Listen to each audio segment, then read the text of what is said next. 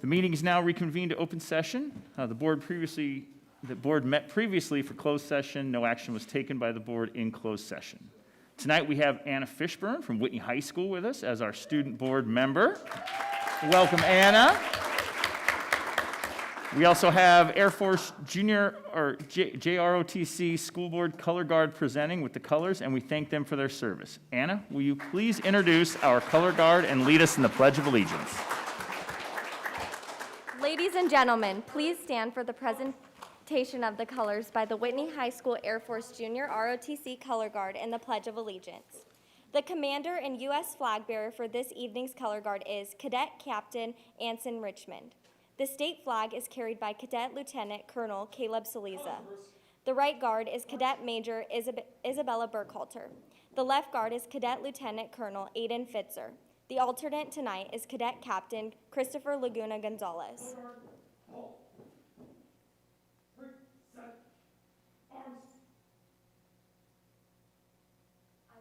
Allegiance to the flag of the United States of America and to the republic for which it stands, one nation, under God, indivisible, with liberty and justice for all. Order. Colors. Forward. March.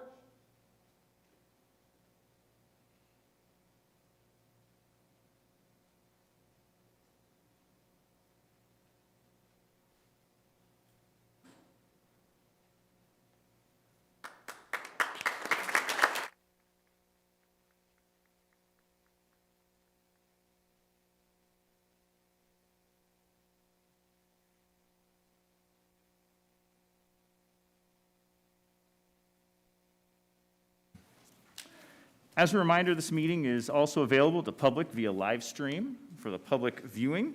Links can be found under the front page of RUSD website on the board agenda item 2.1. In an effort to streamline the process and ensure public participation at the meetings, the board will accept both verbal and written comments. Members of the public who wish to submit a virtual written comment can find instructions on agenda item 2.1. We also want to thank those of you who have come tonight to share comments with the board. If you are planning to address the board, please fill out a public comment card. Looks there, thank you. Prior to speaking, if you find the public comment card, you will find the public comment cards in the back table. Once you have completed the card, please give it to Chief Dosanjh, and I will call your name at the appropriate time and step up to the podium and let you know who's on deck. Just real quick, if you can, and I think there's a little topic area, please include a topic or what you're here to speak about so we can sort through it and put the right people in the right spots so that everything flows better. So please. As a reminder, verbal public comments will be limited to 3 minutes or 30 total minutes on the agenda. We also want to remind the audience that there is no re-entering, so if you come in and you have the comment and you walk out, so we got full capacity here, you can't come back in. I guess that's where we're going. So now to agenda item 6.1, introduction of new administrators. Tony Limoges, Assistant Superintendent, Human Resources.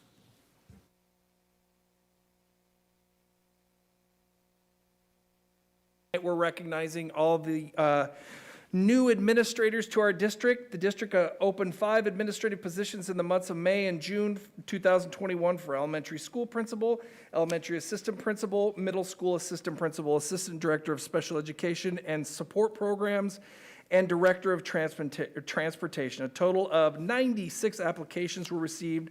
33 of those candidates were interviewed, and 33 interviewed. 11 were, of the 33 interviewed, 11 were internal candidates. So tonight I'm going to represent and present to you the new administrators into our district, and just for their benefit, I will call you up and have a stand. I'll say some nice things about you, and then give you an opportunity to share any comments that you'd like to make with the board, and introduce your family if there's family and friends that are here, and then the board will kind of share their comments and welcomes to you. So to start off, he's back, Matt Sanchez, Director of Transportation.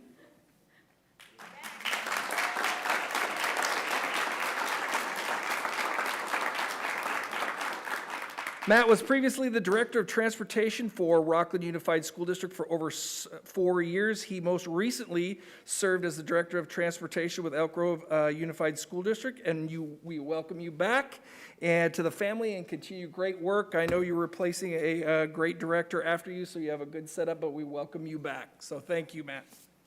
Awesome. Thank you very much. I'm very excited to be back working with the Rocklin Unified School District. Not just excited, but very proud to be working here for this community, this board, and the students that we serve. Since being back for 3 weeks, I've been actually driving a bus as well. We are so shorthanded, if you probably may have heard of school bus driver shortage. The students in this district are outstanding. When the students get off the bus, I'm talking junior high and high school students, most of them look at me and say, thank you. And it's just a great reflection of the quality of this school district. And I'm excited and proud to be back here working with you. Thank you.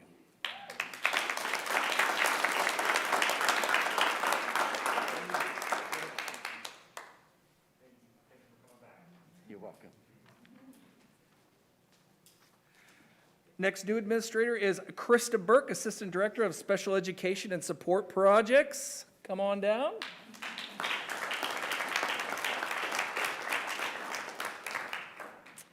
Krista recently served as a program specialist in special education in the Western Placer Unified School District. She previously served as a school psychologist in the Roseville City School District and a school psychologist for us from 2004 to 2014. So welcome back to Krista as well.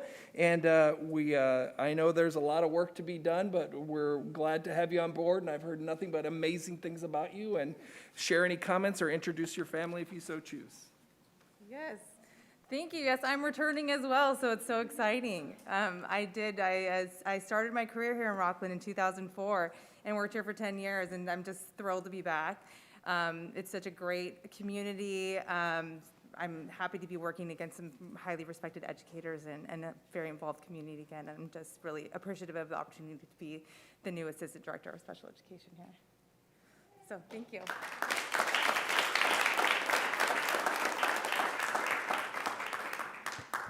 Next, I'd like to introduce Bevan Graham, principal of Rock Creek Elementary School.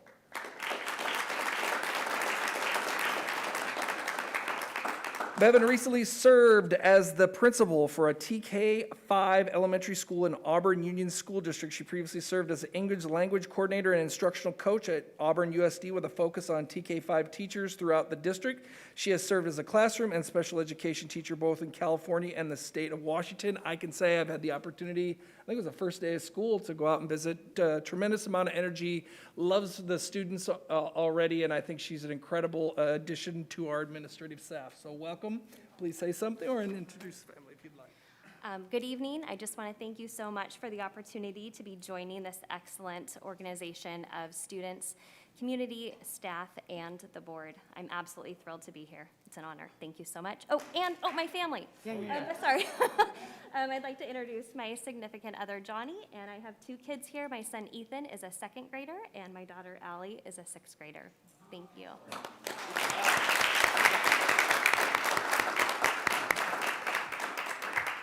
Changing positions but not buildings is Karen Honiger, Assistant Principal, Granite Oaks Middle School.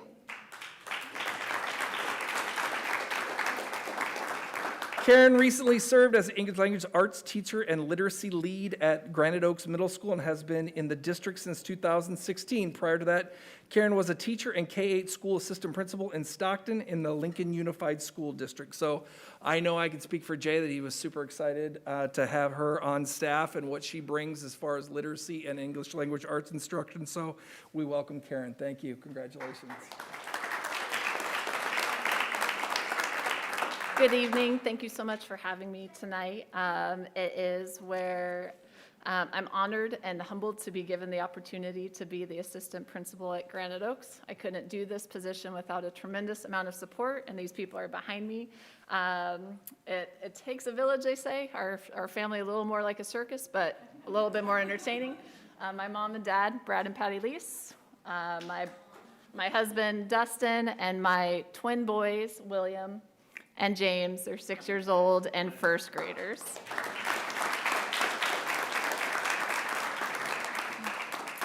I think we have a challenging year ahead of us, but I think we're going to get through it because at Granite Oaks, we have outstanding teachers and staff. We have hardworking, resilient students. We have an amazing, supportive families, and Granite Oaks is a great team. So I look forward to the year ahead, and I'm happy to be part of the Rocklin community. Thank you so much.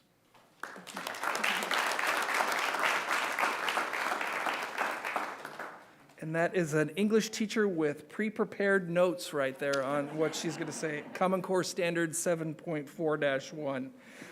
Next is introduced to you, not a new member, but a new member to the administrative staff, Lori Kircher, Assistant Principal, Sunset Ranch Elementary School.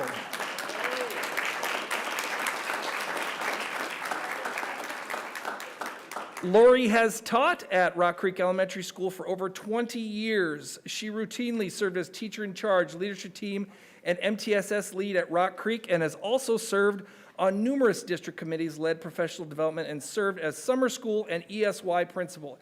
In addition to serving as Sunset Ranch assistant principal, Lori will also serve as a 50% learning recovery teacher at Sunset Ranch.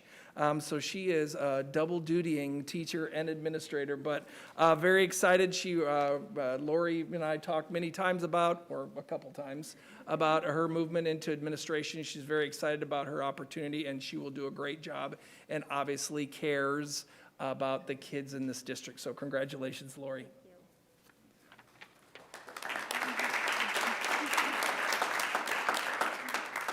Good evening. Thank you for having me here today. I am thrilled to be here. Yes, I have been in the district for about 20 years, and I have with me tonight my two beautiful daughters, two of the three of them, who are Rocklin Unified School District graduates. So it's proof that it does work, and we have an amazing program, and I'm happy to be a part of it as a parent as well as an educator.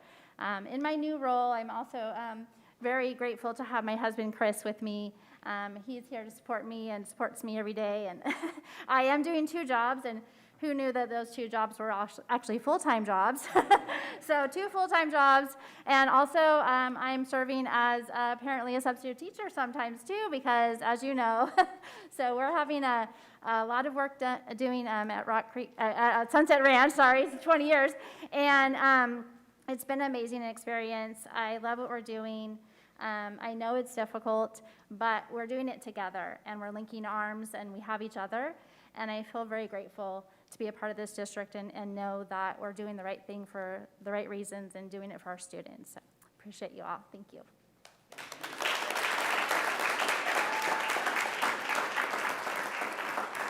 Always read the fine print. That's what that means. So thank you for this opportunity this evening to recognize all these fine administrators that we have brought into the district for this school year. I'd like to give one more round of applause for everybody as new members of the administrative team.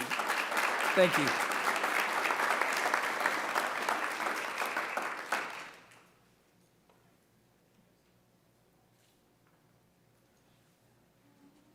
Yeah.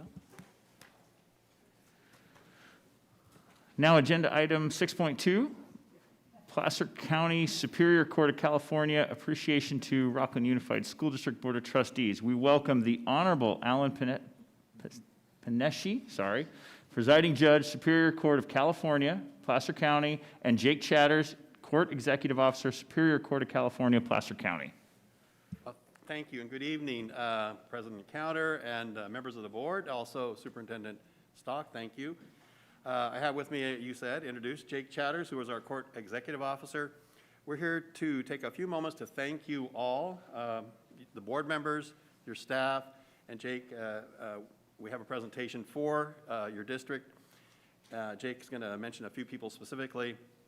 I'm here to thank you all, generally speaking, and explain just briefly, you were kind enough last year during the difficult times of the pandemic, June and July, to allow us to use Whitney High School, and that allowed us to pick juries because the spaces at the court, any of our courts at Historic or in Roseville, the spaces were too small to appropriately space prospective jurors, and once the jurors were selected, it was not not acceptable, not appropriate to have them all next to each other in the jury box. So we went about trying to find some space, and again, you kindly, as good government partners or government isolated partners, helped us solve that issue, solve that problem.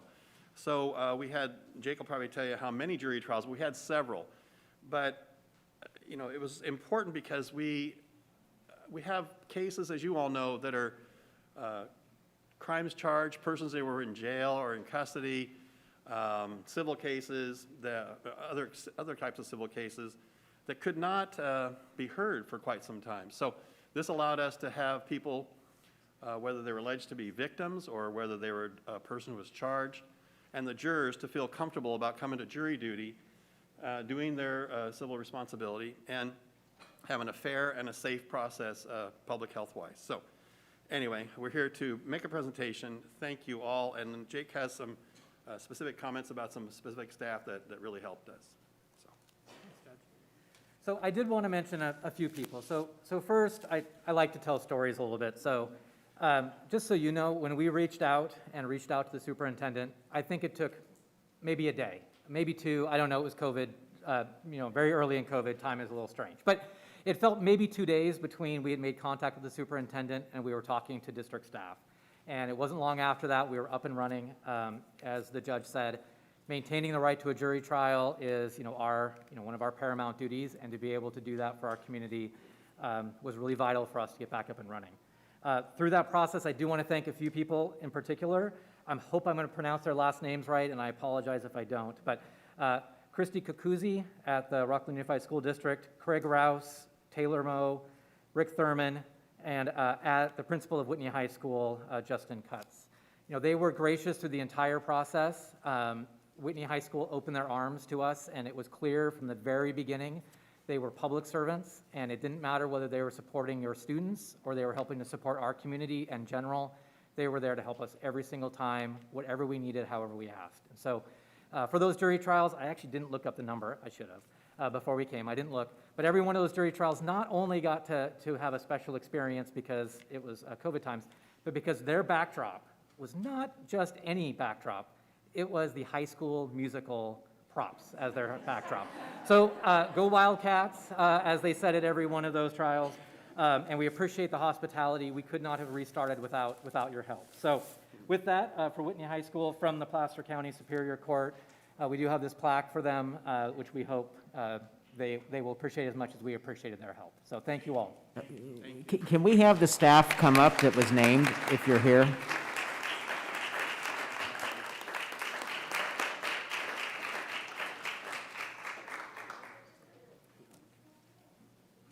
not sure if I should start with you. You should go for it. We can, well, here, you can. Short one. You can hold it. There you go. High School. There you go.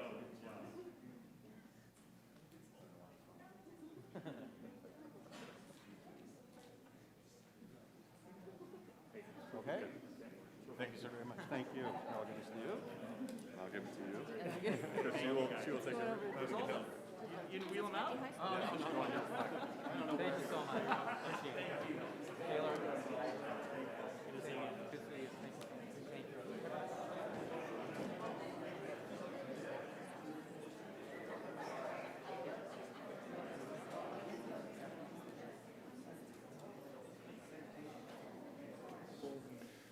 So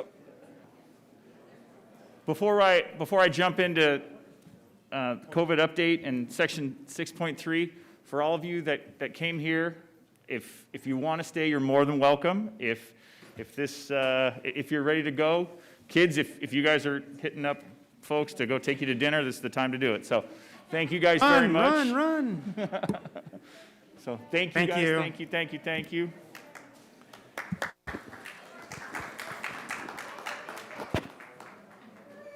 You gotta be me.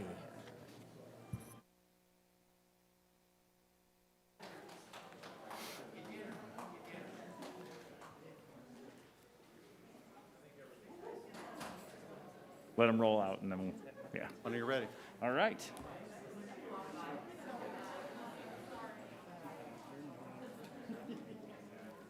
All right.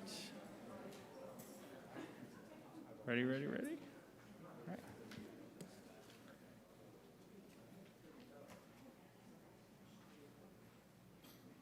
Now on to agenda item 6.3, COVID-19 update. Superintendent Stock. President Counter, trustees, I am saddened to have this be the third consecutive year where there is a COVID board update. However, given it's our first board meeting since the start of school, I felt it was important that we share and clarify information with you and with our community. So just as we've shared with all the COVID updates, there's a context that we work in. Again, even though it's the third year, it still is an unprecedented situation that we as school districts are grappling with a public health pandemic, especially one like this. The guidance and government orders are constantly changing, and we'll talk a little bit more about that this evening. And adaptability and flexibility will continue to be essential to respond to this situation. We also have shared that the RUSD students and staff are at the center of decisions that are being made, the physical safety, student learning, and social, emotional, mental health. And then I'm going to ask Dr. McDonald to review current data from RUSD related to COVID. Thank you, Superintendent Stock. Good evening, Board of Trustees, President Counter. I share my condolences with you as I bring the dashboard back for the second year in a row. To give you an update over the last 2 weeks, remember we post 2 weeks at a time. We do post the dashboard on our website by 4 o'clock on Monday afternoon. Looking back over the last 2 weeks, we did have significant positive cases, more significant than we had during last year. You can see last week we had 67, and the week before we had 51. We're also seeing significantly more symptomatic cases, which is students showing symptoms of COVID-19. So again, that is significantly more than we had last year. The good news is that we always see when kids come back at the beginning of the year, we see a lot of mixing, we see a lot of germ sharing, and so it's not atypical to have a lot of symptomatic students when we start the year. The other good news is at the county level, we see COVID levels starting to crest. So we're hopeful that as we move into the next couple weeks of school, we're going to see a different story. Looking at school sites specifically, we did have, remember that positivity rate, we don't want it to reach 5%, which would be reason to really consider schools closing. We did have 3 schools that had some significant cases. The good news is the other 14 schools had fairly low cases. Cobblestone, Twin Oaks, and Rocklin High School, you can see all had some pretty significant cases. Cobblestone being nearly 4%, and we took some action at Cobblestone in terms of containing that as well.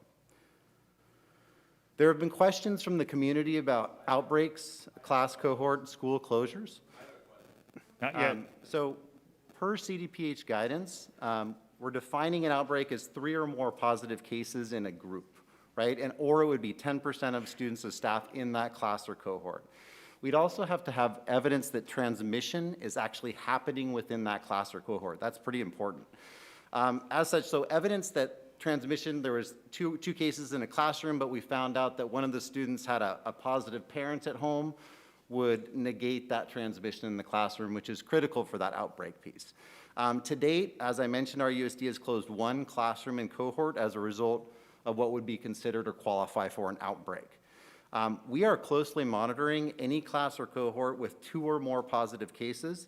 And when we find out that we have 2 or more positive cases, we're digging a little deeper. We're seeing if those cases could possibly be related. If they're not, we're keeping the cohort open. Our goal is to keep as many students in school as possible. But we know that early action is better, especially with Delta variant being much more contagious, almost twice as contagious as what we were dealing with last year. Schools may close, and we would consult with Placer County Health for that. Should 3 or more classes or cohorts outbreaks be present at one school. So that would be 3 different classes showing that 3 or more or 10% of students.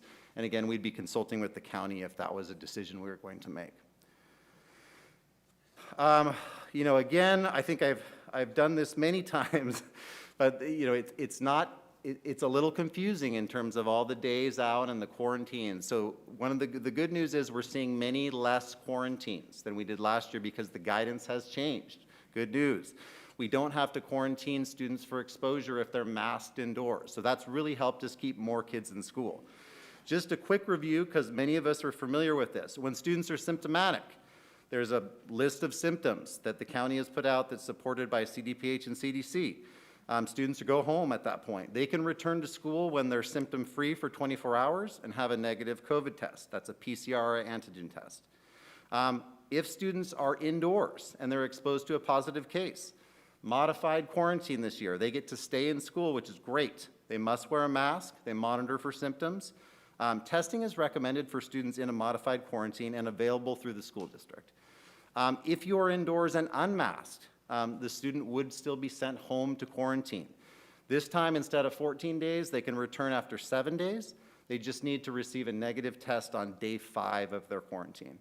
And finally, for students who are positive for COVID-19, and typically these students are already at home because they're symptomatic, they would need to be home for 10 days, and that's just standard across all domains. I'm going to turn it back over to Roger Stock for the face covering update. Yeah, so again, just want to thank all of our families and staff and students that we were able to open all of our schools without incident and really any disruption, and we truly appreciate that. And that included us being able to hold our back-to-school nights and other activities, and it was just great to see students and staff on campus, so we appreciate everyone working together to help us do that. We currently have 17 mask exemptions in the district for medical and mental health. Out of our nearly 12,000 students, and 5 of these exemptions were granted for students in special education or requiring our speech and language services. And the Rocklin Unified School District continues to approve exemptions that are provided by a licensed medical professional that fully provides the information that we need to have.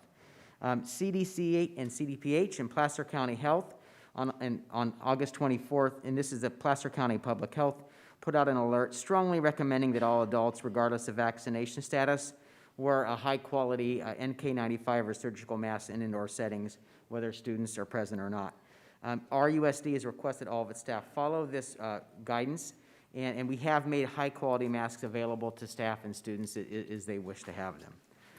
On the COVID vaccine piece, I just want to clarify and make sure folks understand that RUSD does not have in place and is not considering any vaccination mandates for students or employees. However, the state of California has mandated that all public school workers, including anybody that works in the district, so administrators, teachers, instructional aides, and you can see the list, provide proof of vaccination by October 15th or submit to COVID testing at least once weekly. We are working with our labor partners using an interest-based process to establish a protocol for implementing this requirement from the state of California. And if any of our folks do not submit proof of vaccination, they will be required to submit the weekly COVID surveillance testing. The district would provide the testing free of charge to employees through our current surveillance testing system. And then turn it back to Dr. McDonald to talk a little bit about our surveillance testing and some additional updates related to testing as well. Right, so we've had a surveillance testing in place, as you know, since February of this year. That's been available for staff and students, mostly athletes actually in the spring. We've reestablished daily surveillance testing for staff and students and shared a schedule where staff can sign up and get surveillance testing at their school site or other school sites. At this time, RUSD surveillance testing is for asymptomatic, so people without symptoms, students and staff without symptoms only. So this would include students or staff who opt to self-screen, students or staff on modified quarantine who elect for biweekly testing during the quarantine period, or students and staff in an unmasked quarantine situation who are required to take that test on day 5 to come back to school. Persons who are symptomatic must test through their healthcare provider and or local testing center due to the risk of potential exposure at school testing sites for staff and students. We've had questions about this from the community, and I wanted to address it here, is that this is not something that's been typical. We are not offering symptomatic testing here in Rocklin, and other districts hadn't either. But the strain on the system is such, and you saw the number of symptomatic students. In the community, there was ample testing available in the spring. Now it's very limited. There's wait times, and sometimes results are taking up to 5 days. I can speak personally. Unfortunately, I had a head cold. I had to self-quarantine. I got a PCR test at a local clinic. I got the results 5 days later. Clearly, if you're a student with a cold, that's a long time to be out of school. So we want to address this, even though I sincerely wish our healthcare system was able to provide more expedient testing to our students who need it. Because that's not available right now, we are working to partner with an outside contractor to offer testing after school at our sites. And Mr. Flowers and I met with this company yesterday, and we are also talking to them about drive-through testing for symptomatic students, because anything we can do to get students back to school quicker, we want to make sure that happens. So I will update you on that, but we're looking definitely at that as something we'd like to do. And then just as I kind of remind us as we come through this, that again, the health and government orders will be revised, and as it does, our plans will be revised, and additional actions will be modified as necessary, and we've seen that again and again and again. And given the dynamic and unprecedented situation, no plan is final. And I can give you an example of this. In the last hour and a half, the CDPH, California Department of Public Health, released updated athletic guidance. We haven't had a chance to even read it and take a look at it. We'll study it, and then we'll apprise our community of what that guidance is and how we'll be implementing it. So again, we all have to be flexible, and we'll continue to do so. And then trustees, we will continue to implement all the mandates that we're required to do, continue to communicate, continue to collaborate, and then learn and adapt as we have since March of 2020.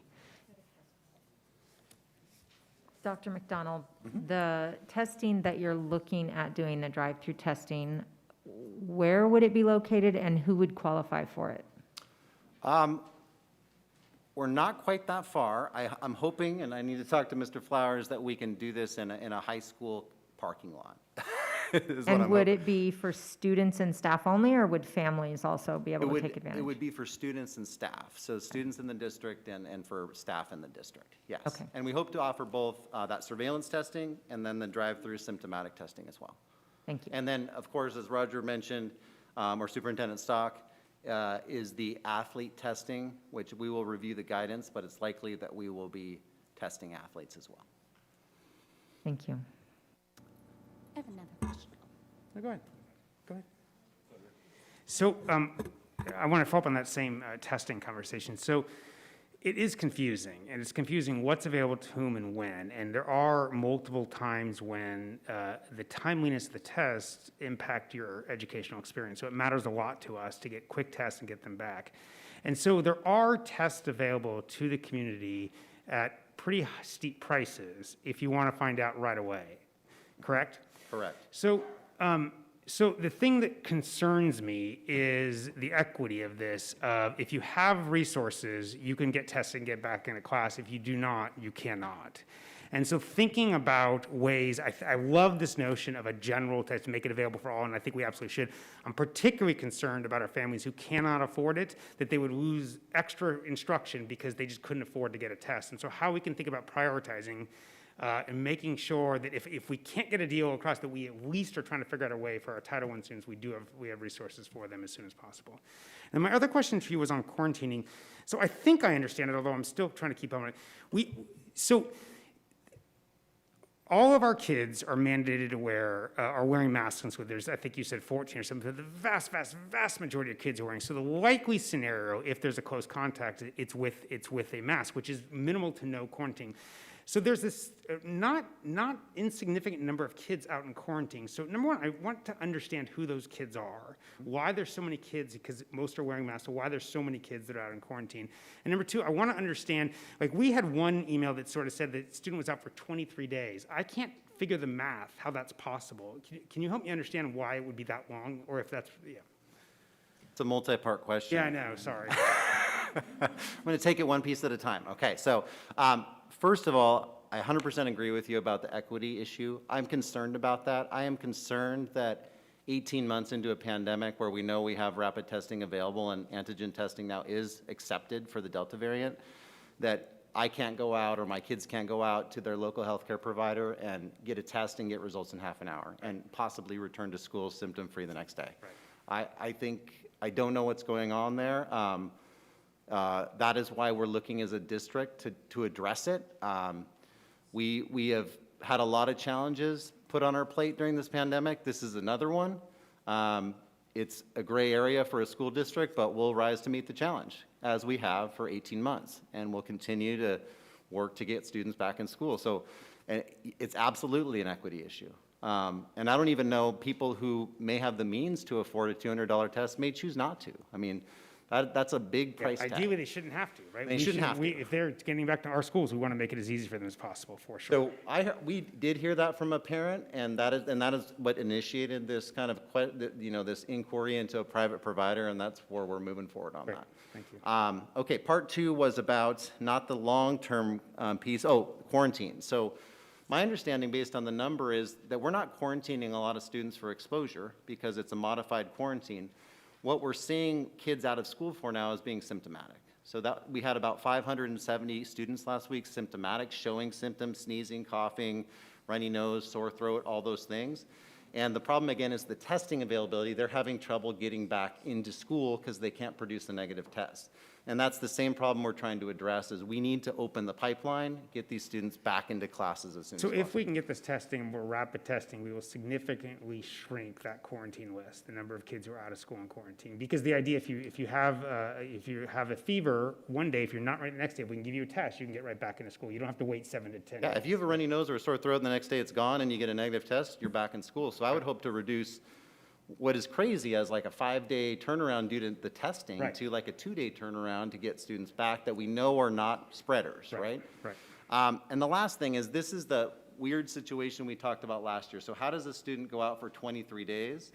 So in my mind this year, the longest quarantine is 17 days. And that would look like I'm positive for COVID at my house. So I start my 10-day quarantine but my 2 kids, and I was worried about this last week, my 2 kids have to wait until my day 10 to start their 7-day unmasked, because they're living with me, so they're unmasked. We're not wearing masks in our house. 7-day quarantine, so now they're out for 17 days. They can return on day 17 with a negative test on day 15. Now here's the weird thing, is one of them gets COVID, that could be another 10 days. And the other, so you see, if you had multiple siblings and people in a household all passing COVID slowly, it's a bad scenario. But it's common, but not super common. Some families are addressing that by isolating. So we have on our website, as part of the letter we send home, it's an isolation attestment form. You can say, hey, we have a positive person in the house. They're locked in the bedroom. They're in our guest house. They're staying with their uncle. We're a 2-parent family. We're separated. As soon as that happens, we can start the 7-day and we can get the kids back to school early. Thank you. I have a follow-up to that and then a separate question. How many of those, and you may not have the exact number, that's okay, Bill. I know we're putting you on the spot. That's okay. But of the quarantining due to exposure, not symptomatic cases, quarantining just due to exposure, 90. I know that's not as much as we saw in the spring, but that's still 90 healthy kids at home. Is that due to lunch, possibly? Or, because I know the big push for masking indoors was that we wouldn't need to quarantine because they would be masked. Is that a possibility? At least, and I might tap you here, Marty. So at least at elementary schools, initially we had some problems with lunch, right? So remember, social distancing requirements were shrunk. Unmasked inside for lunch, especially with smoke, has been an issue. So we had kids inside eating, and then we had a kid pop positive, and then we have a quarantine situation, right? The good news is schools have made adjustments as we expect them to. We've added staffing. The other issue is staffing. So Mr. Stock has probably told you it is impossible almost to fill any position in the school district. We have a major shortage. So that includes supervision at lunches and recesses. So our ability to create multiple lunches or spread kids out is limited. And then with the smoke, it was even more limited. So schools have made adjustments. We approved extra hours for our existing staff to create more lunches, more spread. A lot of schools are going to 5 or 6 feet. Now that we have some good weather, we have lots of classes outside, and we'll utilize that through the fall. I desperately want rain, but I don't want rain for that reason. So, you know, we are aware of that and working on it, but that is the one place in elementary school where we do see unmasked exposure indoors. Marty, is there a secondary answer? At secondary, we do have 2 lunches, and if you recall, we added that last year at the high school. We've continued that practice, and most of our students eat outside already, so we don't see a lot of them inside.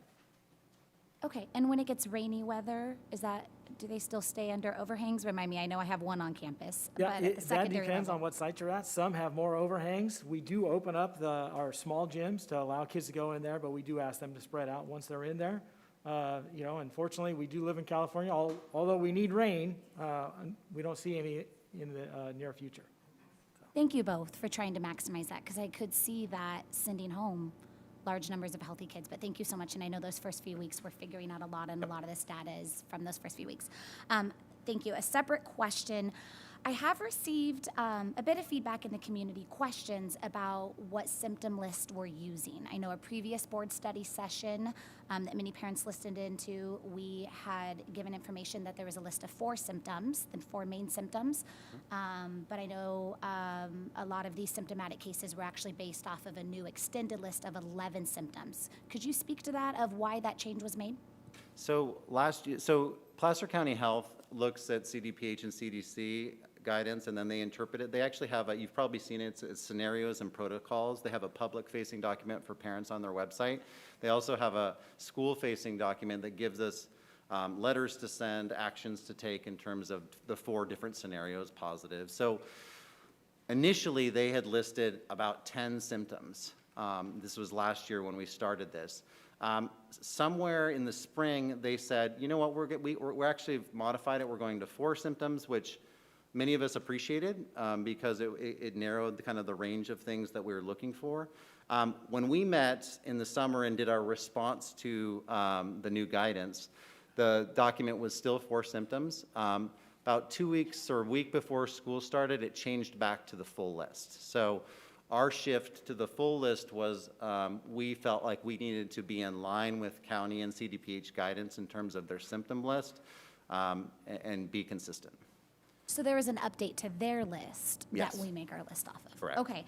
And with that, I think an understandable question a few parents have been having is a lot of those symptoms on that new list are common cold, could be responses to allergies, or especially here in California, the fires that could be happening for some time, the next few months. What option does a parent have? And I tried to look back through the document, but for those that are listening tonight, so if a child does have a common cold or an allergy, can you clarify for us if it's now one of those 11 symptoms, how do they come back if they take a negative test to confirm they don't have COVID? Are they still able to come back, or they have to wait for symptoms to... So they definitely have some options here. One of the symptoms is runny nose and sore throat. So you can imagine in elementary school, we have a few of those. And yeah, it's difficult, and it was difficult last year. It's the same things. And we have health aides who are great people and are working their tails off right now, and I thank them publicly. But they're not healthcare professionals. So what they do is they follow the guidance because they don't interpret orders, they don't make orders. They need actually a doctor or a nurse to do that. So that's what their jobs are. What they can do is they can look at a student record. If there's a record in there from a doctor that says the student has asthma, this is what you can expect, they can ignore the symptoms, right? Because we know in our medical health record that we keep in the school system that they're okay. Common symptom. The other thing you can do if you're sent home, you can go to your physician and say, we have a form, fill it out. It says, this child has asthma, this child has seasonal allergies, and these are the symptoms, and they can return to school. And they don't need a negative test at that point to return to school if they have that doctor's note that tells about the pre-existing condition. The other route, of course, is the negative PCR test, and we talked about some of the obstacles with that. Okay, thank you. That's helpful. What about like common cold? And I'm not trying to be difficult. I just want to help some of these parents because I know some have said, are we quarantining for the common cold, and is there a possibility these symptomatic cases are colds? That they receive a negative test, how are they able to come back? They have to get a doctor to confirm it's a cold? Yeah, absolutely possible that it's a common cold.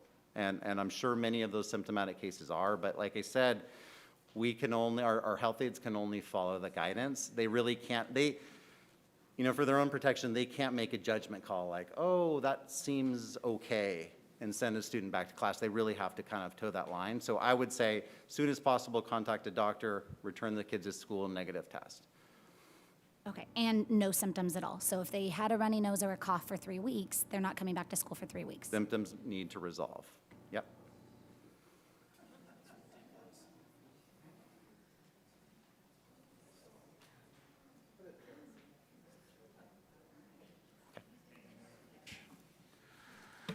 All right. So we'll go.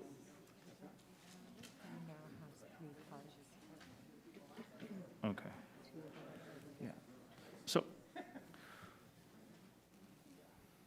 perfect. Thank you very much. So I'll call, let's see here. I'll call up and I'll call two names. I'll call the second name just kind of on deck, and then we'll roll through this. You'll have 3 minutes. I think we have about 18, almost an hour's worth of comments. So we'll please be considerate. Please be polite. Please keep it to 3 minutes. At about 2 minutes and 45-ish seconds, I'll raise my hand to give you a cue. There's a clock up here. And we'll go. So can I have Courtney, and I apologize if I ruin your name. I'm seriously sorry. Courtney Weidman, and then on deck is Kurt Weidman. And it could be Weidman. I apologize. So Courtney at first, and then Kurt. I guess no Courtney. Since I'm a good husband and I follow orders, I'm going first. All right.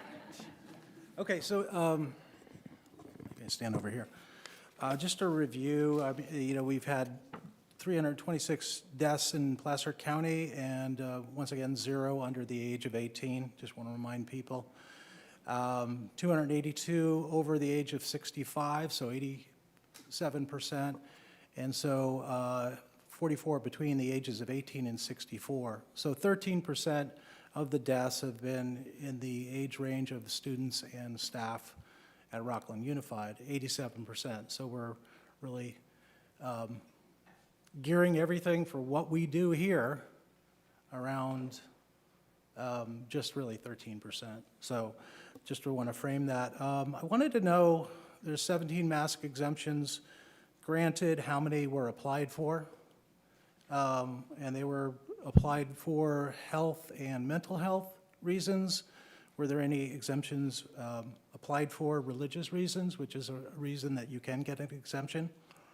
I have a question. Last year, we lost enrollment, 766 students from the enrollment. What's going to be the board and the district's policy if we get into the situation where, the government is pushing, either forcing or coercing vaccinations? What's the plan for losing enrollment in our district? And how are we going to support that? So those are basically it. How much time do I have left? So September 14th, we can start changing this. There's other states that are running their business a lot better than ours.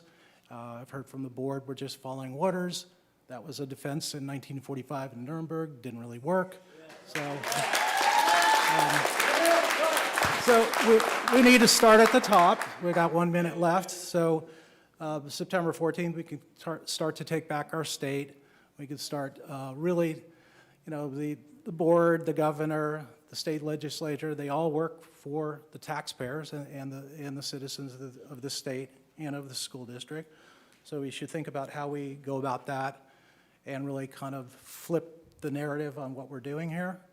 This is a service organization, both at this district. We don't serve STRS or PERS, and we don't serve the teachers union. And I love our teachers, but CTA has really been a thorn in the side of getting people educated in our state. And they've driven down the level of education over the last 50 years in the state of California. And I got 14 seconds, so get out and vote on September 14th, and maybe we can turn things around a little bit. Thank you.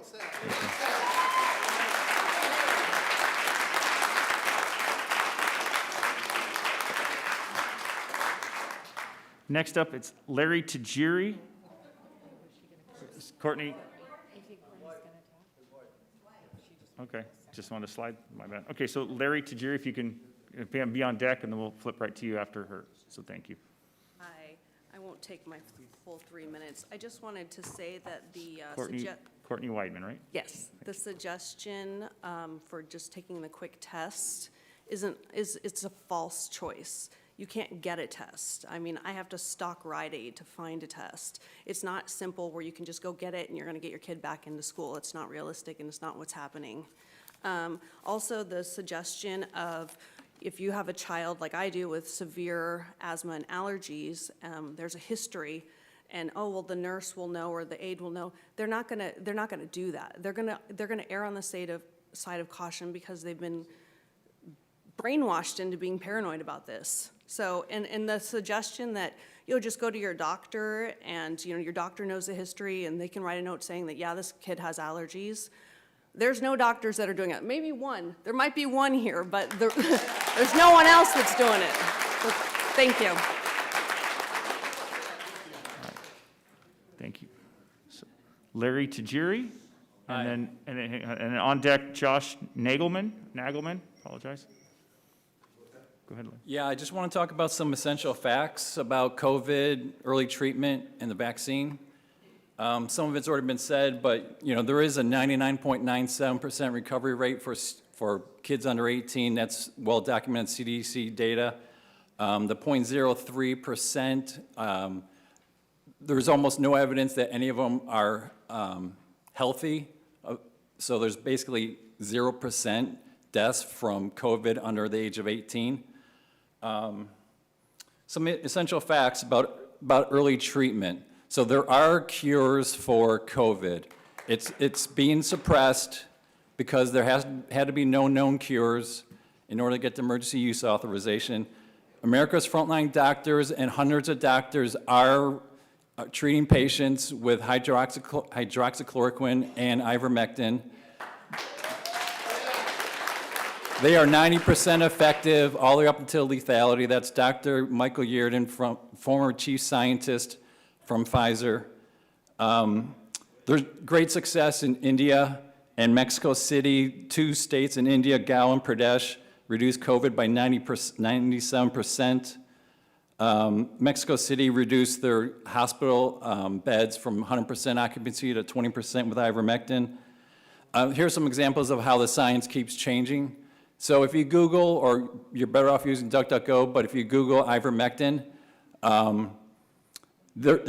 was doing this months ago, and there are articles that will say how it's a wonder drug, it's a magic drug. They talk about how the scientists that discovered it, there's 2 of them, they got the Nobel Prize only 6 years ago. And now, but if you read articles now, it says it's unproven, ineffective, unsafe, and dangerous. Another example of this is Merck, who is one of the manufacturers of ivermectin. It's not patented anymore, so there's no money in it. They used to donate, well, they still might, donate 900 million doses of ivermectin annually to Africa. They now say it's dangerous. And this is because they have a new competing drug against ivermectin. So Japan's Minister of Health is considering implementing ivermectin nationwide. On Robert Kennedy's podcast, he interviewed Dr. Ryan Cole, who's been fighting for early prevention. The U.S. protocol is to not do anything, is to basically to send them home and to basically, if they get worse, then to hospitalize them and put them on a ventilator and not really treat them with anything. This Dr. Ryan Cole basically was asked, what would it have happened if we incorporate early treatment? Basically, we would have saved 350 to 400,000 lives. I wanted to talk about vaccines, but ran out of time. But there's a lot going on with vaccines. The Delta variant. There was a study where the Delta variant is in the sinuses of folks that are vaccinated. And all right. Thank you, Larry. Thank you. Josh Nagelman, and then Randy Halbert, if you can queue up. Perfect. Thank you. Go ahead, Josh. How you doing? I'm Josh Nagelman. I'm actually a Whitney Oaks resident. My son goes to Grand at Oaks. And I wanted to share my thoughts first on the mask mandate. Masks do not work in protection against the viruses. If you go to your nearest Costco, you buy a box of masks, it says does not protect against viruses. We've already determined that. Now, let me get into vaccines. Vaccines are going to be an issue, 100%. We're seeing it throughout the government. I have numerous friends, family that have been injured by the vaccine, and I've spoke out on Facebook and Instagram, got my Instagram deleted, my Facebook's been censored 7 times, 30 days each time. Yesterday, I got it back. It went back away 4 hours later when I started speaking out. I've had my girlfriend's 22-year-old sister-in-law who took her second Pfizer shot 2 weeks ago, admitted in ICU, Kaiser Rancho Cordova, next day paralyzed, waist down. Still no answers from the doctor. Family can't see her. All they say is her body's having a reaction from something in her body. Let me tell you. So my son's best friend's dad, who's a firefighter here in Rocklin, his dad took the vaccine, went into ICU, blood clot, made the news. My mother got the shot, blood clot in her arm, months later, same arm. My grandma, blood clot. My good friend who's a nurse, her brother runs Acton Schools here in Placer County. Their cousin, 31 years old, perfectly healthy, got the shot, same day, stroke. Next one, my son's stepfather's employee, shock, blisters all the way down her legs. Good friend's best friend, perfectly good shape, 3 weeks coma after his second Pfizer shot. He's now learning how to walk and talk again. His tongue's swollen, and now they're having issues with talking. My girlfriend's mother is a director of respiratory therapy at one of the largest higher ed hospitals here in this valley. Will not take the shot from what she's seen. She's trying to use a medical exemption, which she got over at the church, at Destiny's Church. Sounds like it's not gonna work. She's gonna lose her job. They're willing to just get rid of a bunch of good doctors for nothing. For what? For what reason? Now, not to mention, you guys had, I believe one of the doctors here had talked about COVID, PCR tests. PCR tests have been proven by the FDA, told the CDC they have till the December 31st to find a new test because the test does not separate flu and COVID. So what do we know? How do we know what our kid has? We don't. So the fact is, this is a trial vaccine that's been used on humans. The inventor of the PCR test, Kerry Mullis, spoke out for using this for COVID, and it can detect anything, ran at the highest cycle. And he randomly died at the end of 2019. We've seen the old VP of Pfizer and the chief scientist for allergy and respiratory, Michael Yerden, who the guy previously spoke about, begging us not to take the vaccine. I can go on, but Thank you, Josh. I appreciate your all time. I wanted to also play a video that was at a Senate hearing that not one person saw, that they had testimony from witnesses showing that everybody that took the vaccine, every lab animal that took the vaccine died within 6 months. So, Thank you, Josh. Thank you.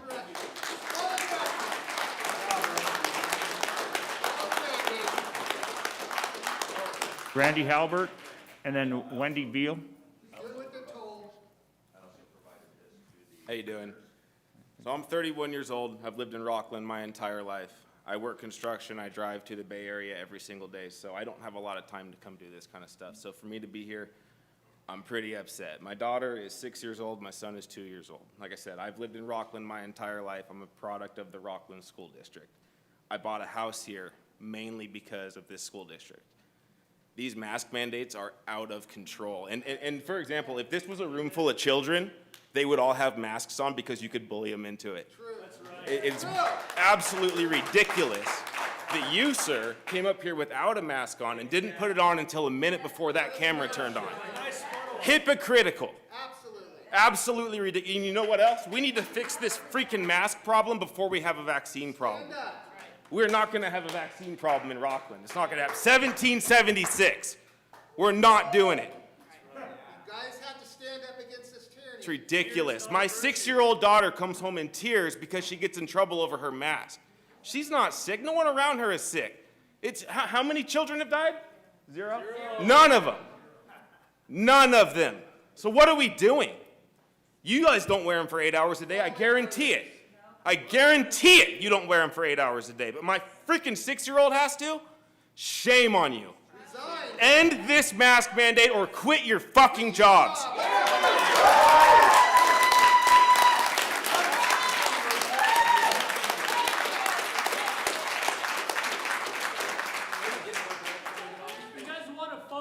Listen, listen. Ladies and gentlemen, please, ladies and gentlemen, please allow the person to speak. Please be respectful, and we'll continue. Wendy Beal, and then Matthew Cropley. Queue up. Matthew right behind her. Yeah, you're right behind her, yes. Thank you, go ahead. Hi, my name is Wendy Beal. I'm with Moms for Liberty. I'm actually going to read a speech from one of our members who has students in this district. Her name is Cassandra, and I love her to pieces. She's just been amazing for our organization. And here she is. I have coordinated a very large group of credentialed teachers, tutors, and frustrated parents who have gathered with me to pull their kids out of your school district and homeschool their kids with a very supportive environment. We are reaching more and more interested parents every day, and especially as more non-science mandates are enforced, continued segregation and more mind control litters your schools. It's in your best interest to hear the people here tonight and show that you care about our children. Every step you take from here on will greatly influence your numbers of students and staff. In fact, I encourage you all to take a look at edjoin.org. I'm going to tell you, in California, there are 24,571 teaching positions available, open. Just on that, that's just from today. And look at the teaching positions available by region. As long as you all continue to support failing our kids' education and promoting unfair, unbalanced, biased education, and while you enforce non-science bias mandates and choose not to fight for what is right for our children, this number is going to grow. This will hurt your pocketbooks the most. I hope you are prepared. So that was Cassandra. What I would like to address today is, I want to thank the board first for being here. I know that this is difficult, but the vaccines are coming. They are coming. They are on our heels. The Capitol, the governor, they're pushing mandates through for all of the adults. They are pushing mandates through. It is unconstitutional. Is this board going to push back on that? Is that the hill this board is going to die on? Because I know what some of you believe up here, because I've been at all these board meetings and I see you masked now and it's breaking my heart. Rick Miller, I know you're gonna mask, I get that, but it's breaking my heart because I know how you guys feel about this. And I don't know if you're being forced, but I hope you're not being forced. I was at a Board of Supervisors meeting yesterday, and I will tell you some were masked, some were not, but they are not forcing it. They are not. They are giving choice. There were students in that room, so I know that that's a big thing that you guys are told students are in the room. Please put together a resolution like Roseville Joint Unified. Get ahead of this because this vaccine is coming for our kids. We need you guys to stand up for our children. Please, I am begging you. Thank you. Wendy?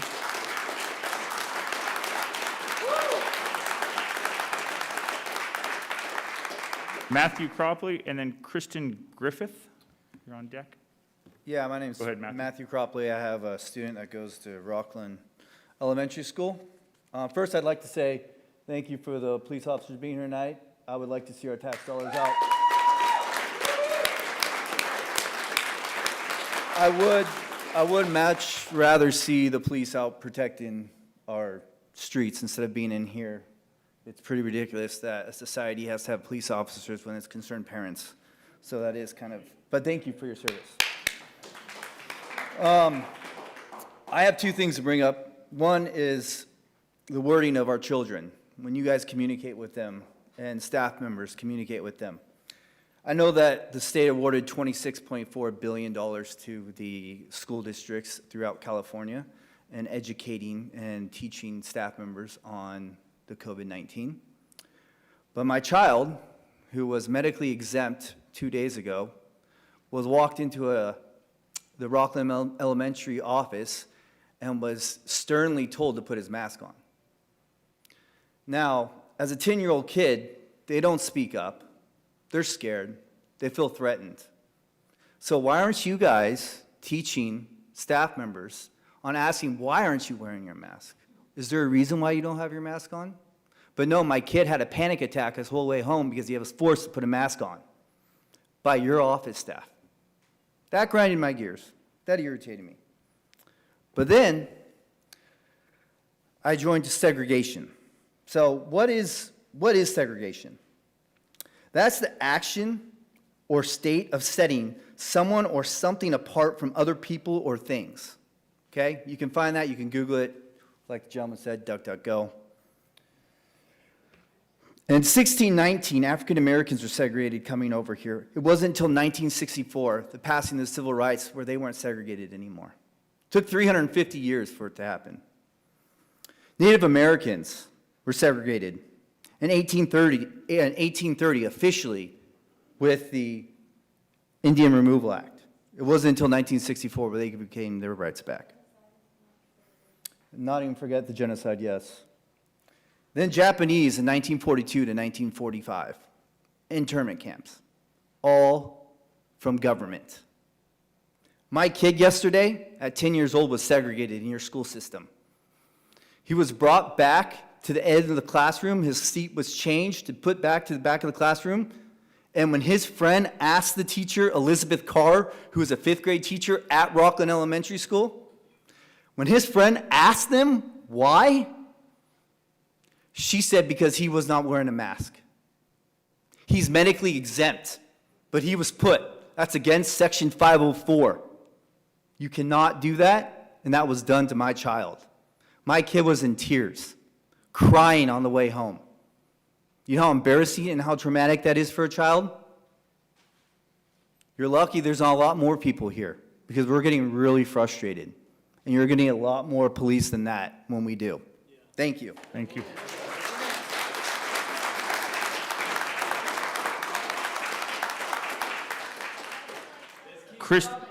Kristen Griffith, and then Brad Griffith right behind Kristen.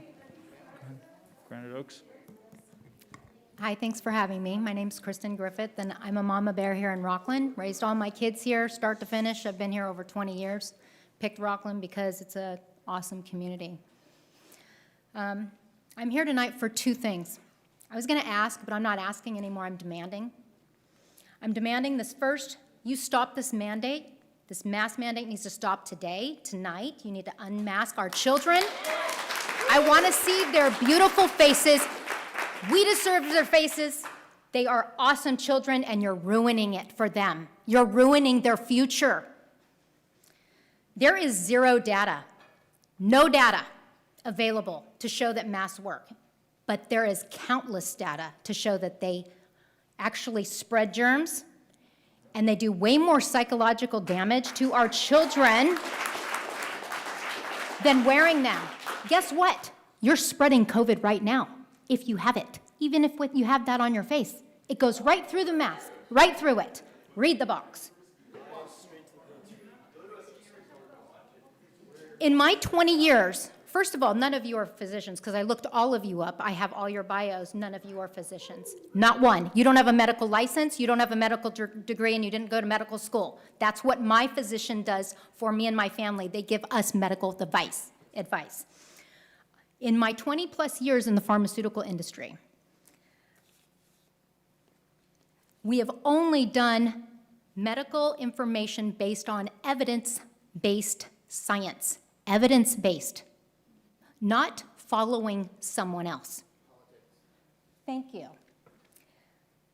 The evidence that we have here tonight is that this age group, 0, have died. That's evidence-based. The second thing is this age group from 5 to 14 years old, according to the evidence on the CDC website, please visit it, is that our kids are more likely to die driving to their school than they are from COVID. That's on the CDC website. Guess what else they're going to die from? Suicide, far more than they would from getting COVID. We have children in this Placer County that have died in the last year of suicide. Some of this is caused from wearing this mask. Evidence-based medicine is masks don't work, and they actually cause CO2 poisoning. You're poisoning yourself right now by breathing your own air. Hypercapnia is real. It prevents you from breathing fresh air. This I learned actually in 4th grade. We need oxygen.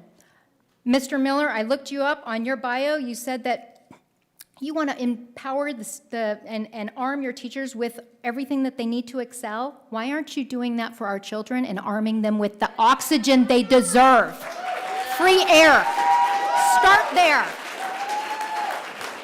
This has to stop. Do the right thing. Unmask our kids because they can't breathe. Thank you, Kristen. Brad. Brad Griffith, and then behind Brad is Ashley Matsudo. Apologize if I ruined that name.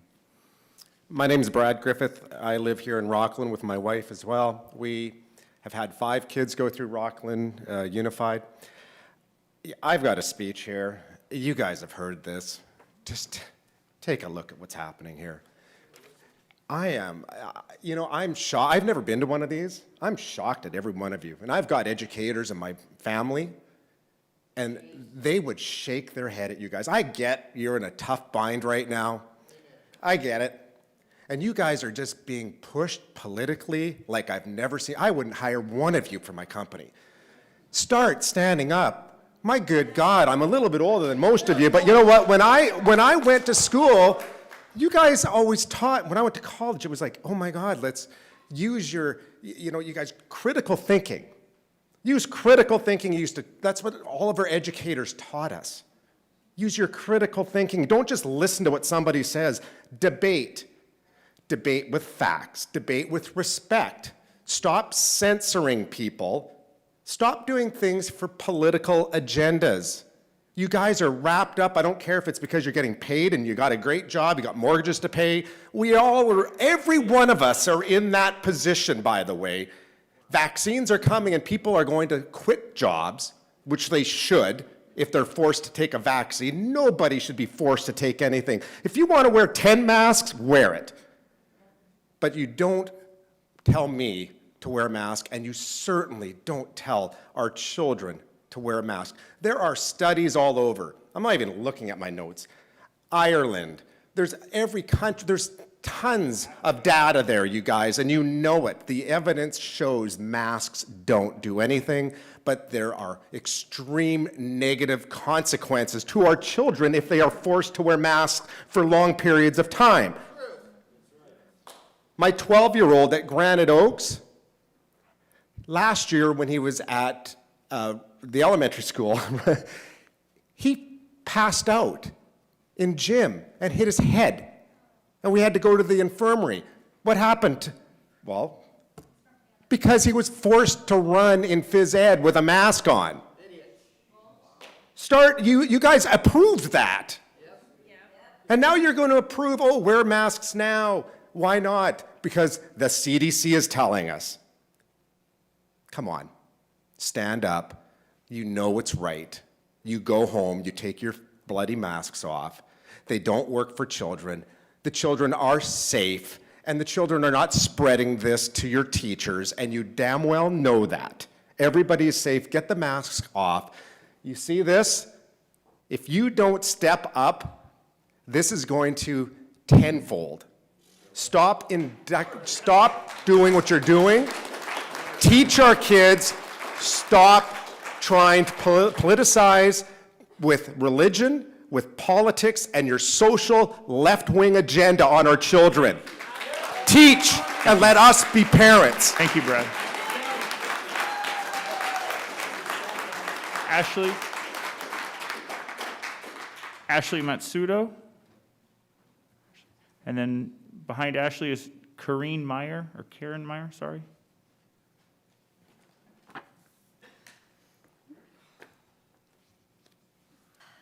Go ahead, Ashley. My name is Ashley Matsudo. I am the practice manager for Dr. Michael Huang. Most importantly, I am a mother of 2. Today, I speak on behalf of over 100 parents and their children in our district. Our children choose to breathe freely, whether it's a choice or a medical condition. Society is led to believe that the mask is a cure for a virus, with a 100% survival rate in children. Our children are the ones in a true crisis. I have seen over 1,000 children in Placer County that have begged and pleaded for our help. These children are depressed, anxious, and on the verge of wanting to kill themselves because of the forced mandates and unreasonable requests. Children are ripped from school and made a test because of minor symptoms you would consider as symptomatic, but you cannot differentiate the difference between a cold and allergies. You delay children's education and lead them to believe they are sick. You tell our unmasked kids that they're going to kill your grandma because they are not muzzled. Our solution is straightforward. You will be a solution to the hundreds of students that need your help. You will not segregate or force our children to put on a mask. Trust their immune system. Trust yours as well. You can fight it. Do not underestimate us, our families, our children. You need to understand the pathophysiology of COVID and proper and improper use of a face mask. Push your local doctors to properly triage students by doing a proper medical examination if you're fear of COVID. Let parents decide if their children can tolerate prolonged face covering use. Let them choose to breathe. And as of this morning, I'm happy to say I've withdrawn my 2 students from Rocklin Unified School District.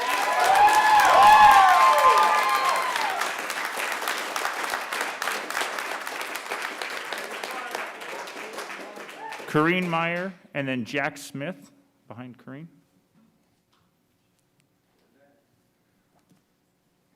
Hi, my name's Corrine Meyer. I'm not actually here on behalf of myself. A few teachers submitted some comments anonymously. They were not comfortable making any public comments tonight, so I'm yielding my time to read a statement from a teacher.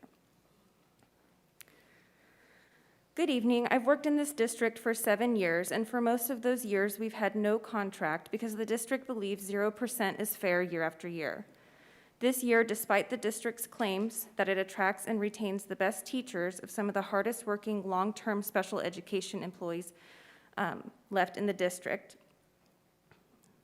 this has caused a domino effect of sudden decisions to move staff a week into the school year.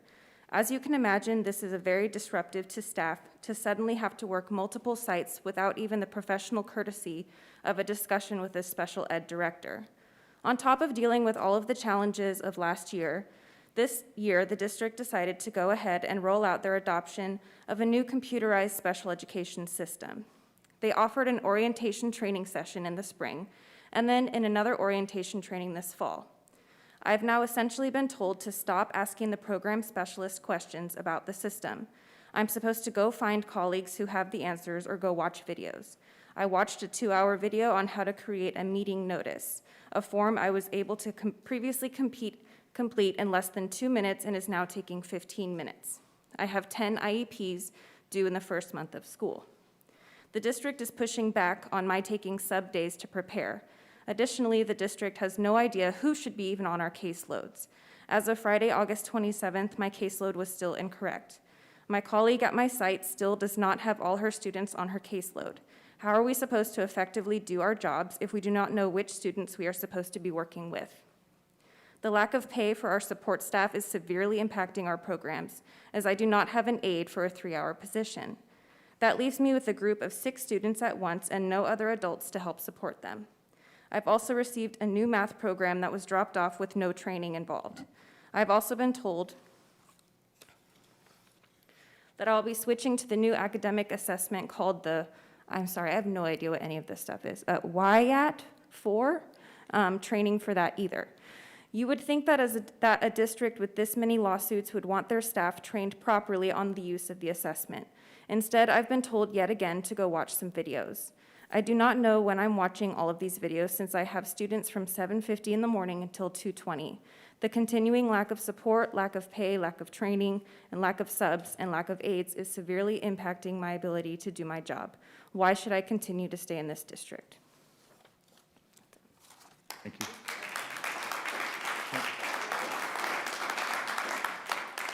Jack Smith, and then just so we can keep the topics all in line, if it's public comment or general comment, not COVID-related, please. So this is Mr. Smith, and then behind you is Gemma Marizzo. I apologize if I ruin your name.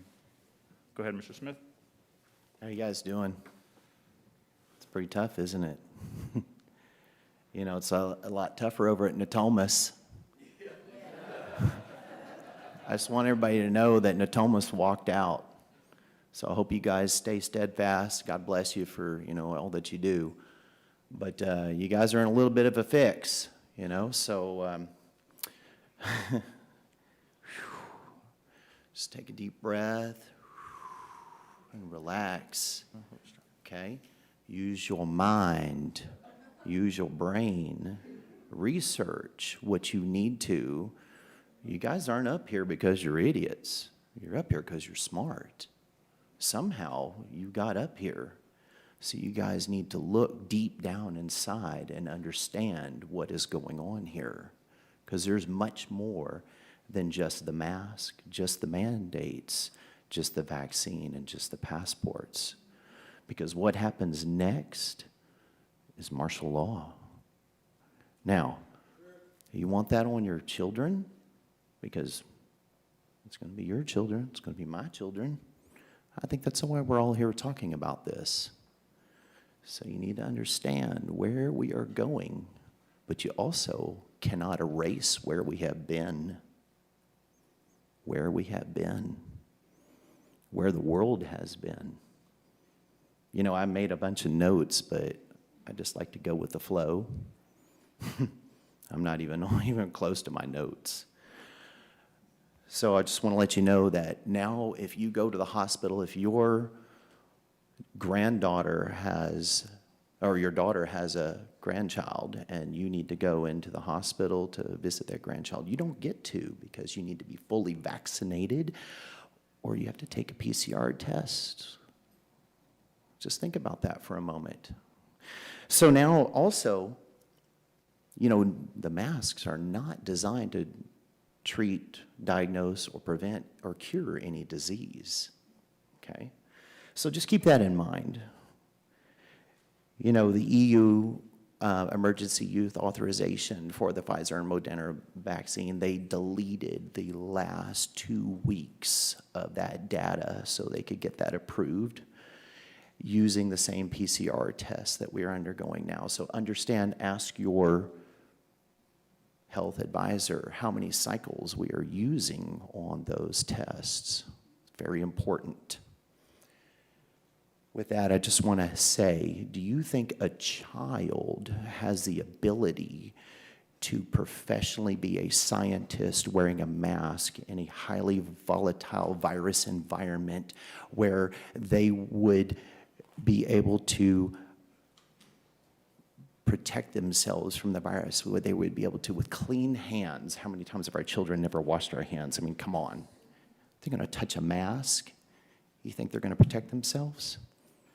And that's all I have to say. Thank you, Mr. God bless Smith. you.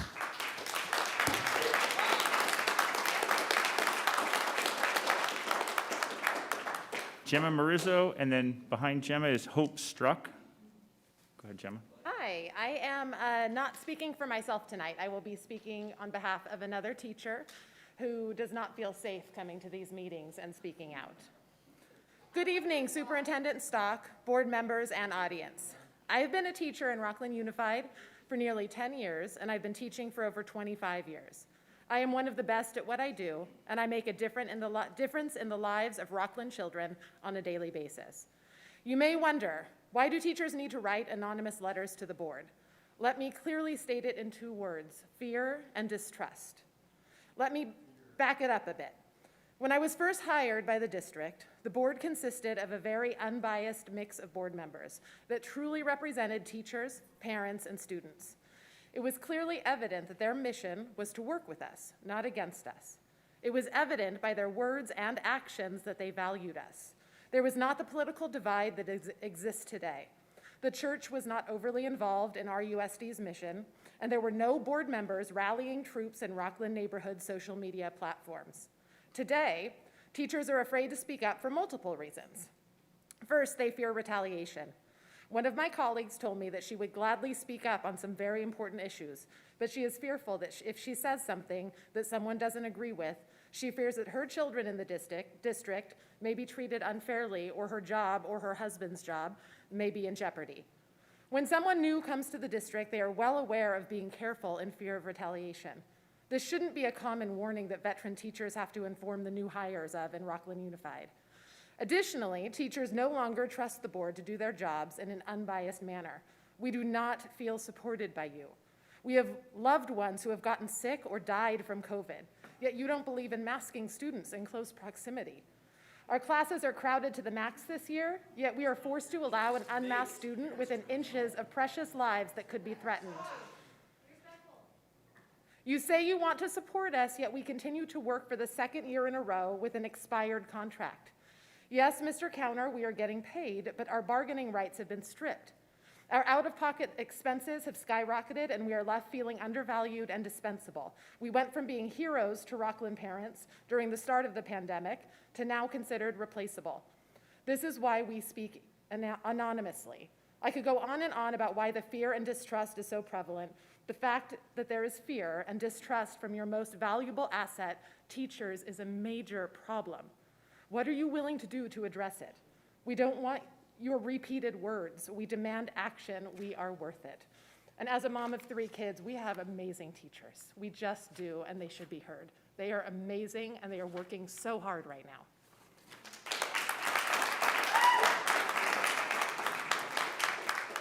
Hope Struck and Michael Huang. Hi, guys. I'm Hope, and I'm here to read a statement from a teacher that was submitted anonymously. Good evening. I am an elementary school teacher in the Rocklin Unified School District. I used to be proud of saying that I work for RUSD. That has changed in the past several years. Most parents realize the hard work that Rocklin teachers do on a daily basis. They know that if faced with an emergency, we would risk our lives for our children. They know our passion and commitment to our students and that we are a huge influence on their children's lives. Unfortunately, our district doesn't value us the same way. Let's use the recent COVID situation as an example.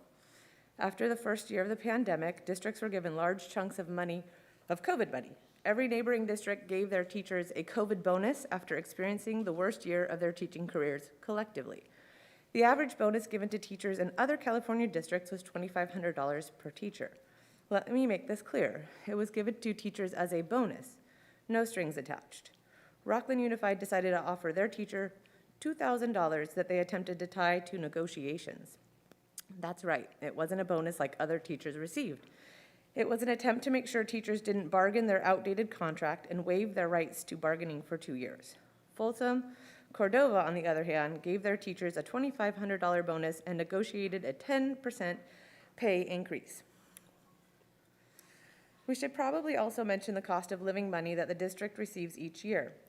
The average COLA money given to this district in the past 2 years has been just over 5%. This money is sitting in their bank account. None of this was given to teachers. Once again, in the most recent bargaining session, the districts offered teachers a 0% increase in pay, even though their benefits and other expenses have risen. This is our second year without a contract. This is unacceptable. Every year, the district gives us the same offer, 0%. This is getting old. When will RUSD start valuing their teachers? The time is now. Pay teachers what they deserve. Give us our cost of living increases. Reward us with the COVID money that every other district has willingly given their valued employees. Stop the games and work with teachers and not against them. And that's the end of the statement from the teacher who wanted to remain anonymous. And just from myself, Hope Struck, mom of 2 kids at elementary school in Rocklin, the teachers are feeling a lot of stress. Hearing this is really stressful. They're feeling unsupported, and they're doing a really good job. And as someone who was raised by a teacher, pay them. It's hard to grow up poor. Thank you.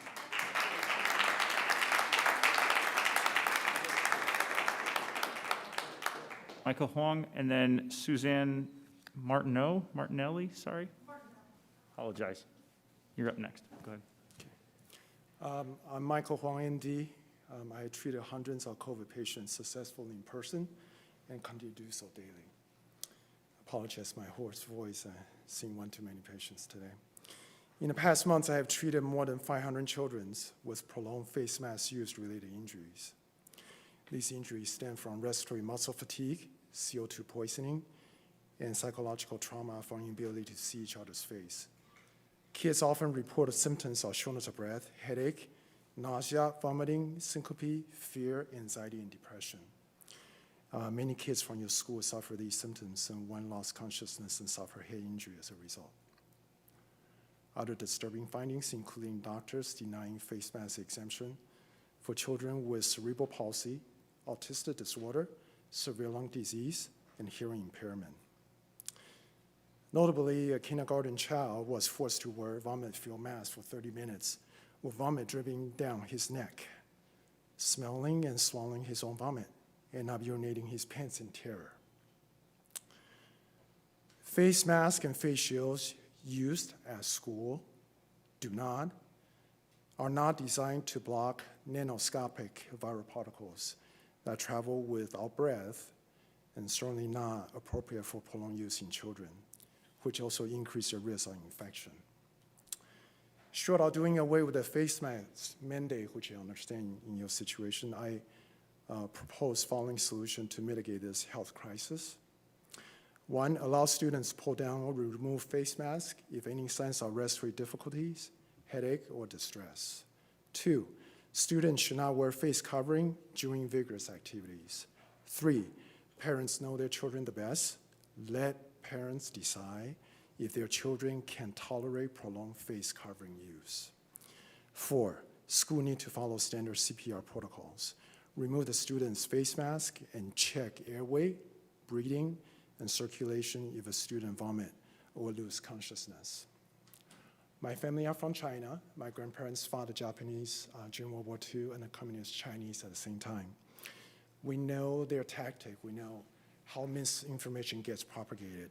When COVID-19 began last year, the virus is not the dangerous one. It's the misinformation. The divides that create in our society that tears us apart, that break down the fabric of our society, causing hundreds of children being injured. That's the most devastating part I have experienced. And I hope as Americans that we will stand up, that we'll unite as a nation and not divide amongst each other, mask or no mask, vaccinated or non-vaccinated.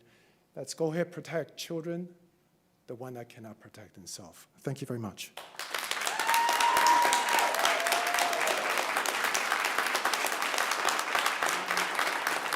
Susan.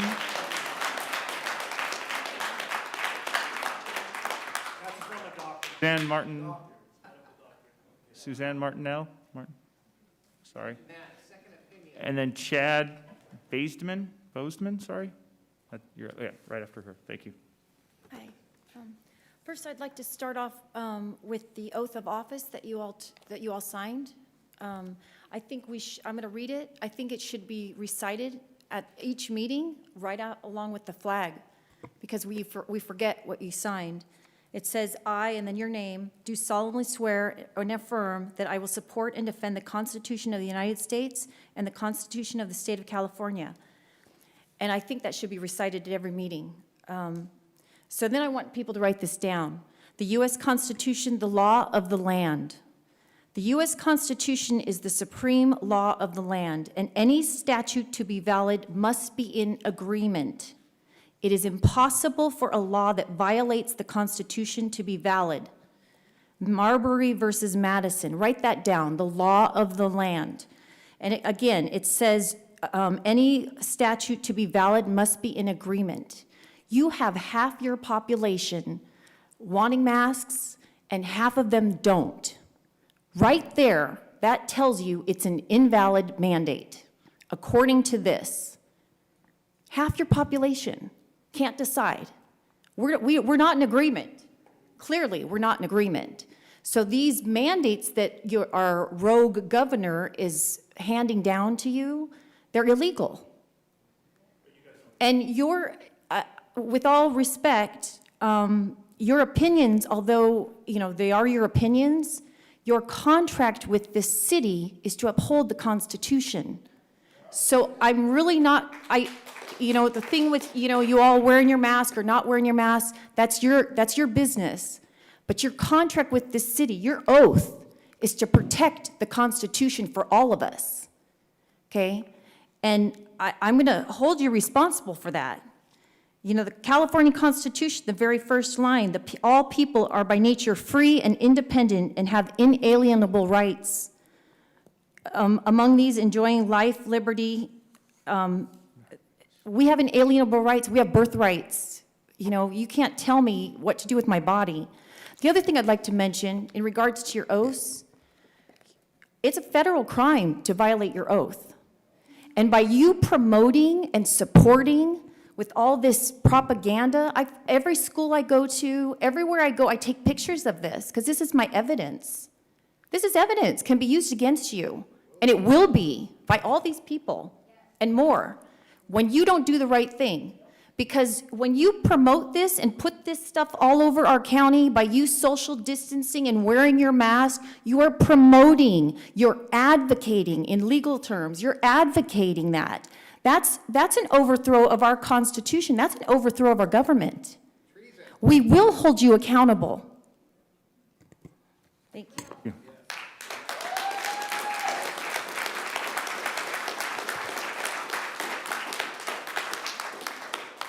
Chad?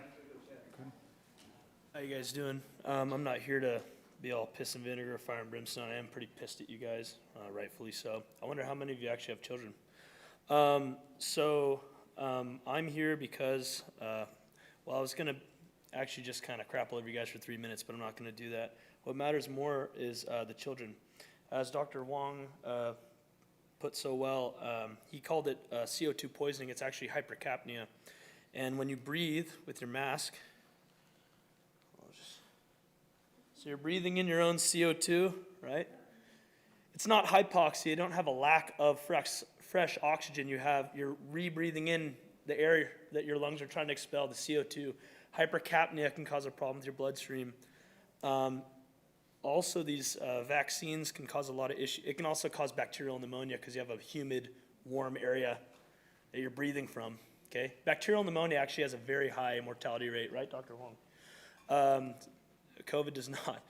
There's a reason it's not killing kids. So basically, also I want to talk about the vaccine. The vaccine can cause people with dormant Guillain-Barré syndrome to start exhibiting symptoms like Bell's palsy, micro blood clots, strokes, problems with menstruation in women, sterilization in men.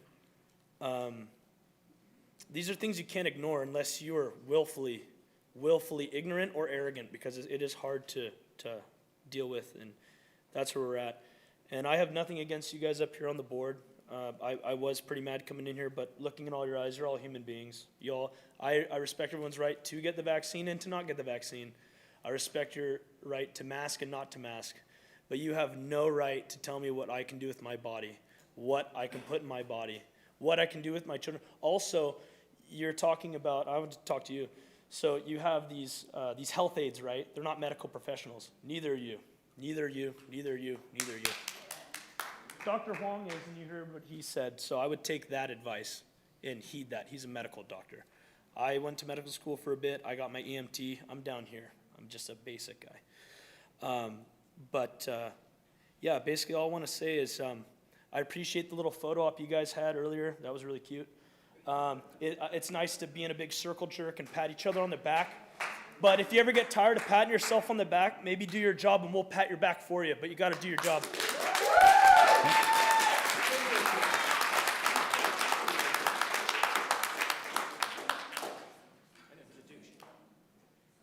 Any board comments or questions?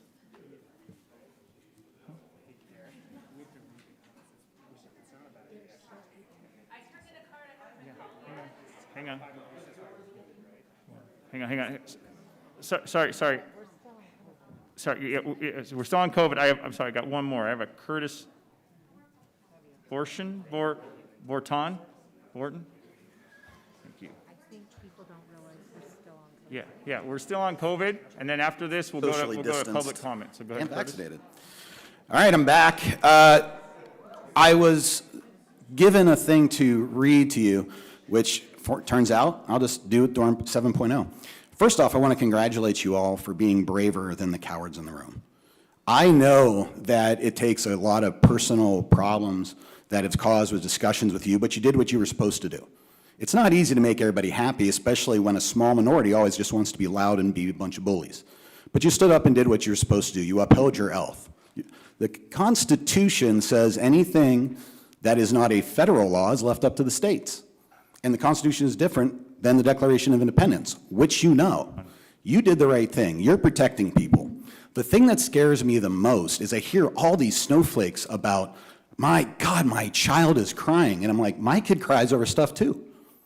I parent him. I teach my kid to be able to handle sacrifice. I've heard people tonight talk about slavery, and that's a mask. Forced castration, families pulled apart, and you want to say that's equivalent to asking a kid to put a piece of paper on his face? That is ridiculous and insulting. To say that the things done to the Native American population where we actually tried to kill a bunch of them, where we took kids from their parents and tried to do that, and to say that has to do with a mask? And all you're seeing is the kids in my class that we have to tell constantly, do you know how to be polite? Because they can't. And everybody goes, well, maybe we can explain it to them. You can't. I learned from my grandfather, you can't argue with stupid, drunk, or dumb. And that's what we have. You guys are fine. You're going to get reelected. You all have your bases, plus everybody else who thinks these people are nuts. You have stood here and stood up for what's right and what's supposed to happen. Literally, out of this, our generation of children will be better for this. Just like our kids were better from World War II. This generation forgot the Vietnam vets. Somebody argued that 13% is an acceptable death rate. That's insane. And then to say 0% of kids have died. Ladies and gentlemen, and please, it's yet. Sir, please calm down. This Please be is respectful. ridiculous. That this is the mob rule that they think they're defending. They think that the police will be on their sides. They've threatened you several times, and both this time and last time, the police have done nothing. And they think that's what's going to happen. So when they say they are coming for you, they probably are. They're vaccinated, you moron. Hey. That's the problem. No, you let people please don't. swear, Please you don't. let people insult people, and you let people make some pretty racist comments. And you took it because they are allowed to go over their time as long as they're yelling and you're afraid. But you don't need to be afraid. You're doing the right thing. You can't make everybody happy, but you can do the right thing. My time is up as yours was up, but guess what? Trump lost, Thank you. and Jesus would Thank wear a you. mask. Thank you. Thank you, sir. Thank you.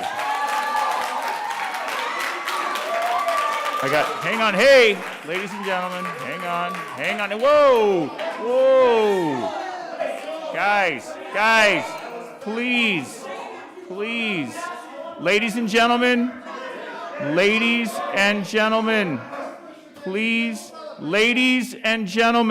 please.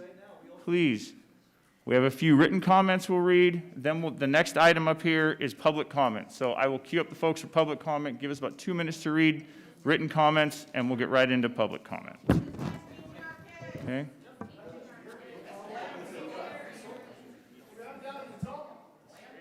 First Amendment, man. You gotta love it. His First Amendment's gonna take away your first and your second. Our Second Amendment won't take care of this. There you go. You're just trying to pick up his mask he dropped.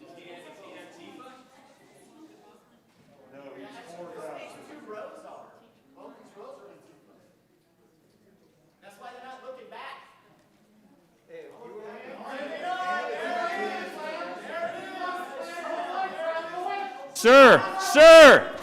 Sir, please, ladies and gentlemen, sir, please sit down. Ladies and gentlemen, please sit down.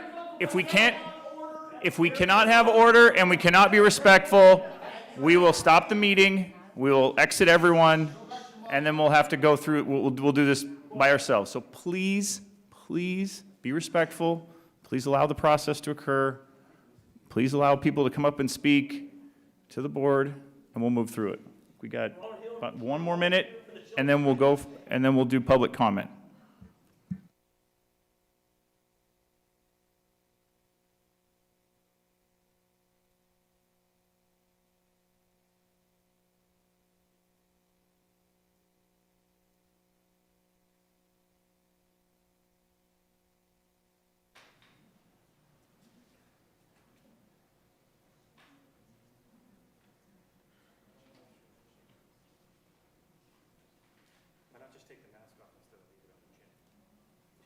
We will now open agenda item 7.1, public comment for non-agenda items. We want to remind everyone that this agenda item is included to give anyone in attendance an opportunity to speak, to ask questions, or discuss non-agenda items with the board. If you would like to make a comment on a specific agenda item, that will happen later in the meeting. This is for non-agenda comments only. The board is not permitted to deliberate or take action on non-agenda items, but may refer the matter to staff member for follow-up. A complaint about a specific employee of the district shall be made to that employee's immediate supervisor or the principal as required by Administrative Regulation 1312.1. As a reminder, please complete the public comment cards or given to Chief Dosanjh. I will call up the name, approach the podium, address the board. I will let the audience know who's on deck. State your full name, state the school that your child attends or the city you live in. We'll do a 3-minute comment, and we'll go from there. There's about 13, 14. It'll be just under an hour if we go for 3 minutes each. So, Lisa, and I apologize if I ruined your name. Lisa Lachario? Apologize, sorry, Lisa. And then right after Lisa is Rozek Jessica, or Jessica Rozek. I don't know if it was, I messed that up. So you're on deck. So go ahead, Lisa. Sort of speechless at the moment. This isn't quite the atmosphere that I thought Rocklin was. I had initially come up to say thank you for making the hard decisions to follow the law that is what our state has decided. I recognize that you are not in a capacity to overrule that without putting the district in severe financial jeopardy. So thank you for being brave and enduring threats of violence that are really sort of mind-blowing. But thank you for doing the hard work. There are some of us, I mean, it's clear we don't all agree on the same science, but the law is clear on what we have to do. And thank you for putting our kids first in the financial aspect of keeping the district solvent. Thank you. There's no threats of violence. Thank you. Jessica Rozek, thank you. And then Jasmine Partita on deck. Thank you. Council, my name is Jessica Rozek. I have 1 child left in RUSD. I removed my 7th grader at the beginning of the school year from Springview Middle School. She had been at Rocklin, within the Rocklin system for the last 3 years. I too am a little shocked at the level of passion and just I understand that each side has a position and that you guys are put in the position of making decisions. The problem I see is that it's a lot easier to fool someone than it is to convince them that they've been fooled.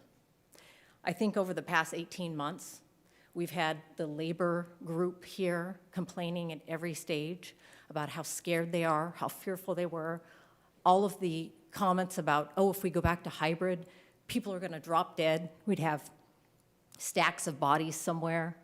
And each time, it's been just fine. The kids have been fine. The teachers have been fine. We have a case-edemic right now. We've moved beyond the pandemic. We are in a case-edemic. We have an issue where we have vaccines, we have legitimate therapeutics for patients. We can move beyond, but the problem is we keep over testing. You've got kids you're running PCRs that we know are picking up other things, like flu. We've got the sniffles being confused for COVID symptoms.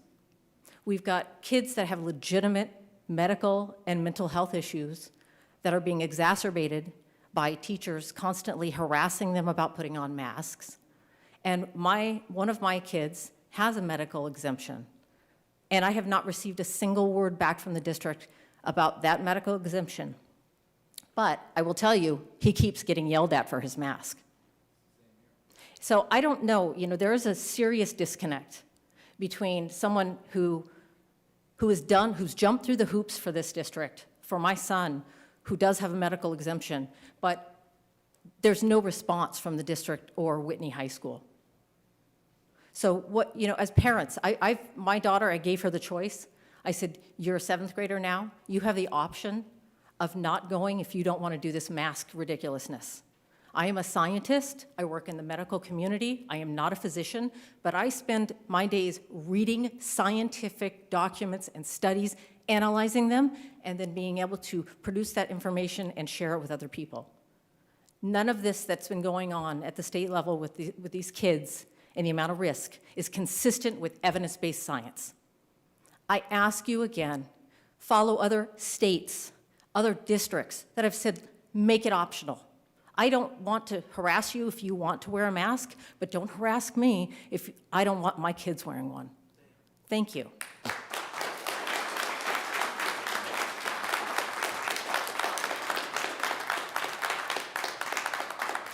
So, Jasmine, and then Cora Calderon, sorry. Go ahead, Jasmine. Hi.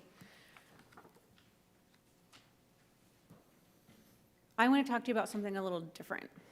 I actually don't have a stance on a lot of the issues before you.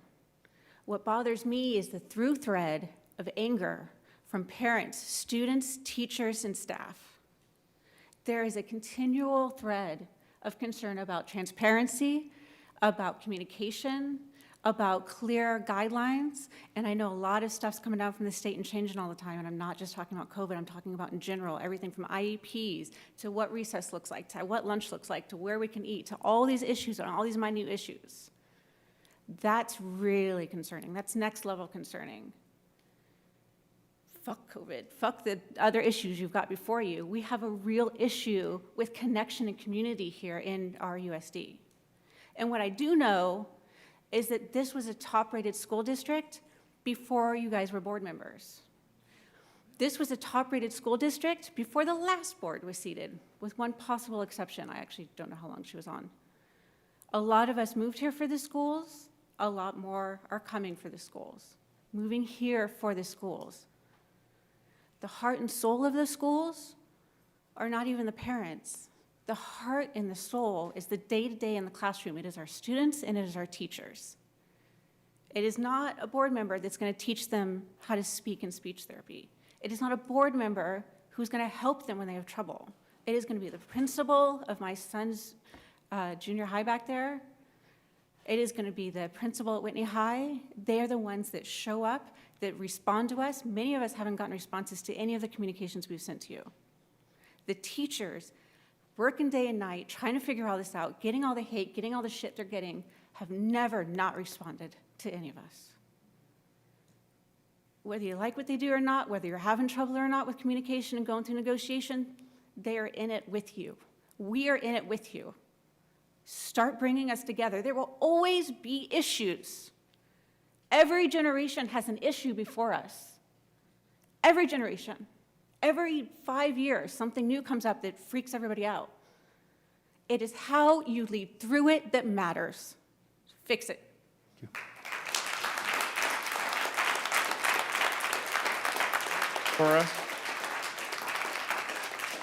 Cora Calderon, and then behind Cora is Jen Brookover. So Jen, you're up next.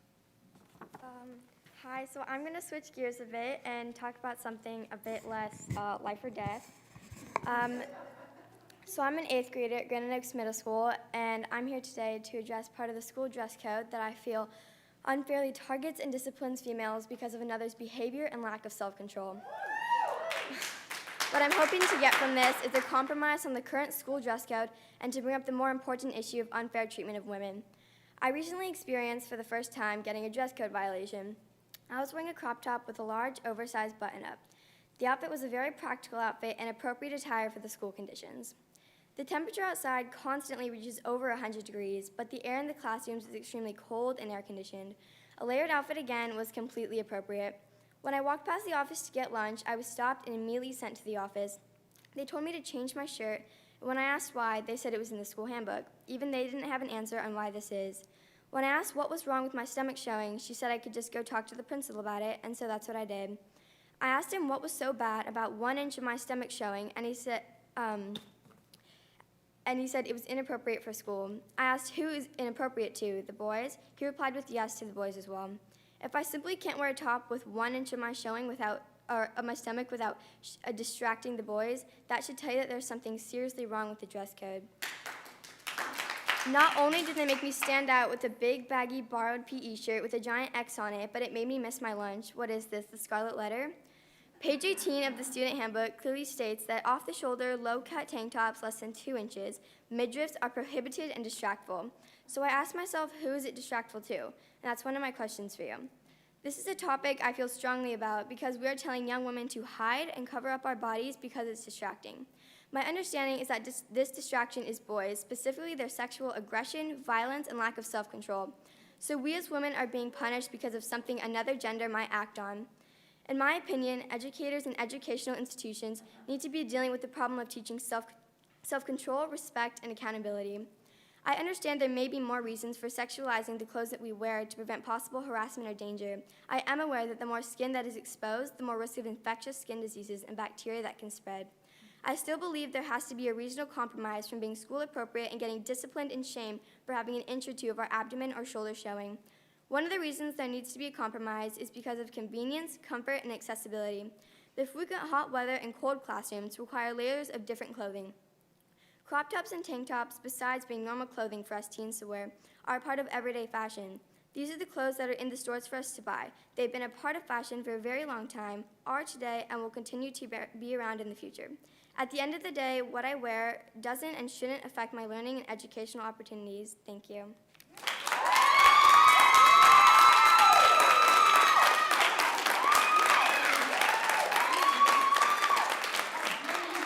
Jen Brookover, and then Tori Hardy.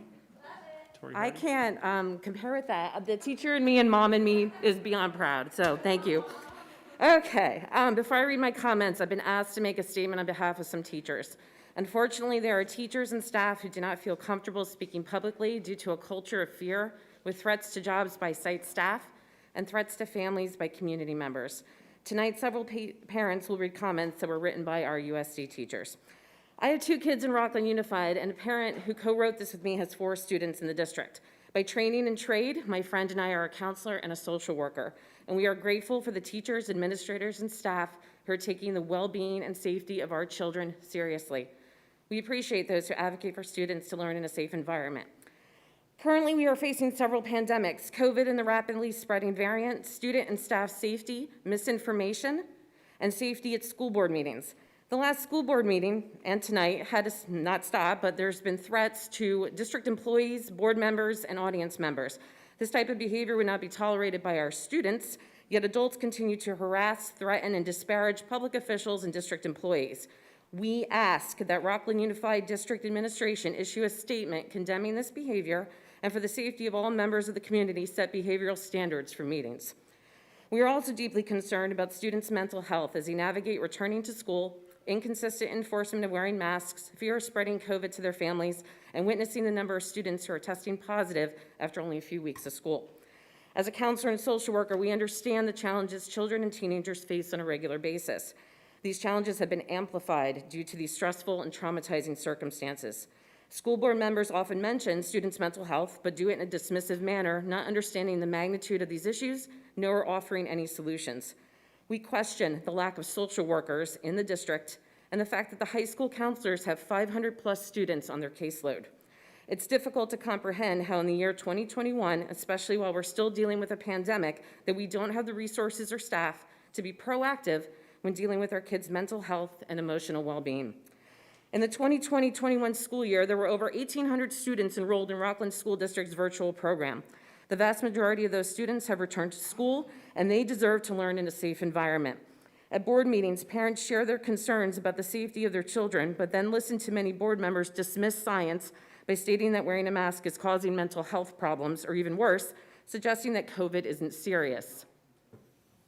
People's opinions about masks should not supersede facts and science. A majority of students and staff in Rocklin Unified want to do what is best for their schools and their communities. We are happy to have our students in school, and we're hopeful that the adults who are in charge of their education and well-being work wisely as their advocates. Thank you. Thank you. Tori Hardy, and then Lisa Thompson behind Tori. Go ahead, Tori Hardy. Good evening. My name is Tori Hardy. I had two kids, finished Rocklin Unified 3 and 4 years ago. But I'm here tonight as a teacher at the Rocklin Alternative Education Center in the Independent Study Program. I've been teaching there for the last 16 years in all of its different iterations. As permanent but hourly teachers, we're left off the salary schedule that all the other fully credentialed teachers in our district use. Whether we've been teaching for 1 year or 20 years, whether we've got a master's degree or no post-grad work, we all receive the same low-grade hourly rate. It's essentially the hourly version of a third-year teacher, and it's insulting. There's not even a longevity bonus like the classified employees at Rocklin USD receive. We work hard all week, every week, educating the students in this district, just like all the other professional teachers in our district do. Yet on the 25th of every month, we have to fill out an extra hours timesheet as if all we've done is proctor an SAT or covered detention, duties that don't even require a credential. It tremendously undervalues our work and the students that we serve. This is actually the third time I've spoken to the school board about the issue for the last 5 or 6 years, and rarely have I even had a response, and no action's ever been taken. 2 different former school board members told me face-to-face and via email that it was, quote, on the agenda for next year. Never has been. In early 2020, after the school board dismantled RICA, the last independent study program, and titled independent study under Rocklin Alternative Education Center, Assistant Superintendent Tody Limoges called me to offer me back my position and said that they would be discussing a pay schedule for us. Didn't happen. Superintendent Roger Stock, in an email to me, said, quote, the issue of working to create a differentiated pay structure for teachers at RICA is still being actively worked on this year. The district's business services, human resources, and education services departments are developing and reviewing different possible options related to this goal, end quote. I was excited, but that was 2017. It never happened. It's really not that complicated, and there's been lots of time to figure it out. A plan that's respectful of our status as professional teachers in Rocklin Unified to pay us accordingly. Simple, just recognize and count our years of service and pay us the hourly rate that we would have on the salary schedule at those years of service. So I beseech you to please get involved with the district office and right this wrong. Thank you. Thank you. Lisa Thompson, and then Vicki Kenton after Lisa. Go ahead, Ms. Thompson. Thank you. And before I start, I just want to acknowledge that the Granite Oaks 8th grader in the room is probably more respectful and mature than a lot of us in here. It's a shame we can't set a better example. I am reading a statement that was submitted anonymously on behalf of a teacher who did not feel safe to read this here. To the Rocklin Unified Board, Superintendent Stock, I am in an abusive relationship, but the abuser is not my spouse, it is my employer. I teach with passion. I have always supported my students. I love my subject matter. I'm on district committees. I am a teacher leader. I have shifted my teaching and my students through 4 different models of teaching last year, all while having no say in the situation. I have done everything I've been asked to do, and yet I don't feel safe. I don't feel protected. I don't feel appreciated. I don't even feel heard. I've worked until the point of tears. I've thought about going on leave. I've thought about leaving the profession. I've talked with colleagues who are barely making it through each week. I've watched the surrounding districts offer their teachers cost of living raises and one-time bonuses for the exceptionally difficult year that teachers endured last year. And in my relationship, I've received nothing. While RUSD received a 5% COLA increase in their budget, but still no pay increase for me, no one-time bonus. And the sentiment from the board has been, well, you're still getting paid, aren't you? As if getting paid is all that I need. Here's what you don't understand. I am not replaceable. If I leave my teaching position, you will not find another teacher with my combination of experience and credentials. I sat on the last 2 interviewing panels for my department, and while there were candidates, there were none that could replace me, and none that could replace the most experienced half of my department. I know I can move over to Roseville Joint Union and increase my salary by 9.5%. Why would I stay here for more abuse? I have colleagues who have left already, and some of them have reached out recently to tell me that their district is always looking for teachers like me. Before you lose me and others like me, start prioritizing safety. Start looking for ways to protect your staff and your students instead of letting the bar be the bare minimum that won't get you sued. Start making your teachers feel appreciated, recognize their efforts, pay them accordingly. Give them a raise when the district has money, and we know you do. Stop the abuse, or you are going to lose me, and you will lose others like me too. Thank you.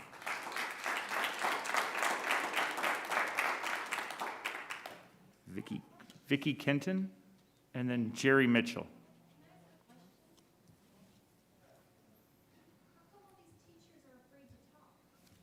Good. Vicki Kenton. Let's see. For the 3rd year in a row, public school children will receive a reduced educational experience. It's sounding like the teachers are fearful of the district and being disrespected by the board as well. All of this is unacceptable. According to a 2021 MSN.com story, there were over 5 million homeschool students registered in the United States in March of 2021. 5 million homeschool students registered. It was only 500,000 homeschool students in 1999. I disenrolled my child from middle school after we attended back to school night. Every teacher said that the students were having problems connecting and making friends this year, and they were not warming up to the teachers. This is unacceptable to me as a parent of a middle school child, and it should be to any parent. I'm inviting all teachers who believe in bodily consent to join local homeschool organizations and lead neighborhood homeschool pods. I'm also inviting all parents who believe in bodily consent to disenroll your children from public school and connect with tens of thousands of Placer County homeschool parents and extracurricular educators on social media and consider creating a new homeschool pod within your neighborhood. This is a manufactured crisis of false PCR cases, which in my personal opinion should be considered natural immunity cases. Created by the school board. This is a crisis created by the school board and the California governor, and we are all responsible for the outcome of our children's education. Please, let's make it an outcome that best benefits our children. I encourage everyone in California to log onto the state website at assembly.ca.gov and pay attention to what bills are being passed or being discussed daily during this August 30 to September 10, 2021 session. And contact your senator or representative, and please voice your opinion of support or opposition every day. Leave voice messages and send emails every day through September 10. And please be sure to vote your heart on September 14th. Regarding safety, there's a very famous quote from Benjamin Franklin. Any society that will give up a little liberty to gain a little safety or security will deserve neither and will lose both. Thank you. Thank you. Vicki Kenton? That was Vicki. Oh, sorry, Vicki, I apologize, the wrong spot. Jerry Mitchell, and then Dan Parker behind Jerry Mitchell. What a meeting. I was here a couple of meetings ago and made inquiries regarding the posture that the board has regarding critical race theory and teaching 1619 project. That was handed off to staff, and Mr. McDonald and Mr. Flowers both took the time to explain to me that that is not the case, that they do not teach those elements here. I was also told that there was Assembly Bill 101, I believe it was, that was put forth to require that a ethnic study class be a mandatory requirement for graduation of students, but that bill had been turned away, probably out of the apprehension of the governor worrying about his future. And instead, that a bill, I believe it was Assembly Bill 355, was passed that said by the year 2425, each district has to have an offering of an ethnic studies bill, and that sounds reasonable. But I would like to know if you as board members support the notion of requiring ethnic studies for graduation of each student from high school. Just raise your hand if you do. Good, thank you. What a meeting this has been. It's quite interesting. I've go to quite a number of meetings, and it's clear to me that you guys have one of the toughest jobs, but you're in a very tough situation.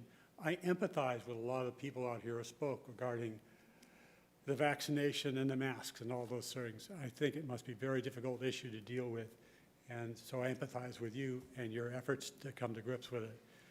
But there is a very authoritarian tone coming from the federal government on down and organizations like this that should have you concerned, because on a longer term basis, it's going to really affect the environment that you govern, and it already is having an effect.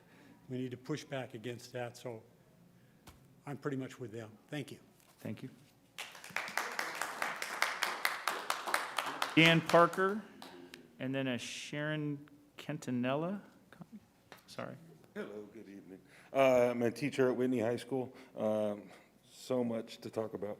I appreciate, and as teachers, we appreciate the position you guys are in, having to come up with these policies or pass along these policies. We all have to follow the law. But as teachers, we are in the middle, right? We're getting told from above, and then we get the parents, and we got to deal with the kids. I mean, one gentleman talked about his kid being berated, and that's ridiculous. But as teachers, we're stuck in the middle, and last year and this year was easy for nobody, and it's not getting any easier. And when we have belligerent parents coming after us or speaking the way they were speaking, it makes our job even harder. And to be offered a 0% raise, it's like a middle finger in our face. I mean, I was beyond insulted.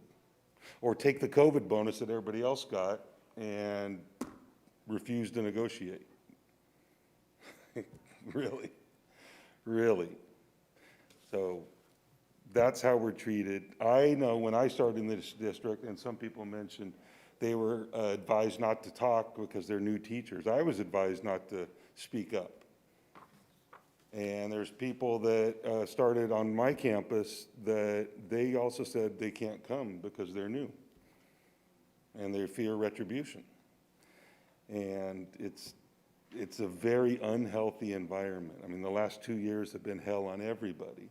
And as teachers, we're in the classroom, we're stuck in the middle, and who's got our back? A 0% raise and a middle finger? Parents that are yelling at us? It's demeaning, it's degrading, it feels like crap. I know I'm better than that. 0%, 0%. It's the best you can do. Talked to my friend at Del Oro, 6%. Jokingly, I asked him, well, did you guys have to go to the verge of going on strike? No. Did you have to give up your COVID bonus? No. We just got the raise. When I talked to all my friends and colleagues in other districts, I get to hear the crap. Oh, you teaching Rocklin? You're still there? What are you, a chump? They laugh at me. When we talk about this district, they laugh at us. Like, why would you teach there? What did they offer you? So, I just got to say, you got to do better. This is crap. 0%. Yeah.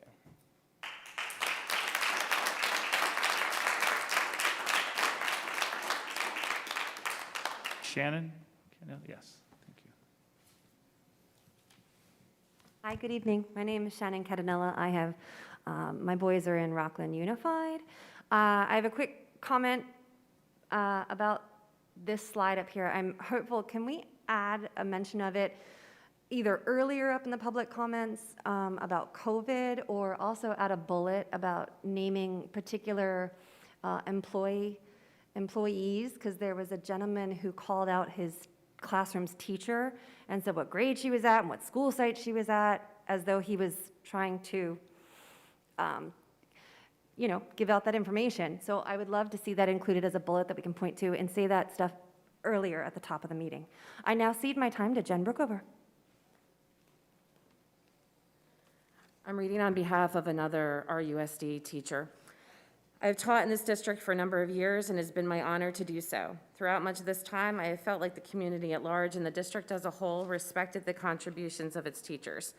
As a parent who has sent their children to Rocklin Unified Schools, I have never for 1 second doubted the absolutely stellar professionalism of any of their teachers. The love of their craft is synonymous with who they are as human beings, the best that education and humanity has to offer. More recently, we have met the challenges strewn in our path as we navigate the complexities of COVID-19, different schedules, modes of content delivery, worrying about the mental and physical health of our students, all the while balancing these same concerns in our personal lives. Teachers have bravely weathered the changes, encouraging our students to do the same. What concerns me is that my colleagues are still reeling and exhausted from the constantly changing educational and political landscape. We sometimes feel our safety may be sacrificed for political expediency, that our quest for a fair contract settlement will be seen as selfish. Colleagues have been called out and vilified on social media platforms in, quite frankly, ridiculous, ill-informed, and dangerous ways. Overall, we are not asking for anything unusual. Positive support from our district and our community.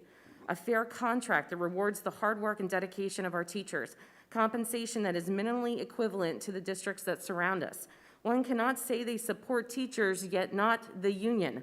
Teachers and RTPA are one and the same. And I want to repeat that, teachers and RTPA are one and the same. A return to common decency, showing one another dignity and regard throughout this community we call home would be a most welcomed outcome. Let's continue our quest to give the kids of Rocklin the best we all have to offer. Thank you for your time.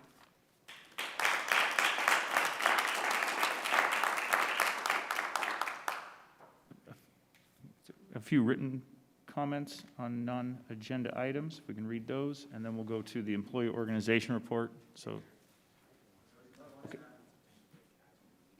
Yeah. Yeah. Yeah.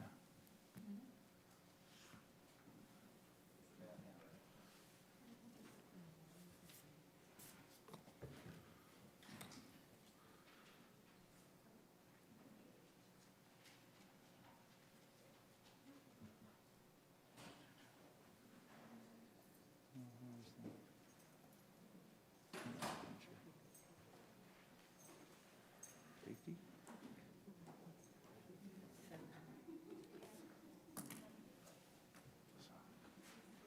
Yeah. No, 10-1. I get.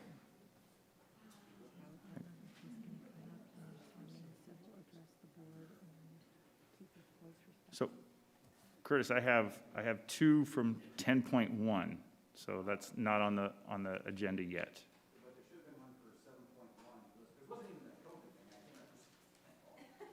If, I'll give, sorry. Come up, I'll give you 2 minutes. Please be respectful, please be respectful of the audience and the folks here, and then we'll go through it real quick. Guys, if you can read a thing, and then we'll go for a 2-minute break, just in case you have to use the facility or something, so. Mr. Respect. Hi, Brenda. Again, I did know you got a shout out today, so I like to think that I started that ball rolling for you. I came here tonight originally before whatever that was went down because, as you're probably aware, we just had lost 13 soldiers in our really last moments in Afghanistan in a war that lasted 20 years, that took at least a lot of my friends and a few of my students and family members in Rocklin, fathers, brothers, sisters, mothers at this point.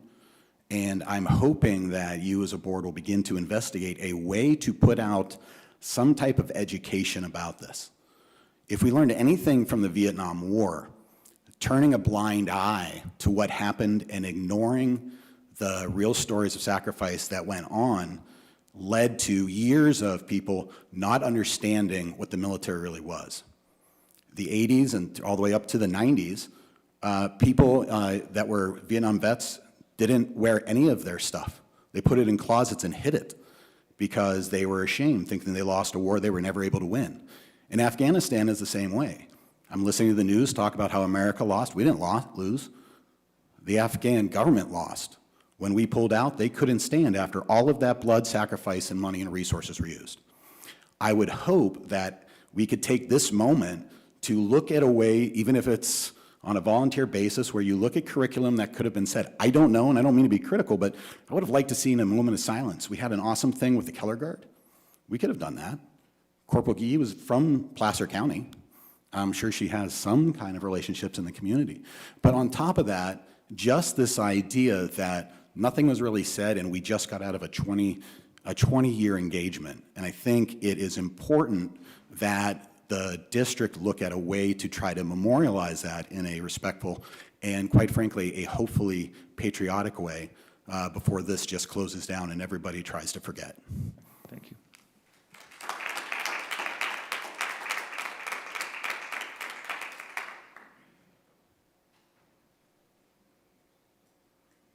Yeah. So we'll take a real quick break. We'll be back at 9:05. If you got to use the facilities or restrooms or anything, and we'll come back in. We will jump to, employee organization report. So Travis, you got 5 kind of minutes, so stretch. I know, you're ready to go. I know, I apologize, but.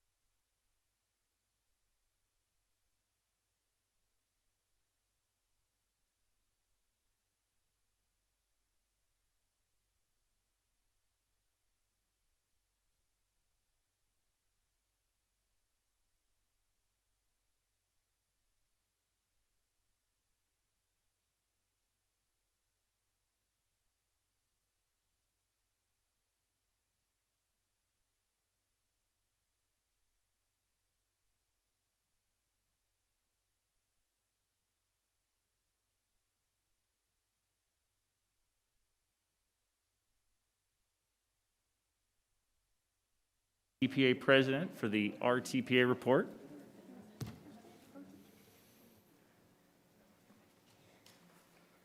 All right, good evening. I don't even know how to start or to follow all of the excitement tonight. I'm going to keep it pretty chill, I hope. Just want to address a couple things that kind of came up in public comment, and I appreciate all the comments that were from parents and staff members and people on behalf of other teachers and things.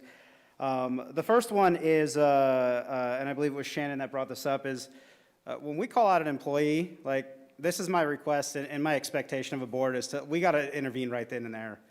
The staff member that was called out is not in a good place after hearing that their name was dropped the way it was dropped. And I appreciate Dr. McDonald reached out to me as soon as that break started, like he's going to be over there and kind of help with that if there's anything that is needed tomorrow. But if we can really, I think that's an area we really need to draw a line. And I know it's in policy, and I know it's difficult, Derek.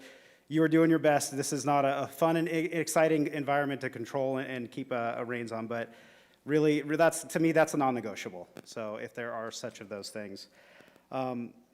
Another one is you heard it numerous times tonight, so I don't want to beat the dead horse, but there's people up here speaking on behalf of teachers, even outside of my time in my position, because there's a concern that if teachers come speak on behalf of themselves, that there's going to be some sort of reprimand, consequence, treatment in a negative way. So I think that's definitely something that needs some looking into. And I appreciate we had a great conversation yesterday in labor management, and both board members reached out, whether you and I chatted directly or with other members in that room, and your sentiments were like, we heard some things, we're gonna look into that like deeply and more specifically. And I think that's another one of those issues is why are we continuing to hear from people that they're not comfortable to come up here? Because I think it's more than the public setting. I think there's a deeper element there.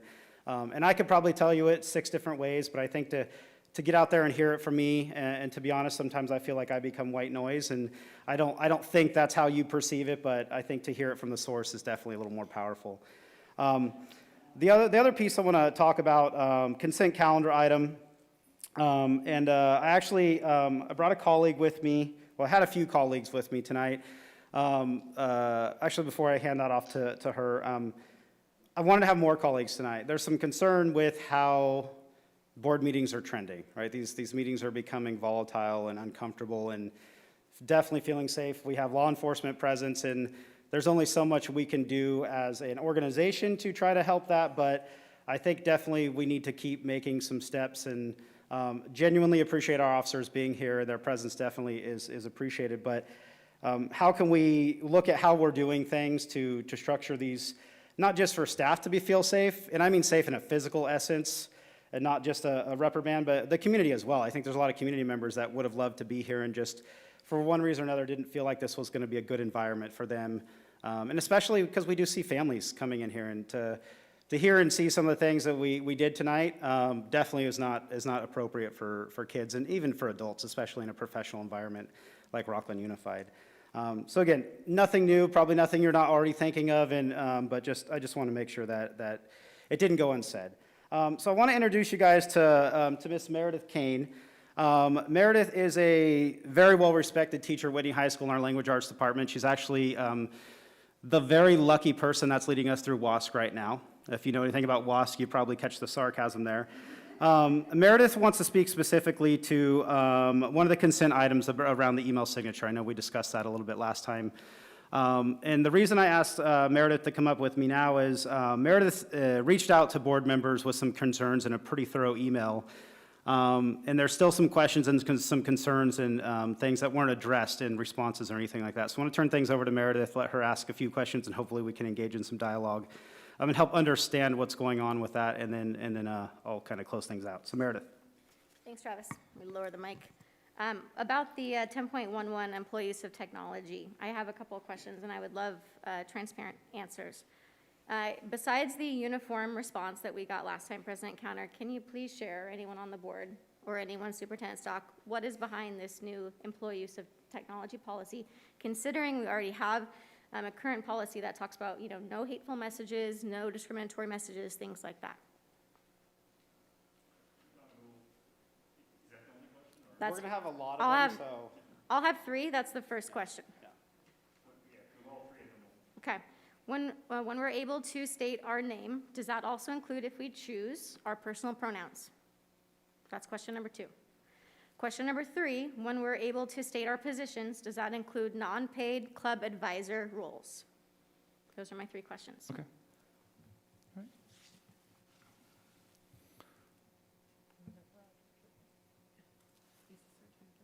Yeah, I mean, we can do dialogue, or do you want to keep going? No, So- no, I'll let you, because your answers there I may not need to follow up with any of my questions on that topic, so.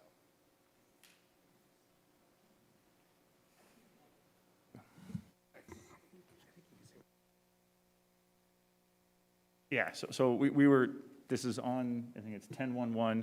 We can pull it from there and have the conversation there, if it's cool, and then we'll continue with that, and then we'll have the full conversation, and we'll make sure we have, so I think you're rolling down, we'll have these, we'll answer those at that point. Is that okay?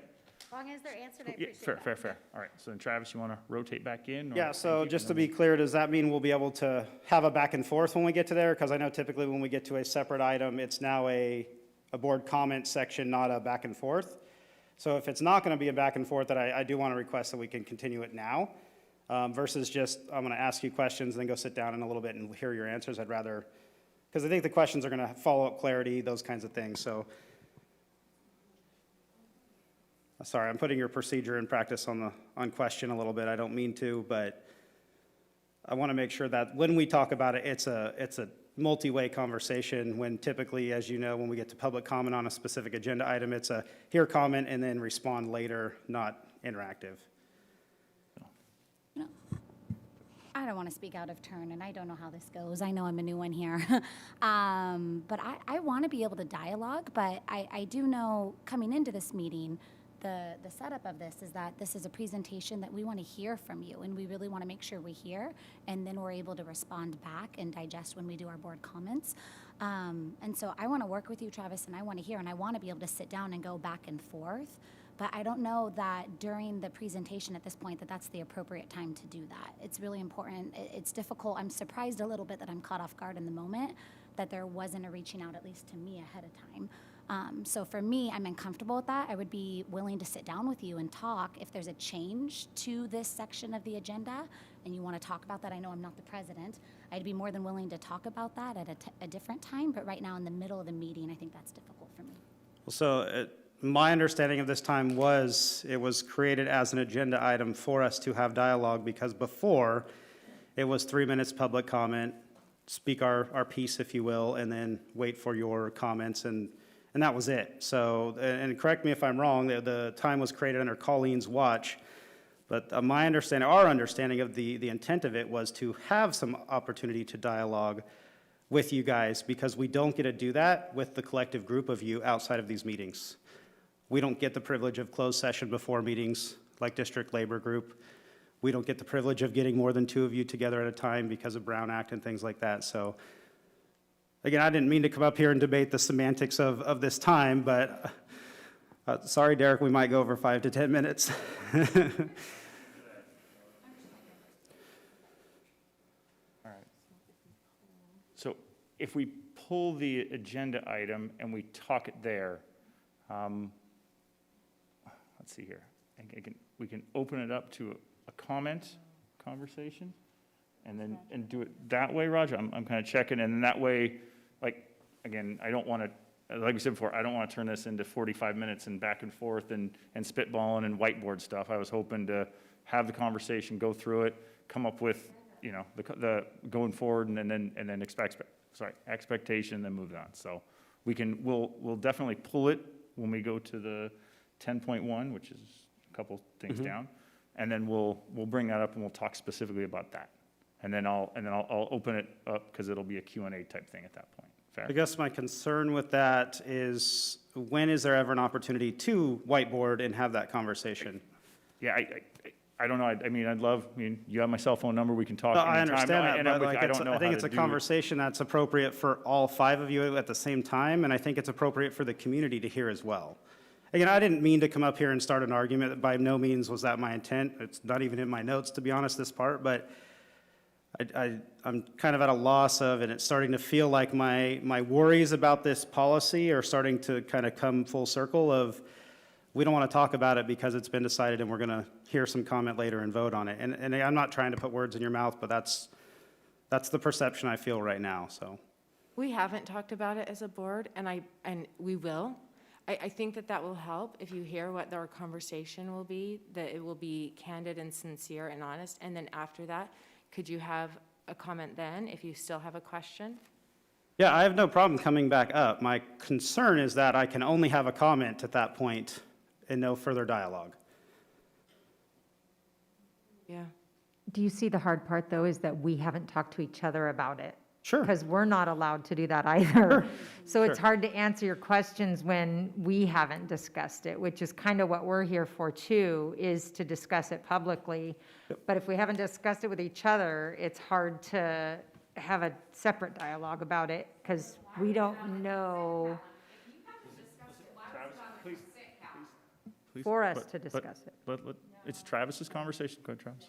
Yeah, so and that's fine. Like I said, I just want to know if we, comments, questions, right? You're going to do your dialogue, you're going to talk with each other. Can I come back up and have some more dialogue? I just don't want to be limited to speaking my piece and having to sit down and wait for a vote to be made. So with that said, I will ask the remaining questions on this topic just in case, so you guys can hopefully address them in your conversation. But my first point I want to make is the concern around this policy is that it's restrictive for no reason other than restrictive. Because we haven't heard of why or where, and hopefully that will be answered as we have some conversation tonight. But I want to give you a little bit of perspective. I had a colleague reach out to me the other day, and she said, hey, is that board policy around email censorship? To be totally honest, that's what everybody's calling it, because that's what it feels like from the other side. Is that still on the agenda? Is that going to happen this week? And I said, well, my understanding is, yeah, there's, I looked at the board policy. There's definitely been some changes compared to what was written last time. And, I just inquired, why are you asking? What's your interest there? And she shared with me that she had recently had a quick email exchange with a student. Keep in mind, we've only been in school for a few weeks. Most of us are just barely kind of making those connections with kids. It's definitely taking more time with all the barriers in place right now. But she had a student come to her that had only been in her class, I think, 4 different days at that point. Came to her on their own time and reached out to the teacher and just wanted to have like a life conversation, needed somebody they could trust, some of that conversation that just needed to be had with an adult outside of their household, but somebody they felt safe with. And the teacher inquired with the student when the conversation was over, like, where did this come from? Like, why me? We've known each other 4 days, a total of maybe 5 hours. And the student wholeheartedly said, you have a symbol at the bottom of your email. And that to me was the open door. That was it. It was that simple. A tiny little symbol that said, this person's somebody I can go and talk to about whatever it was they talked about. And it came from that. And the reason I want to bring that up is last time we talked about this, we talked about, well, don't we make connections with kids in class in person? The email is only, yeah, we do. But there's also a piece where we don't make connections because it's not appropriate, the time isn't there, the conversation doesn't happen, and it unintentionally makes a connection in all the little things that we do, right? All those little details that add up to make those big moments. So I just want to think about that as we go through, and like Meredith said, the last time we asked the why, it was we want to have a uniform email kind of policy or procedure. I don't think anybody has a problem with that. I think the problem is that we're being so uniform. We're being overly uniform. So some other questions just to put back on your list is, if we move forward with this policy as it sits right now, what's enforcement look like? Who's responsible for that? Because to my understanding, and anybody correct me whenever the time is appropriate, but we don't have an issue or a concern or even repetitive problems of inappropriateness with our electronic communication. I have yet to have to sit in a room and represent a teacher that's getting reprimanded because there was unprofessional conduct with their email or whatever it might be. So are we creating a problem to solve a problem?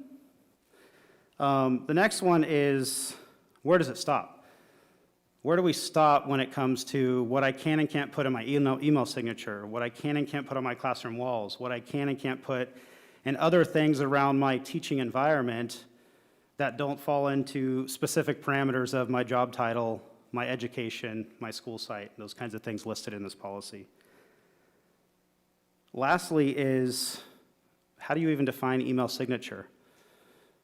If I'm an employee that decides to just put these things that represent more about who I am and how I connect with kids, and it's just above my name and all these other things, am I okay? And I know that sounds a little bit facetious, but that's a real question. You know, is the intent of the signature just to communicate pertinent information, or is it to share a message and make a connection? And I think we haven't decided that yet. And I think that's a big reason why there's a lot of concern on something that probably seemed pretty like, this seems like a good idea. Let's standardize, let's be a little more uniform, let's be a little more consistent. And here we are, a second board meeting, having conversations around it. So that's my questions there. Again, I hope we can have some continued dialogue, and I appreciate that opportunity when it comes up. The last piece I want to shift gears one more time. And this came up, like I said yesterday, we had our first official labor management meeting in a long time. We had new members, 2 new board members. We appreciate you guys being there. We had new members both from management and from district, and from labor side. And to be honest, it was awesome because we got right into it. I mean, we had a real conversation. It was great. And I want to give Trustee Miller and Trustee Stevens credit, because we went through a lot of meetings of spinning our wheels, but I think that's what led up to the ability for us to have the transparent conversations we did yesterday. I want to thank Dr. Limoges. He and I co-facilitated. That's always fun. We joked before COVID we had a plan to go on the road show, we called it, around the district, and we were going to do some training for all of our employees about interest-based problem solving. And unfortunately, we haven't got there yet, but it's still in the plans and the dream. But the conversation yesterday led to a lot of common denominators around what can we take off of our plate that allows us to be educators more than we are right now, right? And Julie, I think you were the one that brought it to the conversation right out of the gate. And I just want to emphasize that when we hear about all of the stuff that we're hearing from teachers' notes and people reading and sharing on behalf of other staff members. You know, the one right now, and it's the ugly elephant in the room, is finances. Right? That's the thing that really matters. Not that it's the only thing that matters, but that's the thing that decides if I can continue this career and still take care of my family. If we can get that out of the way, I think the other cards fall into place pretty collaboratively. Not even just fall into place, but I genuinely think they fall into place pretty collaboratively. I want to ask that the board continues to empower your bargaining team to hope or help find some sort of common ground when it comes to finances and a settlement. We have a little time to go before our next opportunity for that, but I'm genuinely optimistic that we'll come back up here late September. Well, I guess technically it'll be the October meeting, and have a lot of good news to report, and hopefully we'll be able to share a lot more sooner than that. But I just want to ask that you keep empowering that team and looking for ways to help them, as we are with our members and our TPA, to find some movement towards some resolution, because that's a huge thing off that plate that is already so overwhelmingly full, and would really allow people to put their time and energy even more back into the classroom than they already have. So I guess I'll be back in a few short minutes, hopefully, but Yeah, that's... so before we get to, that, so just comments on any, go ahead, sorry. I agree with you about the open conversation yesterday, and I enjoyed that. As the teacher's representative, can you help us as a board understand, I have not seen this before where so many teachers are anonymously writing in, and it's a little heartbreaking to me. Can you help us understand why teachers don't feel safe? And I was really surprised to hear first and second year teachers are told not to speak up. I haven't heard that before. Where is that coming from? Anybody that's worked here for more than the first 2 years and wasn't non-reelected. I mean, it's a common expression. Who's telling them that? Like not colleagues. Okay. Colleagues, yeah. That's not a union thing, that's a reality thing. That is a... I actually can comment on that. I think being a teacher in another district and working with teachers in even other districts, that's a common thing for teachers to tell first and second year teachers. First and second year teachers are told, keep your head down and do your job. don't get noticed for anything other than being an awesome teacher, because that first and second year is terrifying for all new teachers. You're saying it's not necessarily It's not Rockland specific? unusual. It's not a Rocklin thing. It's first and second year teachers in any district. I would be a lot more concerned about teachers who have time here and felt that way. Teachers who have been here 5 years, 7 years, 10 years. The other ones, I was much more concerned about. The new teachers, it's very common to hear, don't speak up because you don't want to get non-reelected. And I That's think everywhere. You're spot on, but I do want to reiterate that not all of those were from new teachers. There was definitely. That's why I said the Yeah. other ones concern me more, the 5-year, the 7-year, Get the that. 10-year, those concern me. Yeah, but there are teachers that do come to the board meetings, some that are parents in the district that speak on behalf of other teachers that were victims of, I spoke up or I was too whatever in my first couple years and I was non-reelected. Highly qualified veteran people that were non-reelected, and we can all debate the why or the where. We don't get to look into the details of all that, but I know firsthand of colleagues that were way better teachers than I am and were non-reelected. And the only things that I can see and find are things that were because they were maybe more opinionated or more active in areas that a new teacher wouldn't have been recommended to be in. So, but again, there's a lot to both sides of those stories that none of us are ever going to have the privilege to know. But it's a concern, and I think that's worth talking about. It is a concern, and I hope that teachers listening will take an opportunity to speak to us about it. I can't help anyone that comes anonymously. I hear them, and I'm happy to hear them, but I can't do anything about it unless they talk to me face to face or even on the phone, right? So will you help us create that culture? And let's continue this conversation, in our meetings about, hey, the board is approachable. Hey, they do want to help. Let's have open dialogue and let's work through problems and concerns. Agreed, and I think we're going to have to set the example, right? We can tell them all we want, but we're going to have to change the culture. You're spot on. Yeah. I also am wondering why teachers have the perception that COVID money wasn't offered. It wasn't that COVID money wasn't offered, it's that our TPA never received an offer that didn't have some sort of extra contingencies, strings attached, as we've come to call it, as in other units in the district. Okay, so I don't know exactly what I can say here because there's all this legalese stuff. Tony, can you speak to that? Please? Speak specifically to what? His comment in regard to the... What was our offer? So we provided, there was a multitude of counter offers. I know the district provided 3, which was, the first offer was $2,000 one-time money, and then that would close negotiations. We received a counter offer declining that offer. And so the second offer was that we were offering $2,000 one-time money. And then it was, in addition, we asked for the next round, closing negotiations, and the next round would be 2 articles that we could open jointly the next round. We had negotiations because we had the entire contract open the 3 times. Part of that comment was, it came back that they didn't like those strings, and so I received new direction and resubmitted the initial offer on our third offer, which was $2,000 one-time money and close of negotiations. And really what that means is it would have closed the language portion of the contract. However, I think Travis, sorry, I can't turn and look at you anymore, would probably agree. I think that was, if I recollect, was in May, so really any language would not be implemented in the previous year anyways.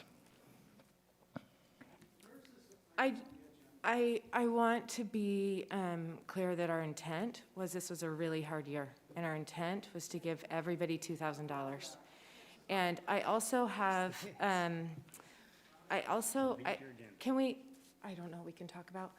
talk about a teacher that comes up and says that we've offered 0% or no? Tony, can you He's on the clarify agenda. for It is that? on the agenda. Read it. It is on the agenda.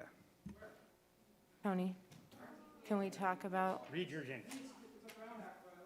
No, read your agenda, please. Tony, can you say what, just a second, please. Please, let us finish. I'm trying to clarify for our public and for our staff, and it's actually really important to me that our staff understands we didn't offer 0%. That our staff understands that we offered every employee in this district $2,000, and we want them to have it. So I can't talk to you about it right now, but I'd be happy to talk with you about it after the meeting.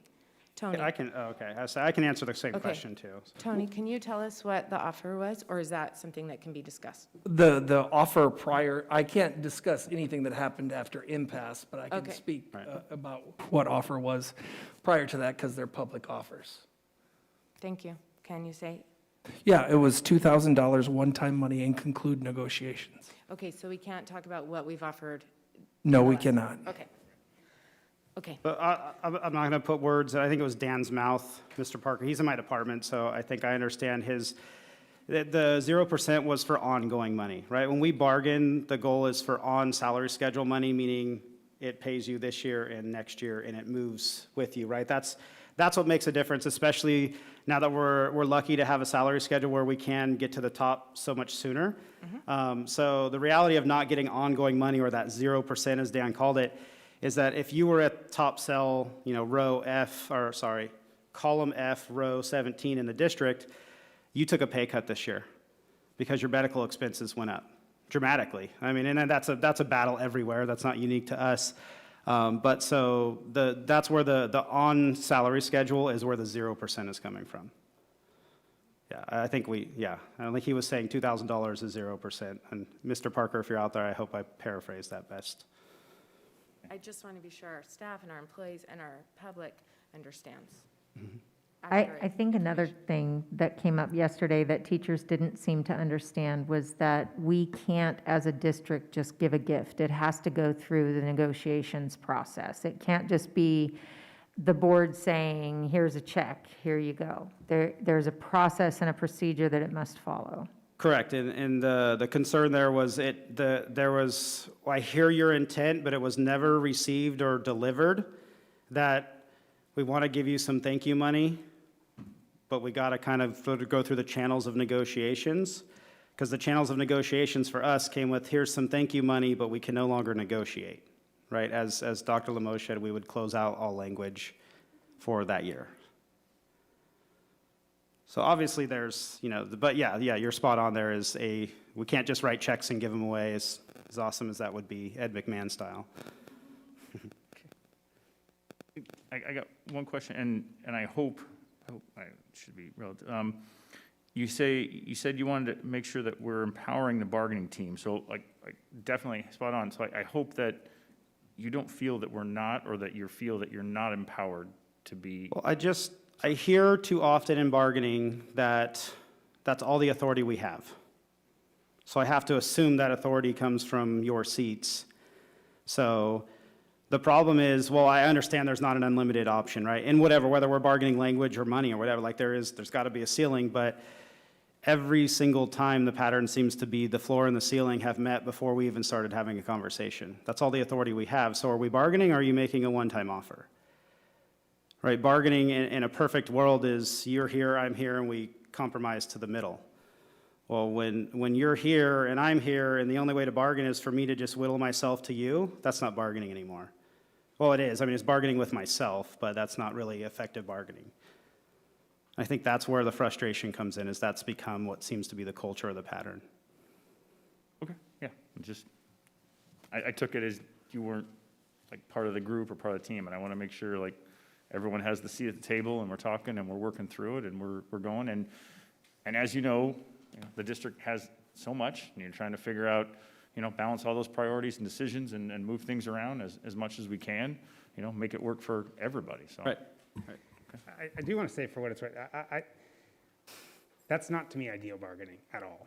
That we start here, you start here, and we come in the middle. It's one way to bargain.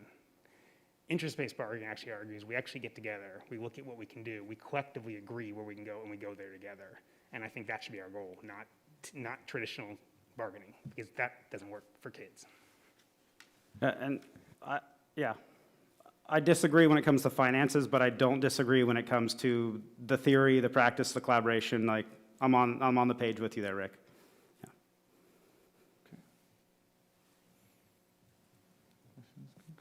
All right. So we'll do board comments, because I don't think Chuck's here, right? Okay, so apologize. We'll do board comments, so that's section 9. We'll go to the consent calendar. I'll pull 10, 11. We'll go through that, and then we'll bring it back in. So Perfect. just to kind of square it away. Yep, thank you. Cool, thank you. Yeah, so 9, we'll do student rep, and then we'll do board comments of student rep. So thank you, Travis. And welcome, Anna. Right. So now moving to item 9.1, comments from student representative Anna Fishburne. Anna, we are excited to have you join us this evening for your first meeting. We look forward to you sharing student report with us and providing student input and perspective to the board this year. Anna. Thank you, President Cowner and Board of Trustees. I'll begin by mentioning information from a few Rocklin Unified School District campuses. Many of our elementary schools hosted successful back-to-school nights and are very glad to be back to in-person learning. To start the day off as a community, Parker Whitney Elementary holds their morning meets on the blacktop and are in the middle of their Boosterthon fundraiser where they're learning about positive character traits. The fundraiser will end tomorrow in a fun run. Antelope Creek introduced a new school-wide t-shirt that was designed by 2 fifth graders, which they will wear every Friday. Victory High School kicked off the year with the highest attended back-to-school night on record. They are excited to offer a variety of new campus clubs and activities this year. Thanks to teachers and staff, in addition to a revamped ASB and ongoing commitment to the Interact Club, they are introducing bowling club, movie club, and music club, as well as after-school Zumba classes. And at Whitney, we started off the year strong with Welcome Our Wildcats Week and developed the sense of community that we missed so much last school year. We kicked off the year with our back-to-school rally where we made history as it was our first one outdoors. We just had our very first football game and we're so excited to have our roaring student section back. We're currently working on Club Rush where we are looking to break last year's record of over 40 clubs. There is one pressing issue on our campus, and more specifically in the leadership class, that is that we feel a lack of support from admin when it comes to hosting club meetings. Due to the fact that we have 2 lunches, finding times for clubs to meet is difficult. Many of our administration are strongly against clubs meeting during our intervention and break time, which we completely understand due to the fact that academics are a priority. However, it does feel as though admin does not acknowledge that students also need time to meet with others, and specifically those who they can relate to, in order to create their own support systems on campus. The solution that admin came up with is for one intervention / what we call pause period a month to be dedicated to club meetings. However, most of our students are members of many clubs or even the presidents of many clubs. I am one of the many students who are and will feel the effects of this. Admin has failed to come to students and ask for our input or for a solution that comes to a compromise with students and administration. We are hoping as leadership students and club presidents that the administration will be more willing to discuss this further. One major goal for myself and the co-presidents at Rocklin High School, Sam Eckenberg and Ryan Miller, is to improve communication, collaboration, and honesty between administration and the students. Establishing a relationship will allow for a better connection and understanding between our administrations and the students. This will foster a more positive environment on all high school campuses. I'd also like to note that I've been in this district since kindergarten, and I'd like to thank all of my teachers and staff members that have had an impact on me becoming a student trustee and my family. Thank you for your time.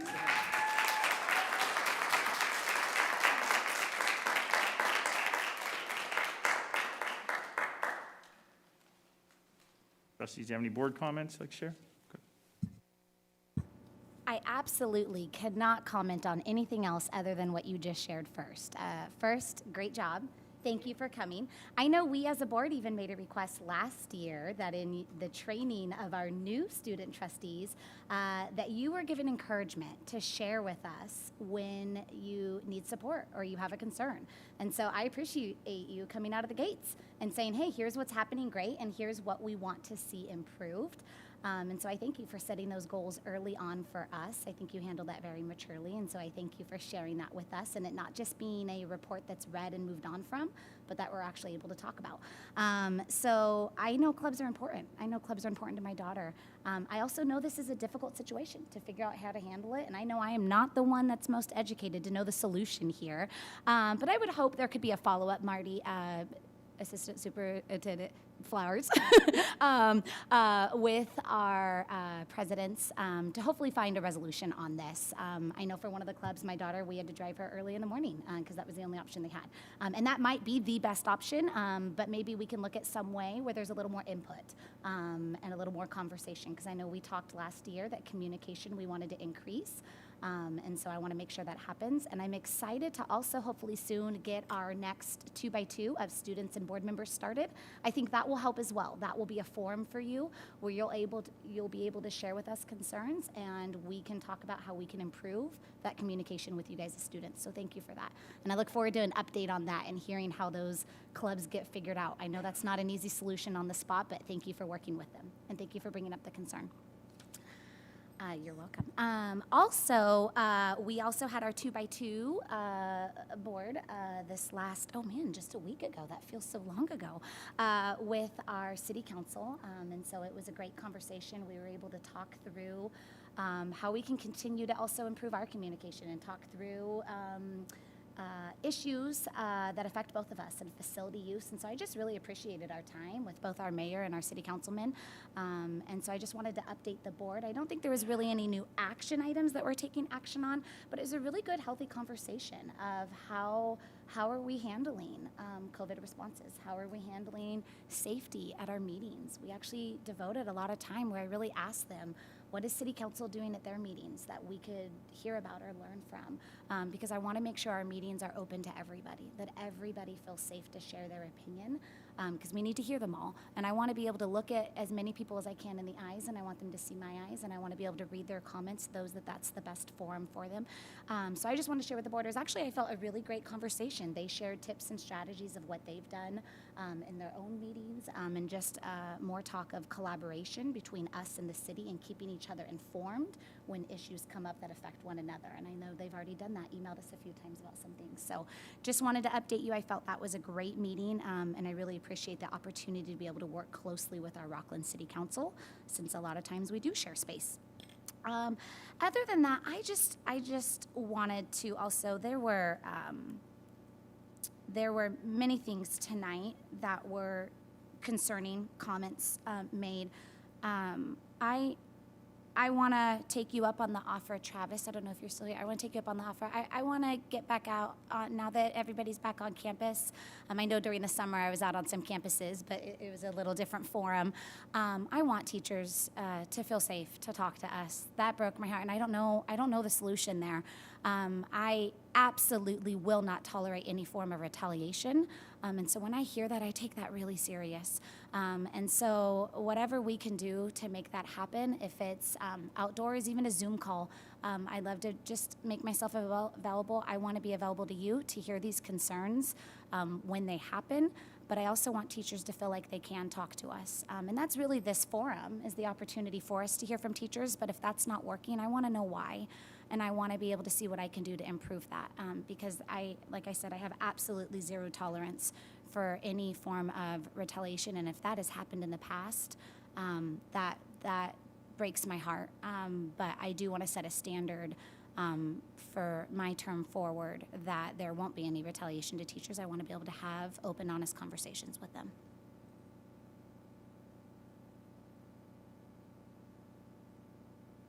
Okay, so lots said tonight.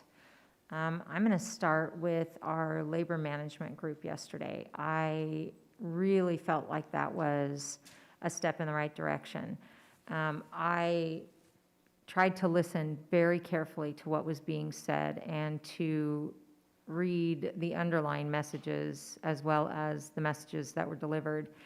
I feel like it was an opportunity to be very clear and present and honest and open, and it didn't feel like anyone was afraid to speak up. And I hope that in that group, that can continue to be the case.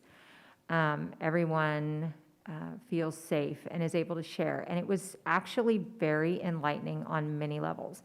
There were many things that didn't seem to be understood in how they actually work. And I think if teachers understand how things are working administratively and negotiations-wise, there can be a lot more safety, a lot more feeling safe in what they're doing. I also think it could be great if the negotiations process could be shortened a lot. Just even going between our board meetings, from one board meeting to the next. We don't see the teachers for 2 weeks or a month, and then by the time we see them, a lot's built up. A lot of angst, a lot of questions, a lot of anger that comes out in the meetings, and if it could have been handled sooner, that would have been great. I think something that really came to the surface was the lack of trust, and I think if we can work on that in labor management and start to build that foundation of trust, which Rick said something that I really agree with, the negotiations process, as far as if we have a certain amount of money and we start here and you start there, but we already know how much money we have and we're working towards the middle, I think we could do better than that. I think if we both know how much money we have and we're looking at it together and we're making decisions together, it could be a lot more transparent. And I think that would be a better way to get things done. And I think it would bring a lot more trust into the process. Because I feel like the way things are going right now, teachers don't, for a teacher to say that, and I get what you're saying, 0% for last year because it wasn't ongoing, but he was really angry that teachers were being offered 0%. And obviously you can't talk about it because it's in the process, but it really did bring out the lack of trust and in the process. So I think more transparency would be fantastic for teachers to understand what's going on. There's a house on Argonaut as you drive through Rocklin that says, what is it? Be kind and always assume goodwill. I love that house. I love every time I drive by that house. It's great. And if we had more of that, we could get more done, I think, on both sides. Okay, so as far as the many frustrated parents who are here tonight and are mostly gone, except for a couple, I completely empathize with your frustration. I think, and I watch other board meetings on YouTube around the state, and I see it's in every board meeting around the state. There are many that are going on tonight around us that it's the same. If I wasn't sitting on this side of the board, I would be sitting out there frustrated. So I understand. I wish we had the power to change certain things, but we don't. We have the power to follow the law. And I know there's a lot of confusion and question around what constitutes law. Because of the pandemic, things are different than they normally would be. And that's frustrating for all of us. And getting through it is incredibly frustrating. Parents feeling supported and teachers feeling supported. As you can see, sitting out there, we're getting it from both sides. So if we were magical and we had a magic wand and we could solve the problem from both sides, that would be awesome. When the pandemic's over, I think people will like us more, but that's just where we are right now. One of the reasons there's so much coming out at the board meetings is because everyone is wishing they had the control to make things the way they wanted them to be. And I get that we are sitting in the middle of that, and it's easy to think that we have that control. And if you could just convince us, then everything would be the way you want it. And I wish that was true, maybe, I don't know, but we don't. And it's okay that parents want to come and yell at us and wish that we had that control. I get it. It's not okay for disrespect, I agree. It's not okay for people to be yelling Speak, and ma'am, let her using speak. bad language. And actually, I was going to mention that.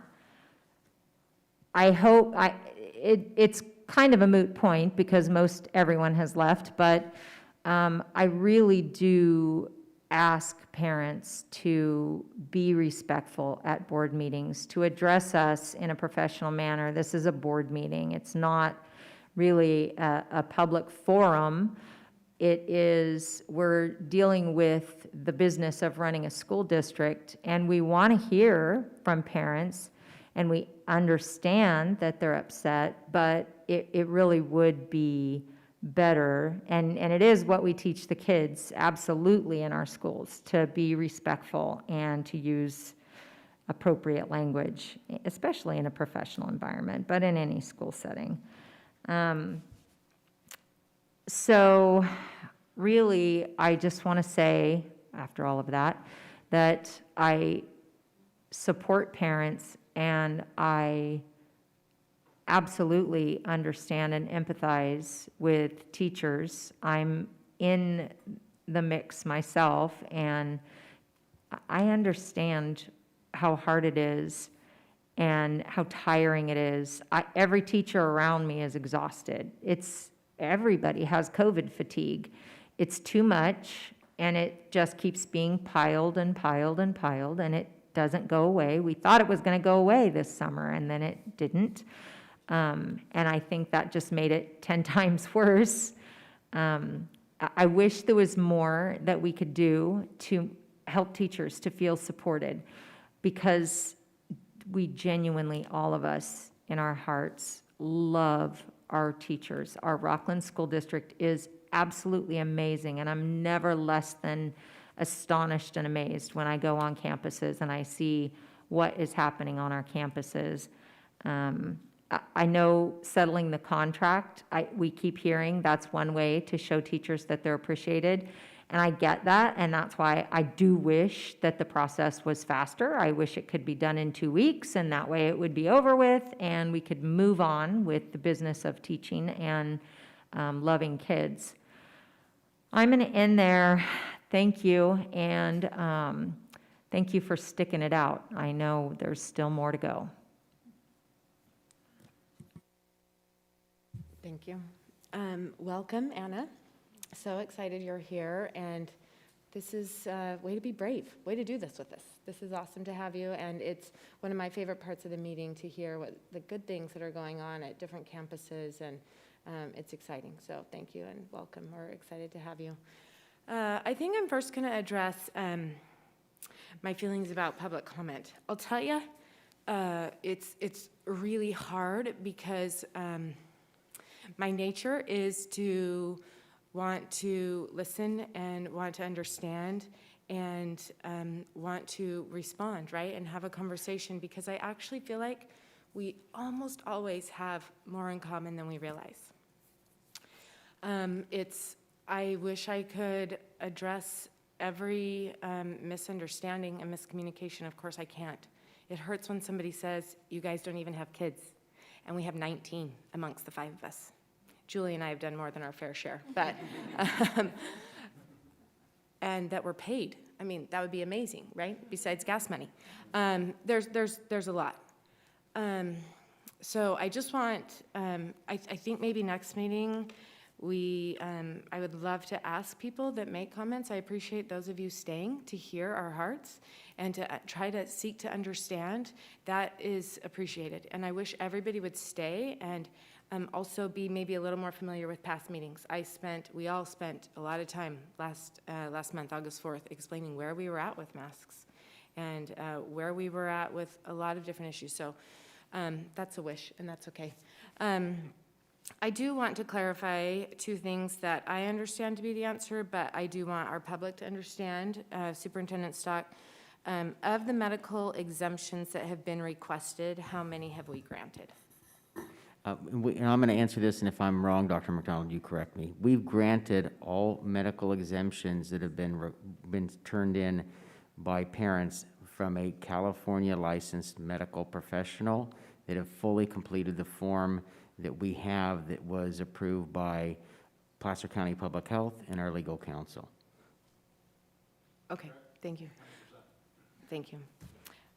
What is our policy? I was really sad to hear of a child, and whether or not we want to agree on this or not, this is people's truth, and we have to listen to that. And if somebody says that their child was mistreated, we need to address that.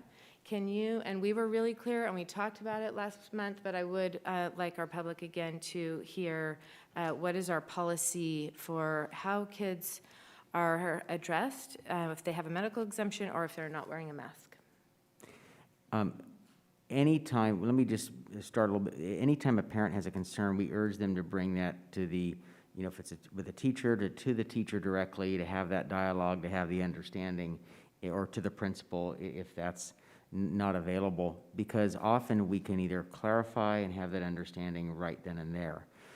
We expect all staff at all times to be respectful to students, and whether they're their youngest or the oldest. And that's just an expectation we have.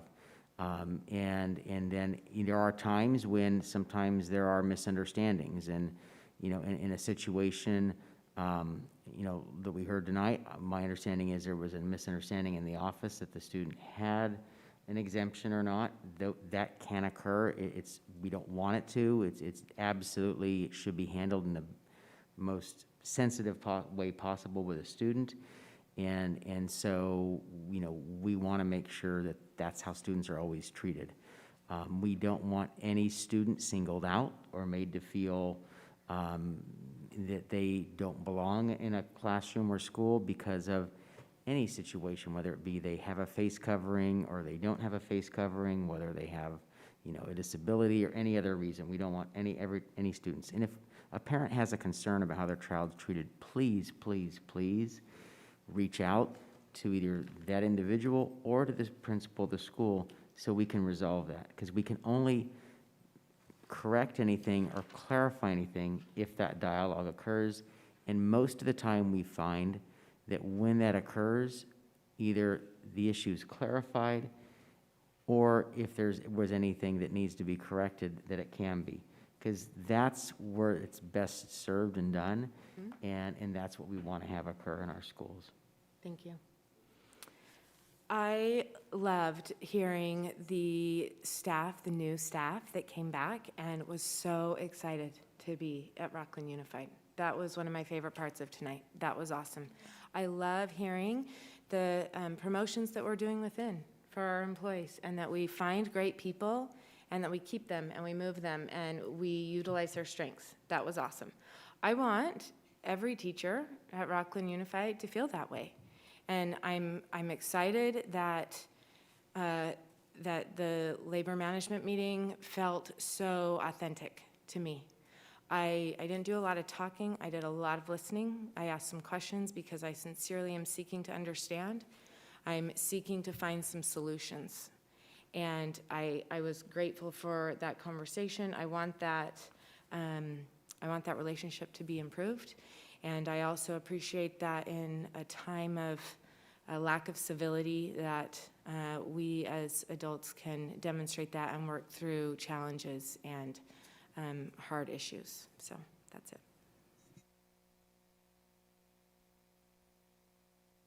So, thank you, Anna. Great update. Anna. Sorry, Anna. Sorry, yes. Thank you. Great update on the schools.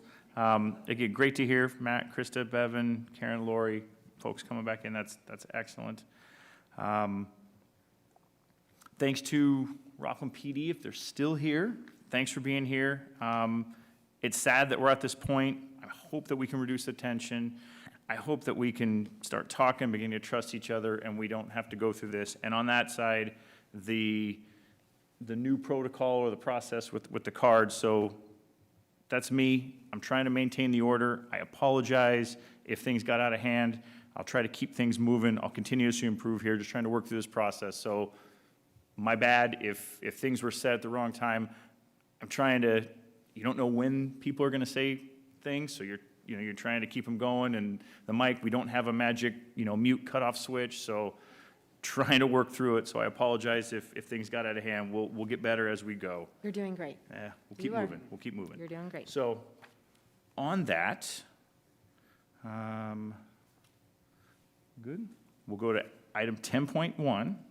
So, all matters listed under the consent calendar to be considered routine and will be enacted by one motion, followed by a roll call vote. There will be no separate discussion for these items unless the Board of Trustees, audience, or staff requests specific items be removed from the consent calendar for specific discussion and action.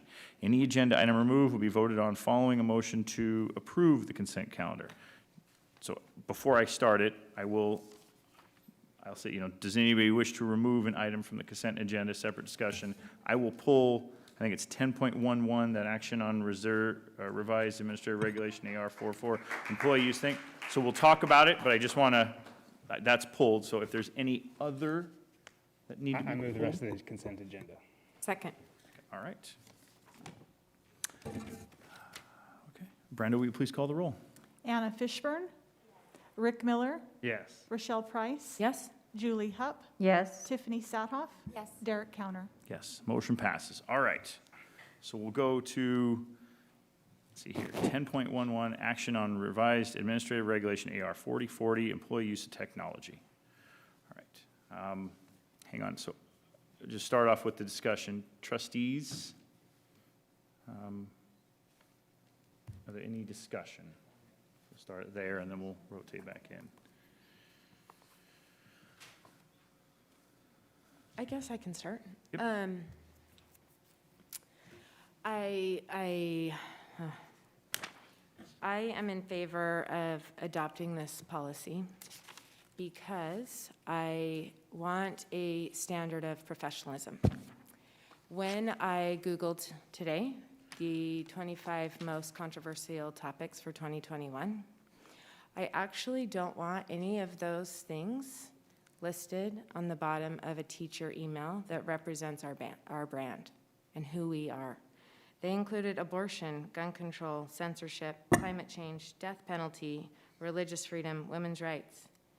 I really have an expectation that we come across as professionals, and I feel like this policy just standardizes that. That's it.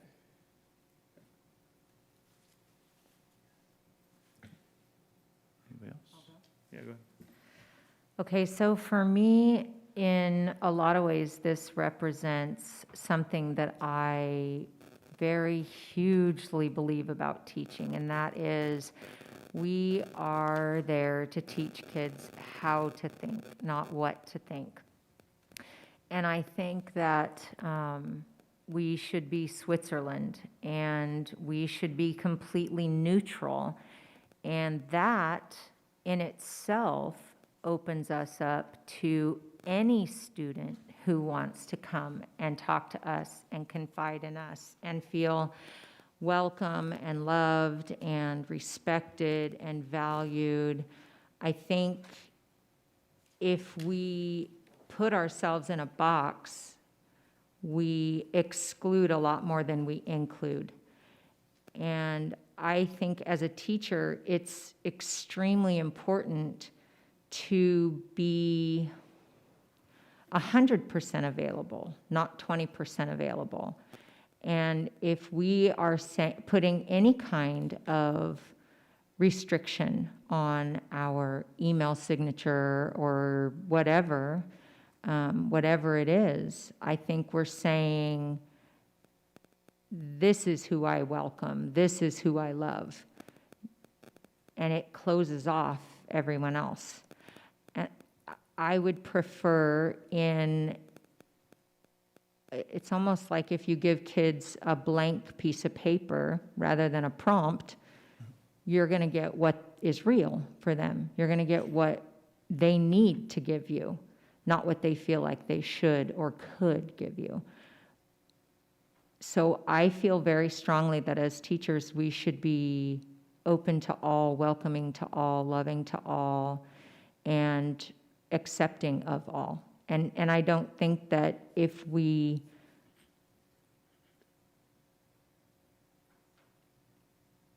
try to put a message in a signature rather than in our classroom and in our openness and our willingness to be there for all of our students, I think it's actually way more limiting than it is accepting.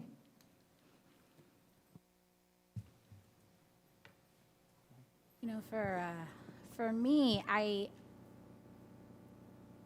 really thought through since the last meeting, because there were some questions or concerns brought up that I hadn't thought about, because to me, it is a pretty standard practice amongst a lot of businesses and organizations, especially those as large as ours. And so I actually really took some time the last few weeks and really went, okay, why do organizations do this? Why do they not? And I was a little caught off guard with some of the questions of what's the real reason? What's really, I want to share and be real. I was caught off guard by those questions because I want us to have this conversation, so I'm glad we're having it. Because it might be different reasons for each of us up here, and that's good, and people need to hear that. For me, when it came to a signature line, I think there's very important and appropriate times for individuality. I do not want to see a standard signature line communicate a message that we do not want teachers or individuals to have any individuality or be able to express themselves. That is not my intent with a standard signature line. I do believe that standard signature lines provide consistency to organizations.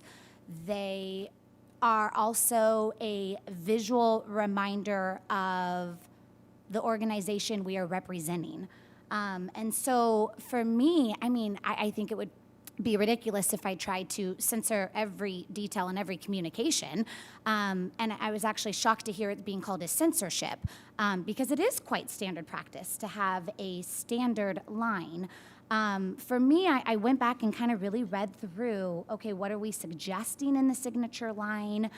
For me, it's a reminder of we are all RUSD.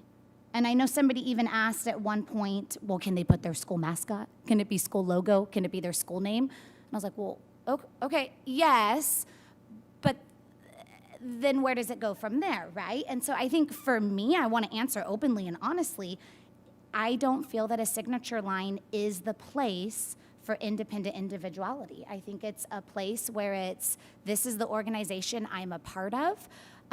This is who I am, so people know when you're communicating what your role and position is within the organization and what organization you represent. That's the reason people use a consistent, so when a parent or an individual gets the email, they know, am I talking to the superintendent that has this authority, or am I talking to the principal that has this authority, or am I talking to, so for me, that's really when I actually look at people's signature lines all the time when I get emails, because I want to know if I'm going to communicate with them who are they? What is their authority? And so for me, it really, truly wasn't meant to be a censorship. It's more of I don't know that that's the place for individuality.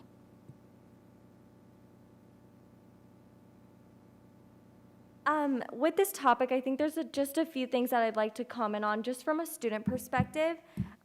First off, I would just like to start by saying that it's my personal belief that I do think there should be a minimum requirements that a signature line should have. But I would also like to note that if I was ever asked to send an email for whatever reason to a club advisor, I would get nervous if I've never met them. And when I send that email and they respond back, and if in that email signature line it says debate club advisor, that confirms to me that I sent this email to the right person. So regardless of whether or not you agree with this, I do think it's important to note that there's a there really is a sense of uncomfortability with a student talking to a teacher who they've never met before over email, because I've done it many times. I take classes at Sierra College. I've done it there, and I've gotten their email signatures back, and I do look at it, and that is partially because I am a high school student. I'm a senior. That's something I look at, but that's not the same for everyone else, so I think that's important to note too. And then the second thing is, I don't think that I can speak on this as developed or directly as those affected, but this regards the pronoun situation, and I'm just going to be completely honest here.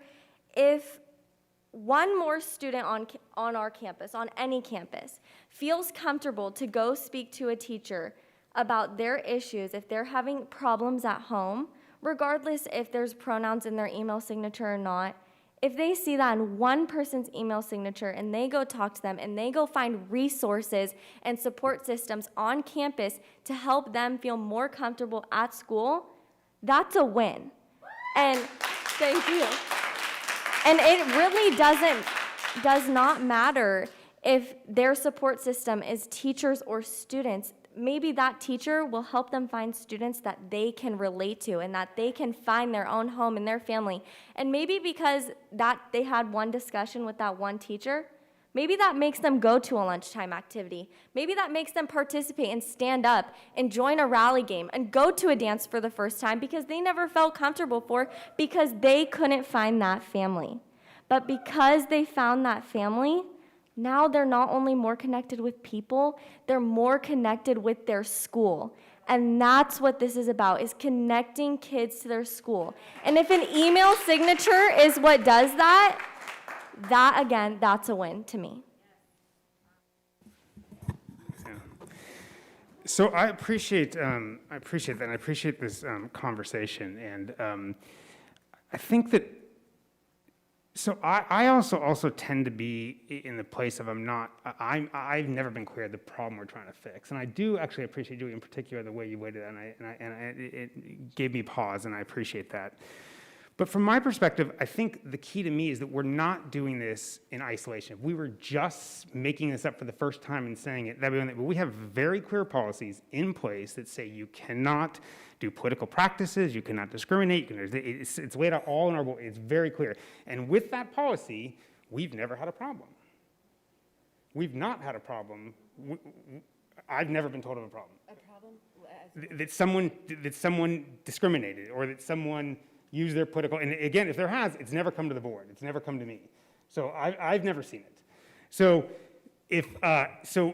from my perspective, and actually it doesn't really matter, because if they did, we have a policy. We don't need a new policy. If they use our email for political purposes, that is illegal, that is wrong in our system, and they should be told to change it immediately, period. So we don't need a new policy. It's clearly right there. So we're good to go, from my perspective.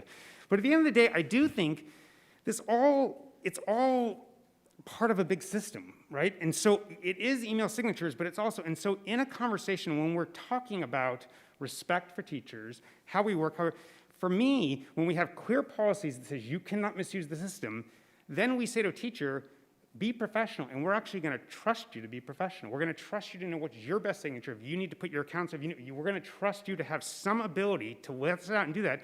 I actually think that's the kind of system we want to run. The kind of system where we empower, we believe, we trust. We have clear guardrails that you cannot go outside of them, but within that, we want to empower you to use your professional judgment, what's best for you and what's best for your kids. And I just don't think we know better than they do what's best for them in their situation. So for that reason, I don't think we should expand what I think is a good policy to begin with. So, yeah, so thank you. Again, great conversation. This is the whole thing. So I will say, please, from a trust standpoint, and Travis, I get you, there's no conspiracy theory here. There's nothing like, and I know it was spoken out. People at different parts of the audience had the whole, the government hand of authorities coming down and things are gonna, please, we're not going down that path.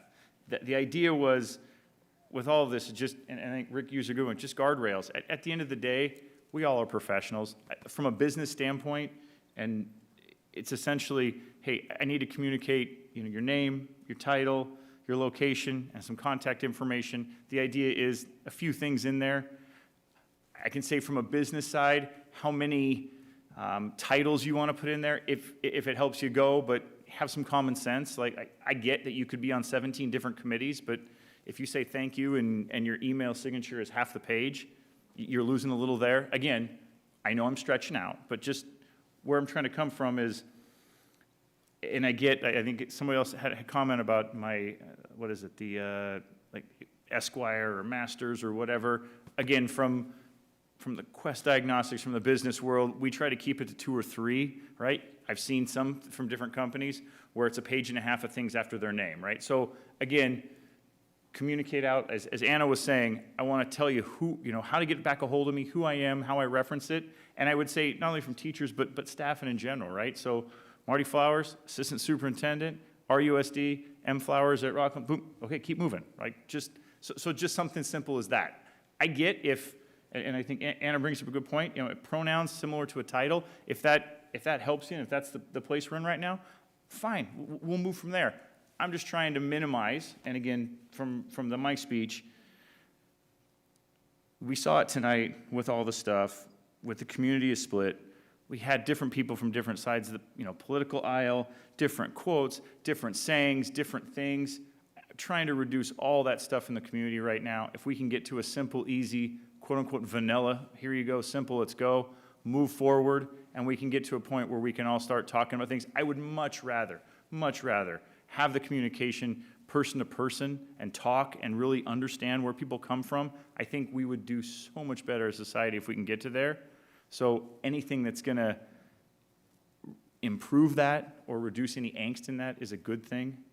From a policy standpoint, I'm not trying to create and be the heavy hand of justice that says you have to do this or that. I think, Travis, you had the comment about enforcement and things like that. At the end of the day, I'll speak for Roger or the district. I don't see anybody coming in and you're being fired because you have the wrong adjectives in your sentence or in an email type thing. I'm hoping that would be a conversation. Hey, Derek Counter, we need to sit down. You can't do this, that. It's better if you do it this way. Let's talk about it. Let's work to improve and move forward. I don't think anything's, hardcore. The idea is we're a big district right now. Let's keep it standard and simple, move it forward, and hopefully, again, it was just an idea around, it's like a business card. Right? Just a simple, here's who I am, here's who you go, I'm going to hand it off to you. Now you have a communication, you have a connection, you know where I'm coming from, title or whatever, and then you move forward. And again, I'm hoping that it's an introduction or a summary, not necessarily the only thing I know about Travis Moget is that he's at Whitney High School and he's an English teacher and he's, RTP. I'd be like, okay, now I know who Travis is. All right, now let's go talk to Travis. Let's go have the conversation. So please, I don't want it to assume, I don't want anybody to come out of here thinking that there's some kind of conspiracy theory or this heavy hand is down. It was just more of, let's be simple, let's be standard, and let's move forward. So that's where it was coming from. I will say before, and I'll just open it back up. I think, Travis, I'll call you back up. I know you had some questions or comments. And then we'll do public comments. Yeah, I'm going to call Travis out first, and then we'll go. So, sorry, go ahead. So I hate to sound this way, but it says excellent education, and what you just told me is it's going to say excellent in vanilla. And I know that's not lit, but it's more than an email signature, and apparently there's nothing, your minds are made up. I think that we've heard the vote. Thanks, Rick, I appreciate your words, and Anna, my God. I mean, seriously. But it's way more than, we're not a business. We're an educational organization. We're not a business. I don't have 14 titles, but I have titles that matter. And not that they matter to me, they matter to every person I send that email to. Every single one. That's why they're there. They're symbols, I feel like I'm wasting my breath. I hope I'm not, but this is so much more. I don't even want to go down this path, but I guess we need to tonight is, where does this put all that effort and all that time and all that puffing of our chest around equity? Because you may not agree with it. This is an equity issue. I'm not going to put him on the spot, but I know Tony pours his heart and soul into the equity work we do in this district as a lead. And some of the parents sitting over here are part of every minute of that work. This is way more than an email signature, and I don't know if you realize the fire you're dancing with, because we are moving in a path that is starting to close doors. And Rick, your analogy was great. We have guardrails already. I don't know of an accident going out of those either, and there's a mechanism in place if we do, but now we got guardrails in a really narrow lane, because it tells me in that policy what can be in mine. We still haven't answered if pronouns can be in there or not. I think I heard you say that's okay, but it's not written in the policy. So if I do it, and I hear you, Derek, that you're not here to be the heavy hammer, but you're not always going to be on the board, and Tony's not always going to be the HR guy, and I'm not always going to be the RTPA president. We write policy to outlive all of us, and it needs to be crystal clear, right? We fight in bargaining over what's the intent of the language we wrote together 2, 3, 10 years later. This is an area where we need to be crystal clear. And right now, we're being so clear that we are going to be vanilla in your words. That's not Rocklin Unified. That's not RTPA. That sure as hell is not going to be in my signature.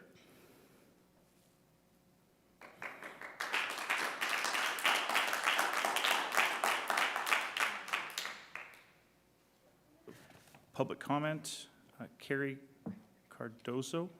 Say that wrong, apologize.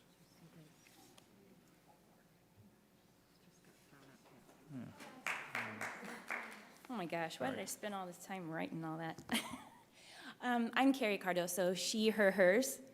I'm very thankful to be in the presence of some faces that I haven't gotten to meet yet. Dr. Lamage, I haven't been able to meet you yet. I'm very thankful to be here with you.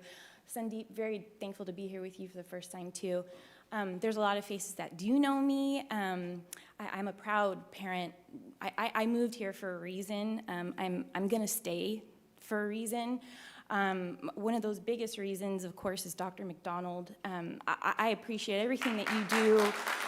It's endless work. I'm gonna go over 3 minutes, I'm sorry. Superintendent Stock, thank you so much for coming to the chalk event last year at Rock Creek. You and I talked about grassroots and how important it is to, when we talk about inclusion, it comes from the ground up. And I'm the mom that's, schlepping all my kids to Valley View and to Sunset Ranch. I get my teachers' emails and I respond to all of them. I'm the vice president of our PTC. I volunteer on 2 diversity, equity, and inclusion committees, 2. I'm also, just here to support teachers. I support the district. I'm here. I'm a supportive parent. You don't want to lose me, okay? You don't want to lose parents like me, okay? And life isn't standard. It's just not. That's here in this bubble here of Rocklin, this really isn't reality. Reality is out there, and once these kids leave the bubble, they're going to figure it out. And basically the importance of when we're talking about emails, well, first of all, we're very blessed to sit in here and talk for hours and hours about emails, okay? There's so much going on in our world right now. Life is hard. Having little kids right now is hard. It's hard to be a parent right now, okay? So let's just leave, when we're talking about inclusion and Julie and Rochelle and Tiffany, you have said so many times over and over that you support inclusion.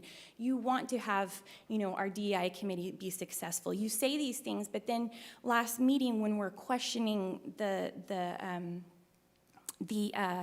ethnic studies, the curriculum, right? Basically, when we're questioning those things, when we're questioning signatures, that's what makes me a little bit worried. But I'm not gonna stand back, and I'm gonna continue. I'm gonna help support. I'm not going anywhere. But when we talk about signatures, it's more than just a signature. That it has nothing to do with you. And it has nothing to do with me. It's showing support for the LGBTQIA+ community. That's what it is. We're showing that we're an ally. That's all it is. We have gay students. We have gay parents. We have gay employees. That's life. Life isn't standard and it's not vanilla. We're all different colors. And there's a lot of diversity that's moving to Valley View right now. And I'm so thankful every single day. This is a great time for me to join the PTC. I'm so thankful. Every day I show up at school, we're happy. We have happy faces. So it's what I told you, Dr. McDonald, like what happened here tonight, that's not what happens at school, you guys. We're happy. My children are happy. They're breathing. Trust me, they're breathing. They drive me crazy every single day. They're breathing all right. They're eating just fine. In fact, their grades actually went up after the end of the school year, and they were on campus all year last year. They went through so much. Our kids are doing so well in regards to all the challenges that they're facing. We didn't have to go through those challenges, you guys. We didn't face the things that they're facing today. Let's take this off our plate. It's one less thing for us to deal with, you guys, okay? Thank you. It's about supporting the gay community.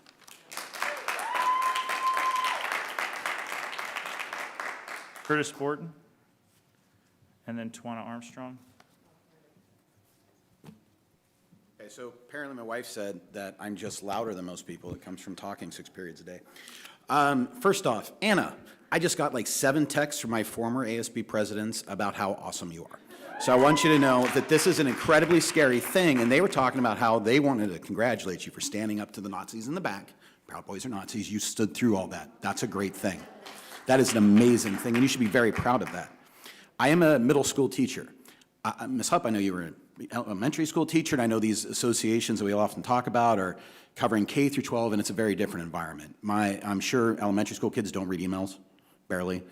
Parents read emails. I have 176 students. When I send out an email, I get a response from a parent, and they get about this much time before I go to the next email. I just put out my grading scale, and I am now 114 emails deep. I don't have time. So, Mr. Counter, I get that in the business environment, it's, hey, this is my business card, come sit me, we'll go play golf. I can't do that. I have 176 employees that I have to see every single day, right? And then I have their direct supervisors I have to get back, and all I have really a lot of times is my email signature. And I'm trying to give you a perspective on it just from the teaching perspective. When I train my new teachers, because I'm a master teacher, I train new teachers, whether they're in their intern program or whether they're just inside their, what used to be called BITSA, we call it induction. I tell them it doesn't matter what you know, it matters what the kids think you care about. And I know that my kid right now is first time in 6th grade, has 6 different teachers. One of them she doesn't like because she's kind of mean, but her other friends like her. One teacher she likes because she found out that she's a fan of Hogwarts. They're in the same house. Because she signs on her signature line, I shouldn't say her name, so let's just say Bob, House Ravenclaw. And she was super excited about that and felt on the first couple days of school, she can go and talk to her about nothing else, not about what she knows, not about her friends, not about whether the boys stink or not, because middle school boys stink. It's just a thing, all right? But it was about the fact that they were in Ravenclaw and they were able to relate. My signature title is Dr. Curtis Borton, Activities Director, BSU Advisor, Rainbow Club Advisor, Chess Club Advisor, the Dungeon Club, or Dungeons & Dragons Club Advisor, the Baking Club Advisor, Speech and Debate Advisor. I've ran 17 clubs last year. And one of the reasons why I do that is making connections with kids is way more important than anything else. Do they constantly tell me, wow, how did you know that? Because they're listening. They listen because you care. And sometimes you can be that just one teacher that has that one thing. Hey, I finish all my emails with a new thing every month. I believe in you. You're worth it. You know, the day gets better. You can survive this. And I get stuff back from parents that are happy about that because they know I care. Am I an expert on what I teach? Yeah, I have a stupid degree in budgetary and fiscal policy analysis. None of you want that. It was hard. But that thing that I put on there, the things on my walls, that's the connection. And that's why I, at this point, have at least 2 kids named after me that are my own from my former students. And they still take me out the reference because, yes, I taught them how to do a parallel structure, but they know that I care about them. I go to their weddings. I cry when their kids are born. This is because being a teacher isn't about a transactional relationship. It's a transformative relationship. Thank you, Curtis. Tawana Armstrong, and then Meredith Kane. Good night again. Hi, Superintendent Stock, trustees, my peeps. You know, I come before you about this topic because it is about equity. And I think I said to you guys, when I spoke to you about the ethnic studies curriculum and how you brought that forward and you said from the dais, you know what, we were not trying to pull that. And I said, you're being disingenuous. You're being disingenuous again about the signature. Because if you're teaching students how to think, you don't tell them that there's no such thing as individuality, that having something that represents me, I can't do it because that represents me. You don't tell teachers, I respect you, and that I know you're doing the best, and then tell them, but I don't trust you to sign your name. You don't sit as president and say, I'm not trying to censor, I'm not trying to be heavy-handed, I don't care about the pronouns you can have, then why go looking for a problem that was never there? If there's already a policy in place, you don't say, you know what, we're a business. We're Rocklin Unified School District. It's a distinguished school. They have done miraculous things with education, which is why people move to the area, one of the reasons why people move to the area. So you went looking for a problem around equity, and you decided that you're going to bring it forward because you don't want to represent those kids who are LGBTQ. You're being disingenuous. You really and truly are. And I am somewhat anxious about it. I'm frustrated about it. You have a student who I applaud you, who broke through all the minutia and told you, look at yourselves in the mirror because it's about the students. And if a student finds themselves in a signature and they go and they talk to a teacher, then it's a win. Listen to the students, because that's what you told me you're going to do. You're going to listen to the students. Well, the student just spoke. You're being disingenuous. You are being disingenuous when you say, I want inclusivity, I want equity, I'm all about DEI. Everyone knows my stance. You cannot be racist and be a teacher. You can be racist and live next door to me. I would also say to you, you cannot be racist and be on the school board. You are being disingenuous. And to be clear, I am not calling you a racist. I am saying that you cannot be racist and be on the school board. You cannot be racist and be a teacher. You cannot be disingenuous and expect that everybody is just going to allow you to do it. You went in search of a problem about equity because the guardrails were already there, and now you're bringing it forward. The same thing you did with the ethnic studies class. I'm like Thank you, the Ms. union guy. You guys are creating problems. You guys are. Thank you, Ms. Armstrong. Meredith Kane, and then Before I start Adrienne Pocklington, sorry, after you. Go ahead, sorry. Before I start my three, can I clarify again my two questions? If this policy is approved as is, are personal pronouns allowed in our name? And are non-paid club advisors allowed as part of our position? So if that could be answered before my 3 minutes. Sorry, and I think the pronouns, I think people were comfortable, and what was, I'm sorry, I'm counting the other one. The non-paid club advisor role, so it's not a paid position, but like many people said, it is part of who we are on campus. Okay. Yeah, it's, is it-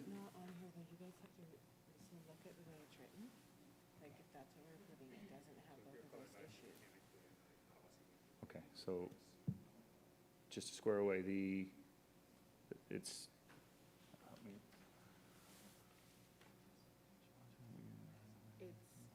Name, position.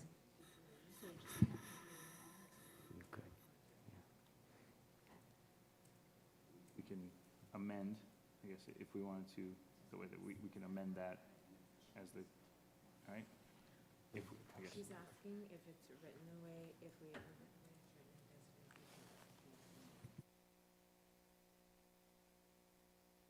This club advisor role is, as that part of our position, can we include that as well? Pronouns and- Absolutely, approved, 100%, approved on campus, absolutely. Okay. So not right now, so fair, so we haven't got to a vote or anything yet, but so I guess if I were gonna add some things to this, the pronouns isn't listed in there, or the club advisor isn't listed currently in there, so I apologize, but we'll. But that would be a thing that you would look to add.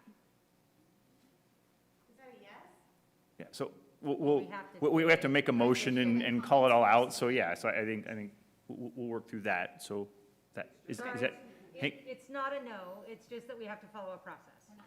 yeah, So, and then, okay, so was that the only, or, I mean, I want to give That you were your... my two questions from Travis's, and then I have a Okay, comment I'd like go to ahead, make. go Okay, ahead. I appreciate that. My name is Meredith Kane. I teach at Whitney High School. I was going to come up to you and first say that prior to becoming a teacher, I worked for 8 years for a Fortune 500 company.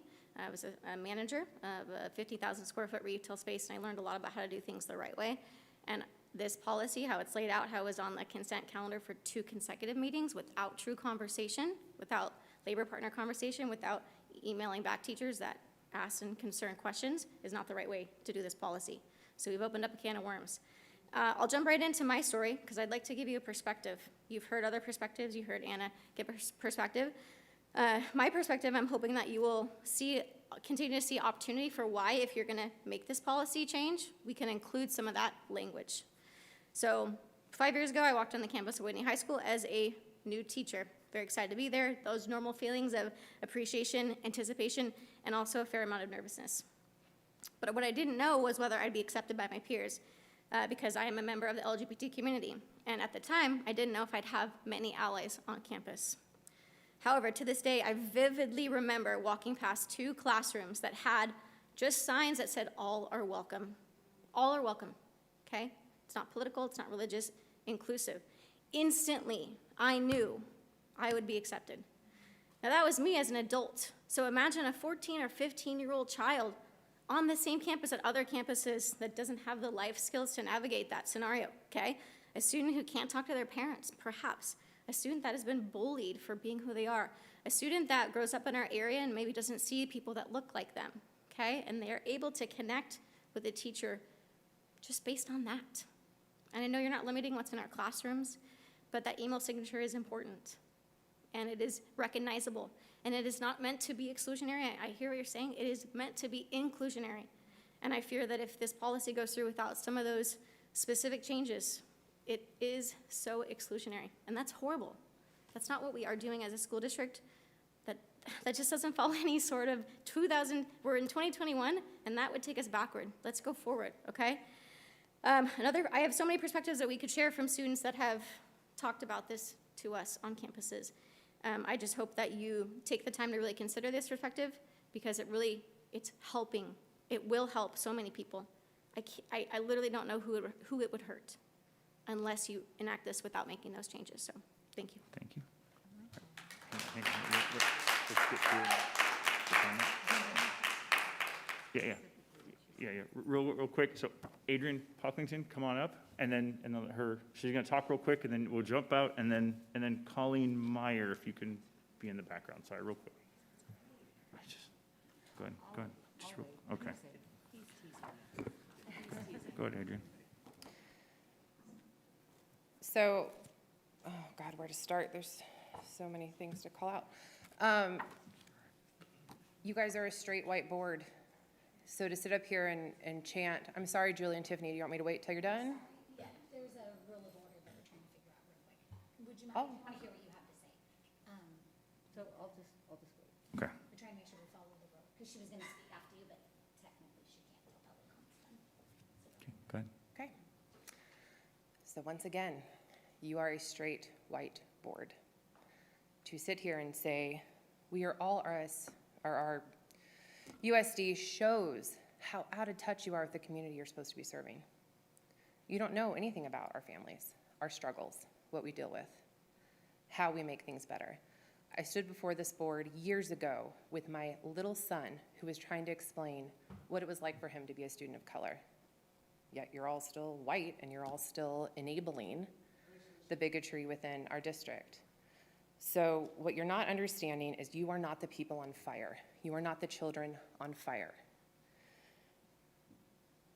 I started my career in PEDS ICU, and unfortunately, a huge part of my career was doing one-to-one suicide watches with children, 10-year-olds, 11-year-olds, 12-year-olds. These weren't kids that tried to kill themselves because they were offended that their teacher had their pronoun on their email signature line. These were kids who tried to kill themselves because they were writhing in loneliness, hopelessness, emotional pain. They had no one. And maybe their world would have been different if they found someone they could connect with. Changing this policy is not what you're trying to make it It is appealing to the more conservative, bigoted areas of our community who want to eliminate inclusivity. So if you're going to be about inclusivity, if you're going to be about equity, if you truly want to serve your students, listen to them. Understand the children who are struggling, the LGBTQ community children, face discrimination that is unique because they don't always have their family to fall back on. They don't always have parents who are the same as them, as can be in some situations with racial discrimination or religious discrimination. I mean, my family is the exception. I have 2 children of color who have been raised with 2 white parents. So we're the exception, and I get that there are exceptions. But sometimes their teacher is all they have. That's it. And if they can read a signature line and feel that that's someone they can go to, that could save their life. Working in healthcare, it is statistically proven that people of color get different treatment. They have different outcomes. So I personally wear a rainbow badge on my, or a sticker on my badge. I wear surgical scrub caps that display inclusivity, and I am stopped weekly by family members, staff, and patients and thanked because they said they saw that and they instantly felt more comfortable. And that is why we do it, to create safe spaces for those who are on fire, for those who don't have it. So keep in mind, if you save one person, if you keep one kid out of a peds ICU who tried to slit their wrists, you've done something good. And that is far more important than bending to the people clutching their pearls in this community. Thank you. Thank you, Ms. Paulson.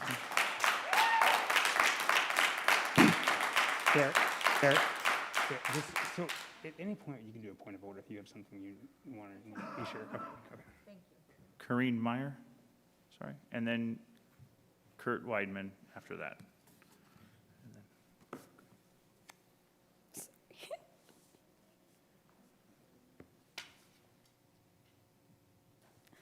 It was easier to talk for somebody else earlier, but this is a tough one.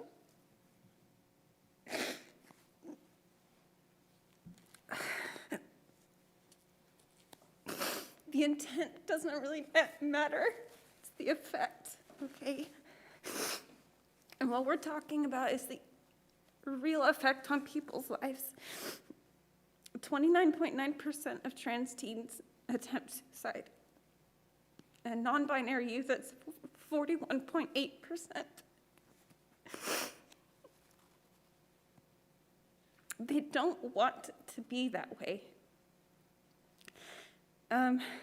In kindergarten, I met my first transgender person, and that's what changed my life forever because all she wanted was to play Barbies and jump on the bed and talk about clothes.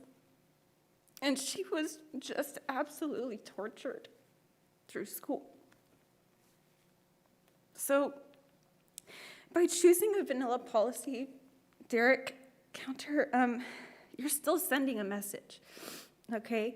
You're not, by choosing to be neutral, it's impossible because you are sending a message. And I understand that you're saying it's not the intent, you're not trying to, but this is how it will be received. And I totally agree that it is worth it to save somebody's life, whether you politically or religiously agree that it's a choice to be that way. I know it's not a choice to be that way. Why would somebody choose to be tortured their whole life? You know, they just want to be their authentic selves. We have pastors here in this community, and I'm not going to get too much into detail, but they say that if you support trans people, you support the devil. And that's what these messages are that our kids are hearing.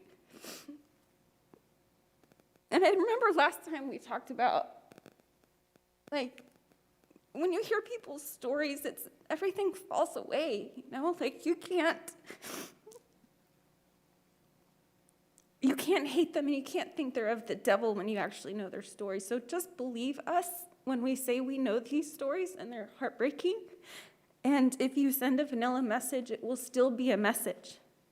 And it's just a simple, simple thing. And because you're not in their shoes, it doesn't seem like a big deal, but those percentages are real.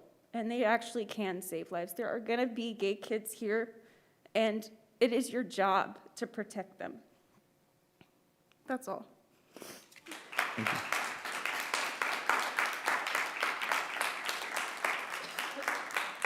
Kurt Weidman, and then Karma David. Sorry.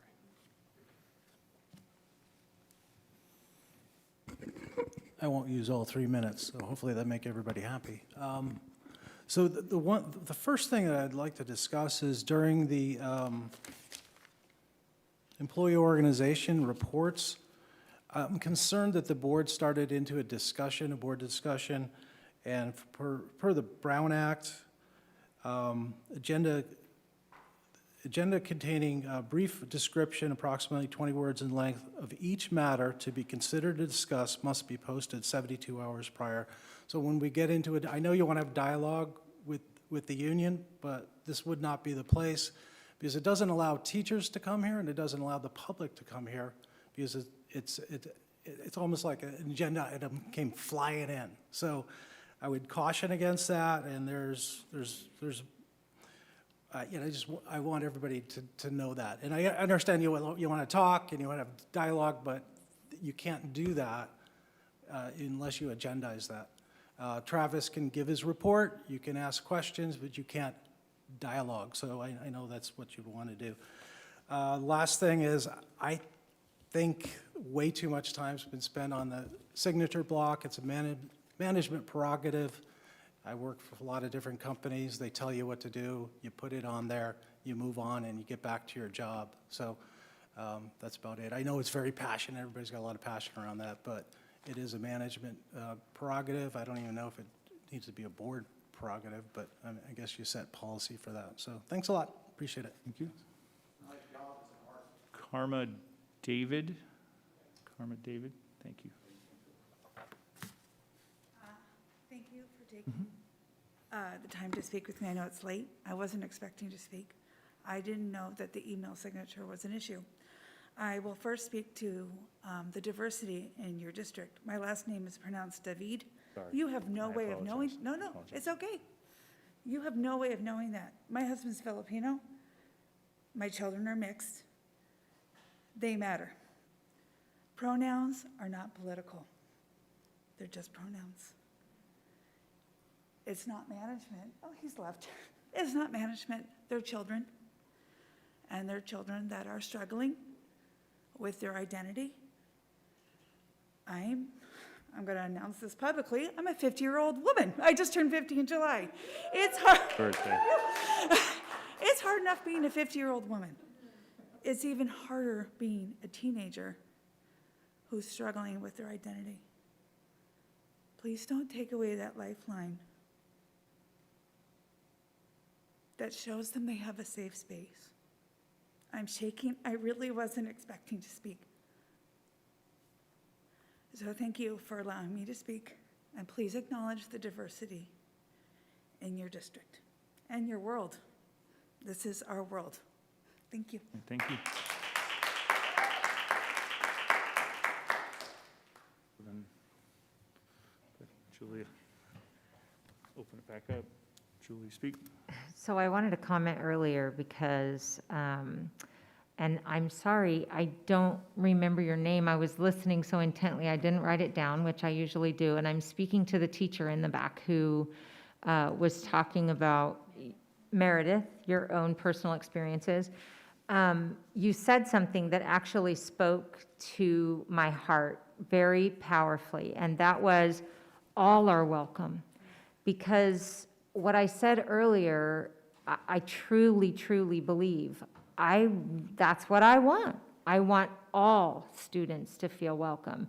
And if that's what is on the window that makes every student feel comfortable and welcome, then that's fantastic. And I think that you offered some very reasonable and understandable solutions and requests. And I thank you for coming up and speaking your truth. And I thank you for what you said.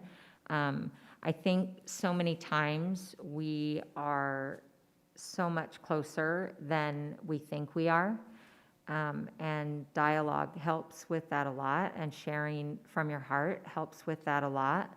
And I respect that you did that, and thank you.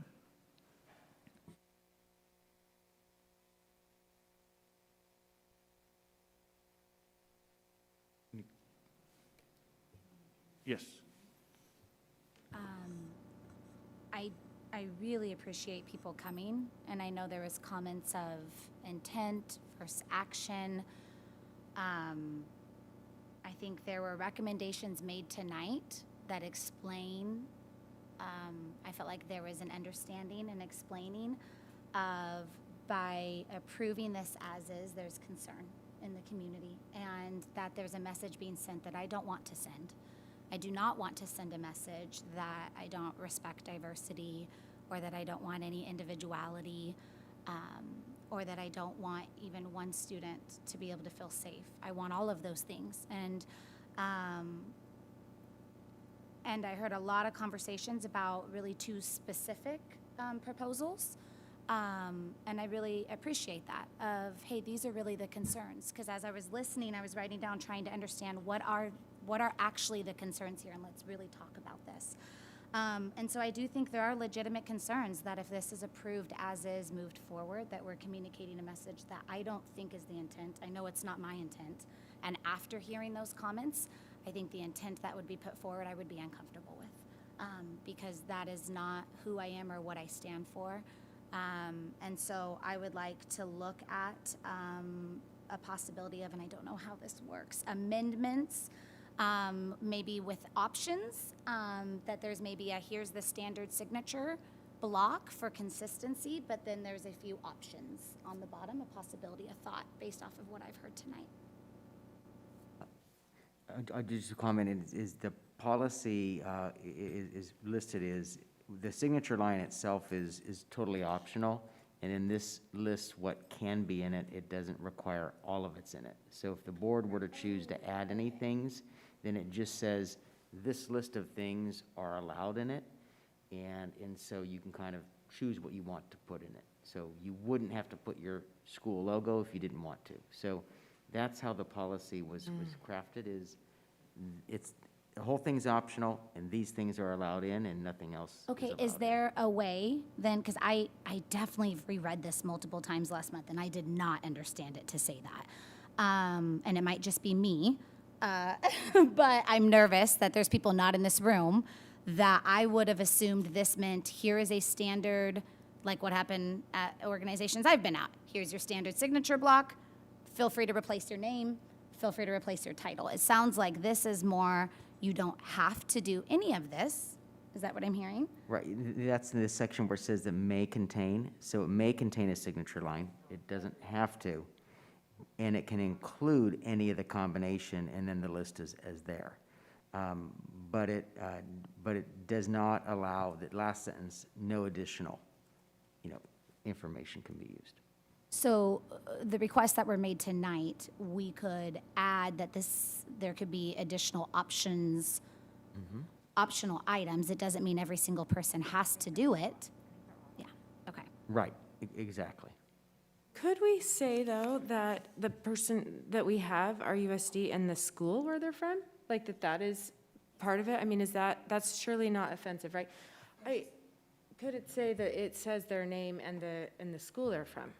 I mean, if we're looking for something professional and standard, right? Like that part isn't optional, because I'm so glad we have public comment, right? You got to hear me. If we want to communicate with our parents, we want it to say Travis Mauger, Whitney High School, right? Could that be required, and then the other things could be maybes, so that people know as a standard this person is a teacher at Whitney High School, or that's not offensive, right? Are you getting complaints from parents? We did, yeah. I can't get into it, but it's actually, and Tawana, you and I have spent a lot of time together. So I hope you know that I am very sincere in that this was about, not about a pronoun. This was about one of those controversial subjects that I read about, and it's, my goodness. I'm glad I heard you guys tonight. This was never our intent. Never our intent. This wasn't an LGBTQ issue for me, and I'll assume for the rest of my board, because I assume good intent. So is there something that is offensive about saying we want it to say their name and at least Rocklin Unified School District? The other things are mays, but do we not want it to have our logo and the school? You're saying that there's a, hey, here's a standard, but then everything else, feel free, and we can add in club advisors, if we could talk about that, Right. pronouns or whatever. They could Right. still add that in, but you're saying you just want some sort of standard, everybody has their name and. Your name in Rocklin School District? Do we? What does it have right now? Right now, it's completely optional. You can have a signature line or you cannot have a signature line. We don't require employees to have a signature line as part of their email. Some choose to just sign it, email and Roger, but you can have a signature line if you want one. And the way this is written is, it's still optional to have one or not have one, but if you do have one, only these listed things can be in it. Okay, so I want to clarify, because I think we're talking two different issues, but still important issues. For me, I feel like there's a benefit that when somebody sees the email, this is coming from an employee at the district, right? I know that you could read the email, but them knowing, I like the ability to give options that, hey, people, here's great options for them to have. I think that's good, and I don't mind adding some amendments in after hearing what was said tonight. Clearly, we're missing some pieces that individuals need to be able to communicate. I get that. And we can update that. I can make a formal motion in a minute. But I want to make sure I'm understanding. So the idea of, hey, we would love for you at your email be able to put who you are and what you do here, so that way people know who they're talking to. Is that what I'm hearing? I'm just trying to fully understand. Yeah, if our goal is to have, a professional standard, then it surely could say Travis Maget, Whitney High School, Rocklin Unified. I'm saying can we require that? And then there's these may items that then you could, but is that offensive? It is, because you're assuming that I'm not professional enough to introduce myself when I write the email, and I'm simply relying on a signature. Oh, no. If I write an email to Mrs. Price, the parent, I'm going to introduce myself. For sure. Make the connection, address the concern. For sure. Signature or not is irrelevant at that point, to be honest, but the signature is, right, that's the piece we're stuck on, so. I don't assume anything. I'm not going to write an email with no context of who I am, where I work, and what my connection is to you and your students, and rely on my signature to be that. I understand. I wasn't assuming that you're not professional, though. Please. I can't be the only one feeling that, but, this isn't my time. I'm just saying it because I need it. No, I appreciate you. I wanted to know if that was offensive to have your name and Rocklin Unified School District underneath it. Well, no, I think we have enough people that need to make a connection to a site. We have, it's confusing in our ranks, so I'll speak from a union perspective. We have 36 employees that are multi-site employees because their speech and, they're categorical that jump around. So it definitely helps to be more than Rocklin Unified. Not that For there's a sure. lot of Travis Mojettes, but For sure. there are, a few surgeons, a few whatevers that actually do connect to schools, and so I understand that. Yeah. And I wasn't saying just say that. I was just saying as a very, very minimum.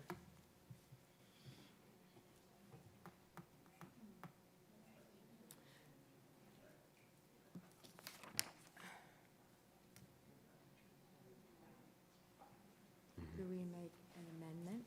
Yeah, I think the conversation is what's on the table plus any amendments, so comma this, comma that, and then the motion is, we have what's written. Are there some things you want to add to that?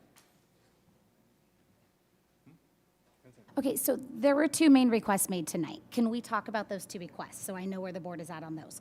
The one being club advisor roles and paid. I'm assuming we're talking, what did I say? Club advisors. But she said unpaid. Well, I think just to clarify for the board, if they were school-approved club advisors, would be a way that they're officially recognized by the school district, and that would then give a way of paid, unpaid, doesn't matter. I have no concern with that. I would hope we're not promoting one club over another, but honestly, though, I don't have a concern with that. I think that's school-approved clubs, and if that will help students feel comfortable going, hey, I know I can talk to this person because they're an advisor for this club, I don't have any concern with that. No, I don't either. Okay, so I would so go through all of them and then do an amendment at once. And then it was brought up pronouns. I know when this was originally brought to me, that I was not looking at that as a concern. So I'm thankful for people that brought that up, that if this was enacted, that would not be an option for those that want to. As far as an option to allow people to put that in their subject line, I don't have a concern with that. I feel like I've heard tonight from both our student and many in the community that is a desire and a very real need. And so how does the board feel about that? That's fine. I'm glad we had this conversation because sincerely we didn't realize that. So thank you. So now I think you make an amendment. I motion we make an amendment to, sorry, I love all this formality. I feel like we've said it. 10.11, the requests that were made from the public, to add those in as options.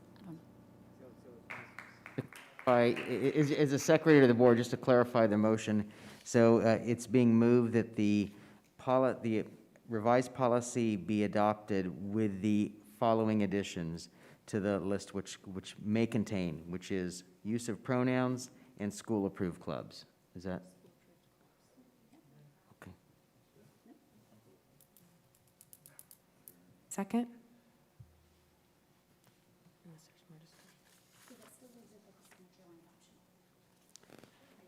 It's, yeah. Sorry, I'll put my mic on so everybody can hear. I was just saying that does mean that it leaves it to where it's still optional. I think I'm at a place, I hear what Travis said. I really, truly, and I know we talk about intent and that word gets thrown around and misused all the time. I really have got to believe our teachers, our staff, when they're communicating to people, they're not sending random emails to people with work-sanctioned emails. I think the people they're emailing probably know them. I just wonder if right now maybe we just say, hey, for consistency purposes, maybe can we send out something from communications, like here's a easy access to logos? Do we not want to do that? Yeah, and what we can do, and anytime we change a thing like this, is what we would do is we would typically send out information to employees about it. We typically give like a 30-day window to comply to change in this, and then I could work with Ryan Johnson around, here's some, templates or easy pieces that you could use to make it convenient if you chose to do so. My thought on that is so I'm not having to regulate in this, you must have this. But I think it still gives the heartbeat behind, hey, maybe there can be an email that goes out. Here's some sample, here's the logo of whether you're an RUSD staff or a site staff. Here's a sample text font, whatever to use, but we still leave it up to them. Unless there becomes a problem, then we address it when it's a problem, but we still leave it up to them to put those pieces together as they choose. I haven't had a concern with that or that concern be brought up to me by anybody.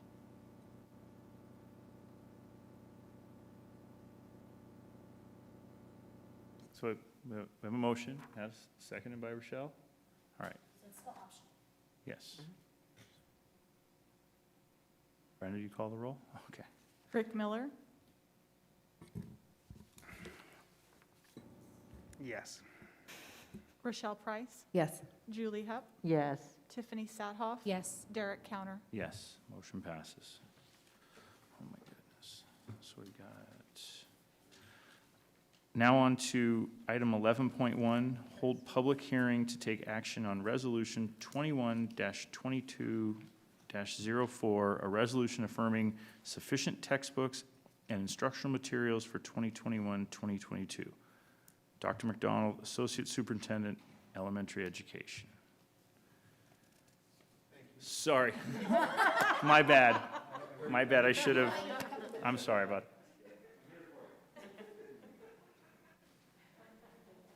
So I will continue with the formality. Pursuant to Education Code Section 60119, the governing board of each district is required to hold an annual public hearing and adopt a resolution stating whether each pupil in the district has sufficient textbooks or instructional materials in specified subjects. This would include math, language arts, history, social studies, and science that are aligned to the academic content standards and consistent with the content and cycles of the curriculum frameworks approved by the state board. This must take place no later than the 8th week from the start of school.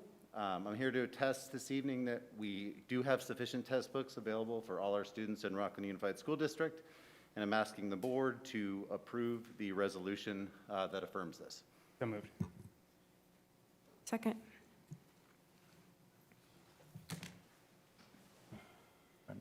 Brenda, will you call the roll? Sorry. Yes. Rochelle Price. Yes? Julie Hupp. Yes. Tiffany Sathoff. Yes. Derek Counter. Yes. All right. Thank you.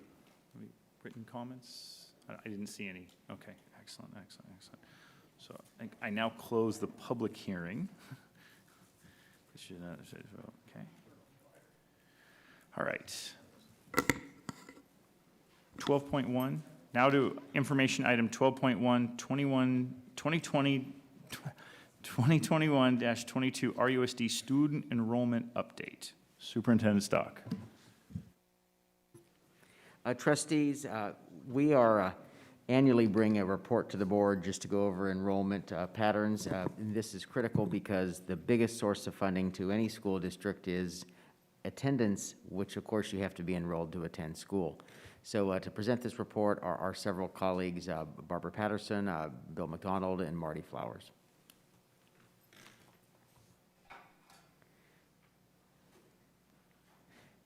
We'd be starting with Barbara Patterson. I believe she's on a short recess. I'm happy to work with Barbara Patterson's slides until she can return. So Dr. McDonald, if you can click away. So our enrollment breakdown here, what we did is we wanted to show the board that our CBEDS, which is the official day of student enrollment census count, is in October. And so on this slide, we've shown year over year, elementary, middle, high school, and then you can see all alternative programs, transition other areas, what that enrollment is. We also, in looking at enrollment, the board puts an enrollment projection when it adopts the budget each June for each of the outgoing years. And that is the basis for revenue in one of the revenue areas within the budget. And so for this adopted budget in June, the board staff recommended that we look at a 235 student increase in enrollment from the previous year. And that's based on all the projection analysis that we do each year. Unfortunately, on the 10th day of school, which we have found to be a very reliable factor of enrollment, we only gained 102 students over last year. So the good news is we did gain students. The bad fiscal news is we were 133 students short of what we projected we would gain, which impacts the budget that was adopted by the board. And so I will invite Mrs. Patterson to take over the next few slides in this portion of the presentation. This is the breakdown of the students in our RVC program by grade, grades 1 through 6, that was shown separately on the previous slide. And then this is a bar graph of the change year over year, the last 11 years of our enrollment. You can see from this that we've only had decreases in 2 years, 2014-15 and 2020-21, and again, an increase year over year of 102 students this year. The financial impact of the decrease from 1920 enrollment, even though that the district is held harmless in 2021 and 21-22 for our local control funding formula funding, and the ADA increase, or the enrollment increase of 102 over the prior year, the loss of the 664 students from 1920 will have an impact of about $5 million on our LCFF funding starting next year in 22-23. And we also are impacted in our lottery funding. So that is estimated to be about $153,000 less each year. This will increase the amount of deficit spending beginning in 22-23. We currently are not deficit spending, again, because of the hold harmless and our federal funding. This loss will be reflected in the multi-year projections of the district's budget. And now Dr. McDonald will present the elementary enrollment information.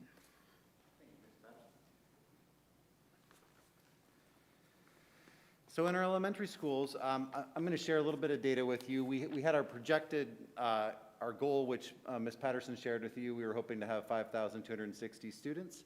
And we're going to look at 8/10, which is the day before school. We actually had a very good enrollment season for elementary over the summer, really driven by way larger than average enrollment in kindergarten and then returning first graders. So we almost had 40 more kindergartners than in a typical year, like 2 full classes worth of kindergartners.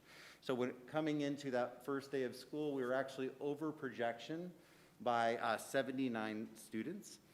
And you can see that in the very top part of the bar there.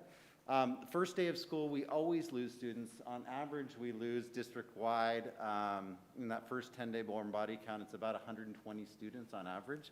So in elementary, over that first 10 days, we did lose 110 students, or not lose, I say didn't show up or left the district at that point.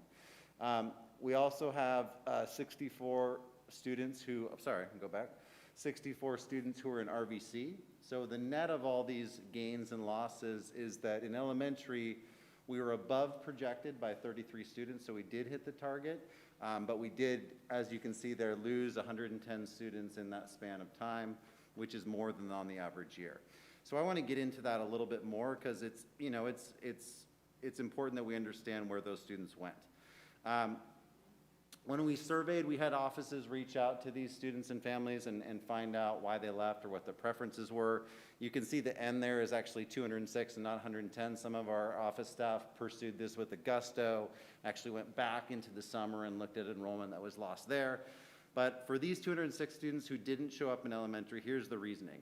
We had just a couple TK students who decided to stay at home because they don't have to attend school yet legally. We had 3 students reporting families that they don't want their students wearing masks, so they made other choices. We had 17 students, families saying schools were not safe enough, and largely these families chose to homeschool their children. We had 91 students, or 44%, saying they're moving out of state, out of the area. So and a lot of out-of-state transplants this year, as was true last year.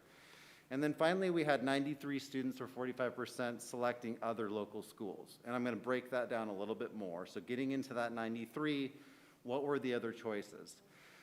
A large majority, about 50%, chose Rocklin Academy. There's a lot of various other schools, about 20%. 14% was at Placer Academy, 6% at John Adams, and 5% and 4% at Destiny and Adventure Christian. So those were the schools selected.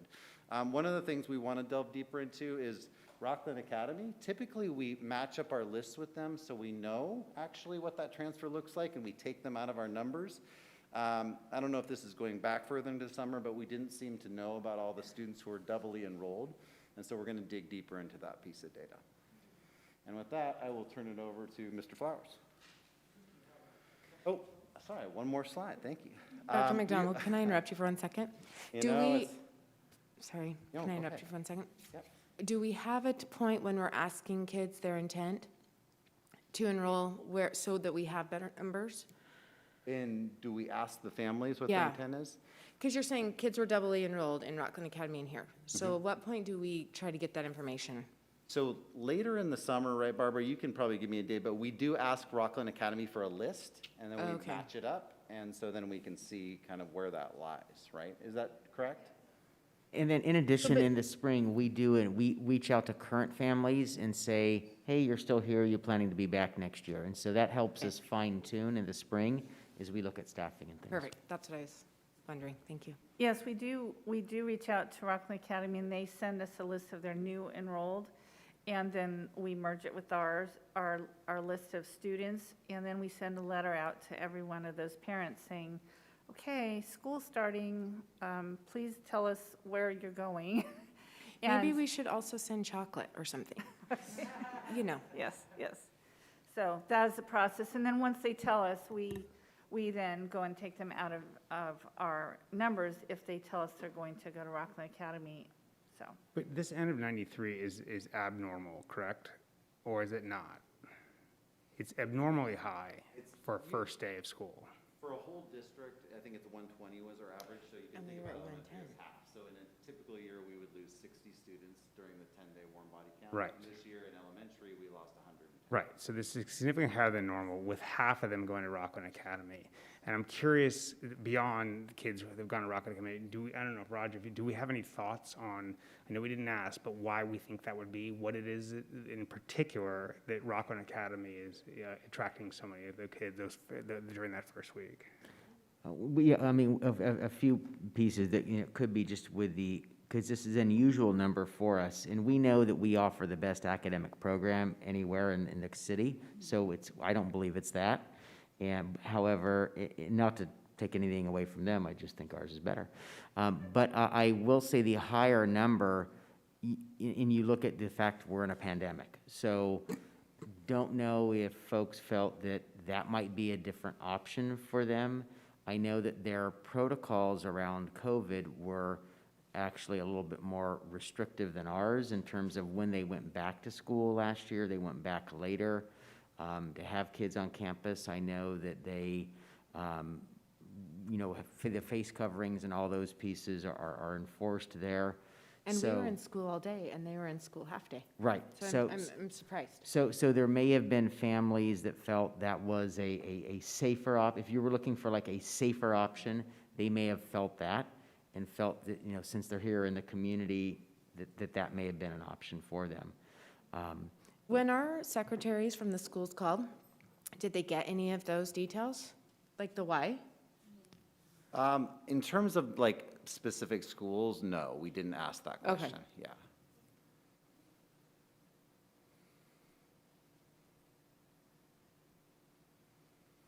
Okay, I'm going to keep going. So the other thing we wanted to share was inter-district data, and you all know that inter-districts are students applying to come to Rocklin. So we have the influx, and then we also have students leaving Rocklin. So you can see those numbers there for the last 4 years.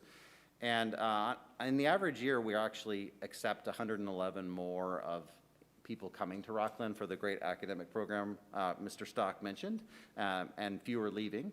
So this year, actually, we had higher than average students wanting to come to Rocklin, 126.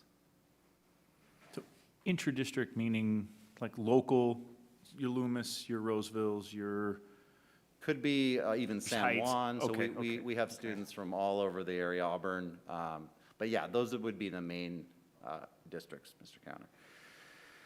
And then just some site-specific data. So just breaking down the trend. So Antelope Creek, Rock Creek, and Sierra posted lower than projected enrollment. Antelope Creek had many families. We did dig deeper, move out of the state and area. That's always been one of our schools where we have a high rate of families moving, transitions. Rock Creek did have many families choose other options, local school options. Sierra had both of those things operating in terms of them not meeting that target. Sunset Ranch and Valley View posted higher than projected enrollment. We knew this was going to happen because of the housing development in Whitney Ranch, which is why we're opening Quarry Trail Elementary, in the following year, because Valley View actually in particular, their numbers are a little deceiving. We actually had two full kindergarten classes. One went to Sunset Ranch and another went to Cobblestone and Breen because there simply was not space at Valley View. And that is it for real this time. Marty, you are up. Good evening.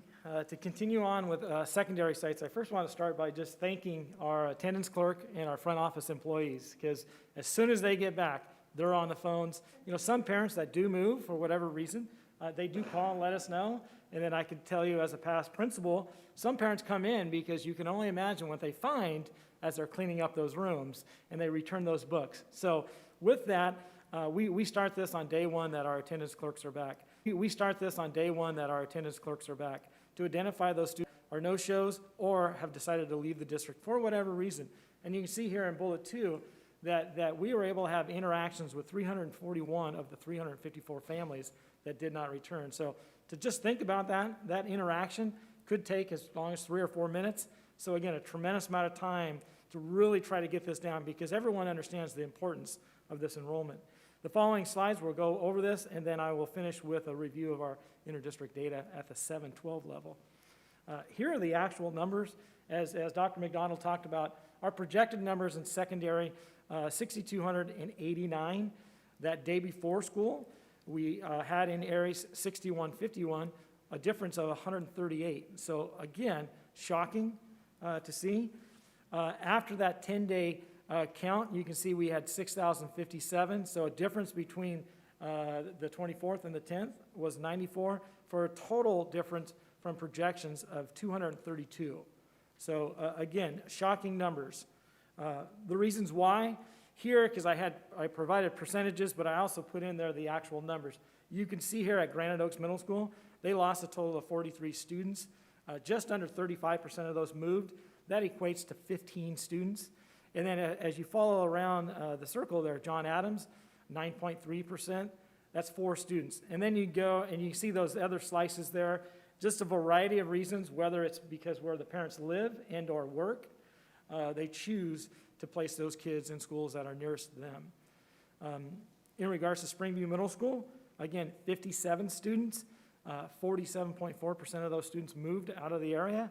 5% of those actually attended our Rocklin Alternative Education Center. So the good news there is they're still within our district. They're just not at Springview. And then as you go through, you can see 4 students went to John Adams, 3 students were homeschooled, and then a number of 2s and then 1s. So next up, you have Rocklin High School. Again, the large portion here, you see 31.2% of those students moved. That's 29 students out of the 93 that we had planned on attending Rocklin High School. Once again, 29 of those students moved.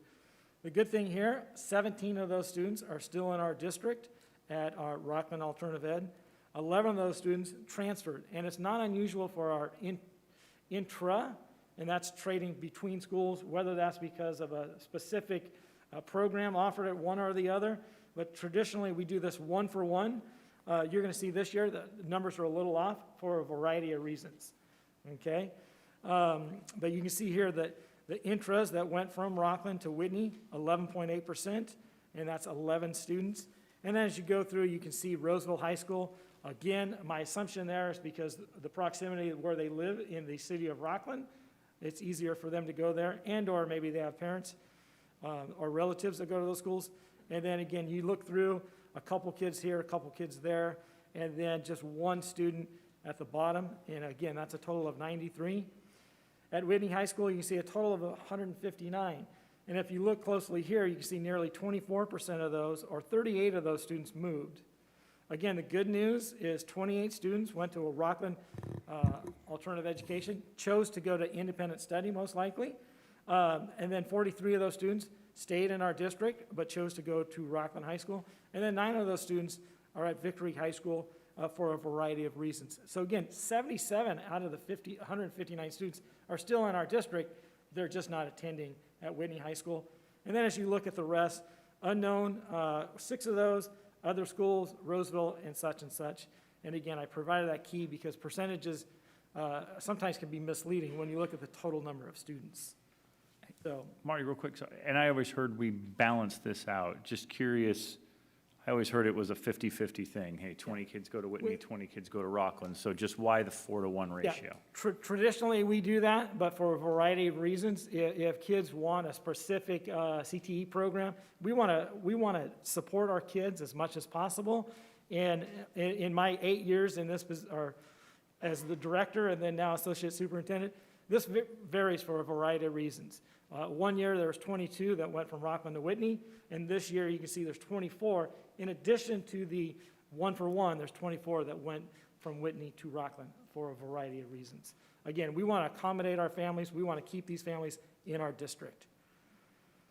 The inter-district data that Dr. McDonald talked about just for grades 7 through 12, you can see here that we always are in the positive, and we continue to be so. The 4 years there, this year we're looking at 171, which is a positive thing. More kids are coming into our district than are leaving our district. And then finally, we do have other programs in our district, and just for the audience that may still be watching, that not everyone understands acronyms here. RAAC is the Rocklin Alternative Education Center. Then we have our transition program for students 18 through 22. NPS is non-public school, and then PCOE is Placer County Office of Education. So you can see the totals there. And then down below, you can see that, again, elementary was in the positive by 33, secondary was in the negative by 232. Overall, the district is 133 students below our projections. And then finally, to finish this off, the next steps, we will continue to increase and continue our efforts to promote RUSD. I know we have promotions going out, I believe, on electric board still. So that's been positive. We want to identify other ways to target outreach to families that may have left but remain in Rocklin. We want them in, as Superintendent Stock said. We provide the best education in town.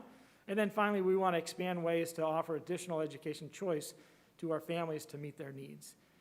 That concludes our presentation, but staff is here to answer any questions you may have.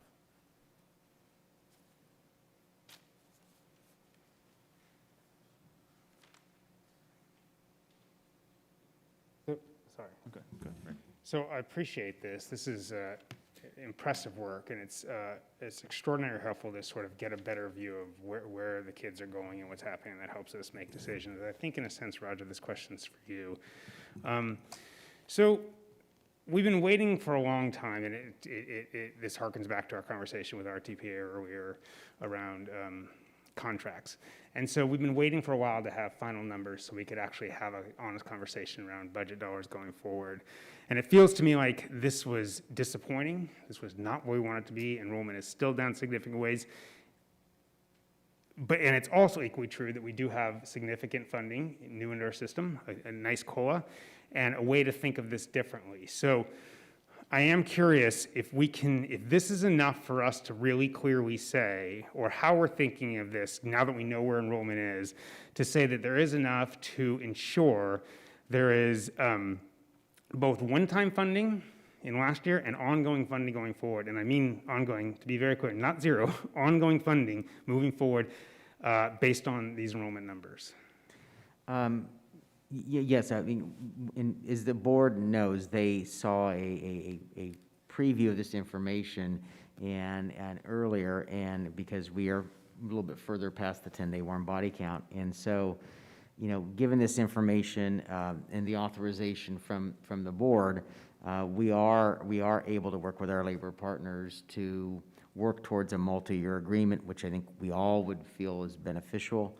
And that would include, as you said, both one-time funding and ongoing funding for our employees. And that's something that, while the numbers are disappointing, we also are able to look at and think about potential additional transitional kindergarten students because of the new universal TK program.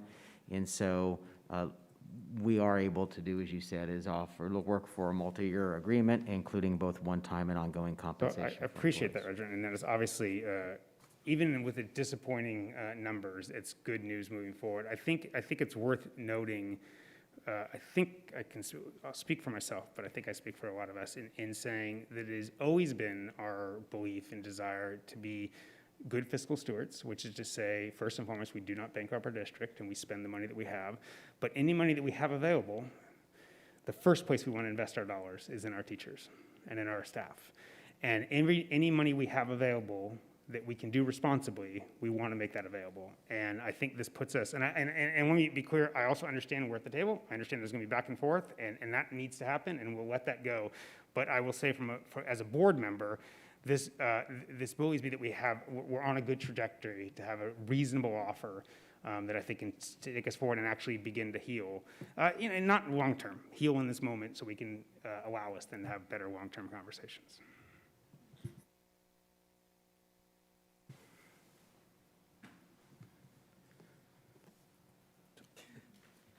No, good. I'll do board comments, got questions. One public comment. So I now invite Curtis Borton to come forward. Got about 2 minutes.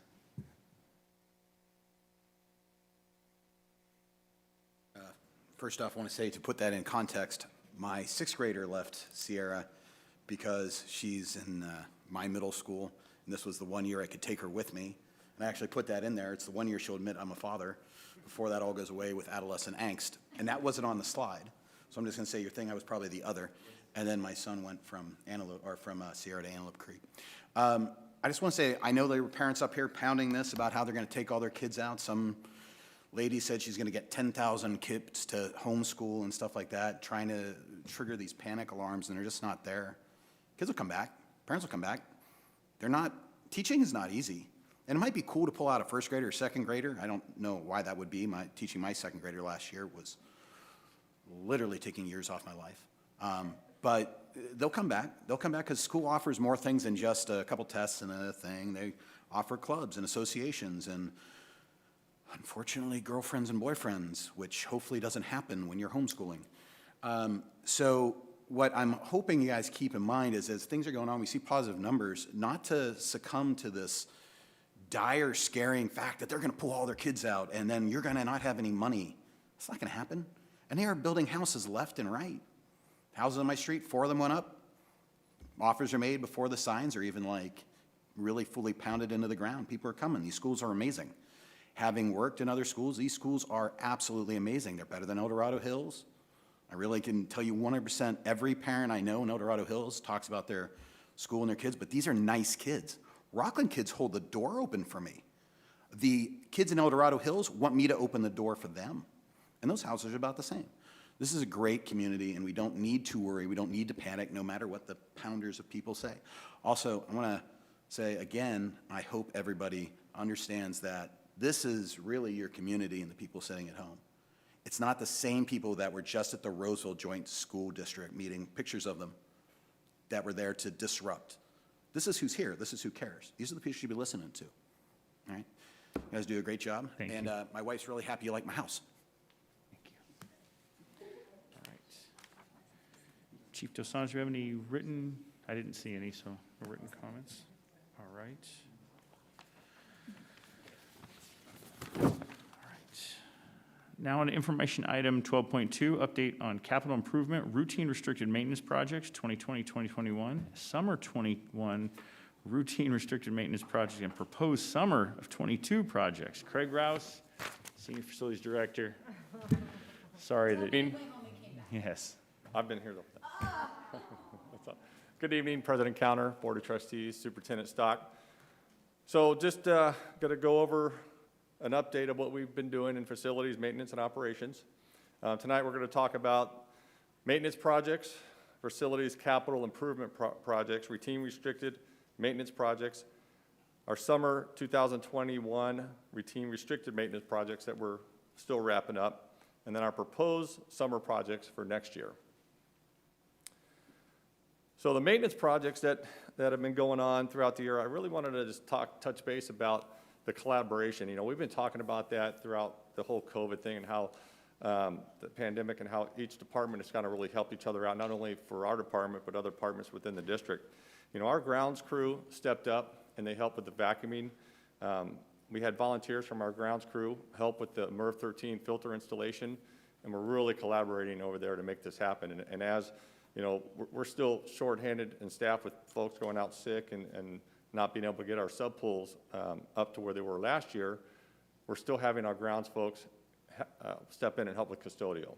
That actually happened today. So anyways, we completed over 3,600 work orders, and we have 7 maintenance staff that actually go out and do the work orders. And we had 2 veteran maintenance workers that retired this year, so we were in transition trying to fill those positions, and also we had a couple go out on medical, so we really didn't have a full staff of our maintenance crew this year, but we were able to complete over 3,600 work orders. We installed over 6,000 MERV 13 filters in-house. We do that 3 times a year, and then our HVAC repair costs went up to about $450,000 last year, and just repairs and replacement, and that's due to our aging infrastructure. We have over 900 units, and probably about 2/3 of them are about 15 years or older. So our facility capital improvement projects, we've been talking about the completion of the Quarry Trail Elementary School, and Bill's leading up, getting that school, the campus open, and staff coming first of the year. We had a little delay with PG&E as they concentrated their efforts before summer started to go up into the hills and start getting ready for the fires. Our connection to off-site to the power to the school was delayed quite a few months. And we're now wrapping up the construction completion. And then the sod on the fields will be going down when it starts to cool down. So we have an opportunity not to put it in the summer by opening it up in the fall of '22 to get the sod down. We completed the Rocklin Academy relocation to Rocklin project at the end of last summer. They got in October. And then we're just now wrapping up our summer 2021 high school growth projects. We put 2 portables, moved them from Rocklin Elementary over to Whitney High School, and then we moved 1 portable from Antelope Creek over to Rocklin High School. Whitney High School, we put them over to Rocklin High School for the annex growth for the 18 to 23 program. So those projects are now, we're having a delay in the supply chain, and we're just now wrapping those projects up. We were able to get the kids in when school opened, and now we're starting to backfill and get all the punch list items done. So throughout the year, I just wanted to talk about what we do throughout the year. So we talked about summer projects, capital improvement projects, but throughout the year, we continually work on asphalt repair, replacement, slurry seal and striping, interior, exterior lighting, roof repairs, HVAC repair, replacement, concrete replacement. We have a lot of our concrete starting to lift because as we hit these droughts, the roots start to go up. There's popping quite a bit of the concrete. Fire alarm upgrades, intrusion alarm upgrades, domestic and irrigation water line repairs. We had quite a few throughout the school year. Flooring replacement, and then our energy management systems. That's our EMS system. That's what controls our HVAC units.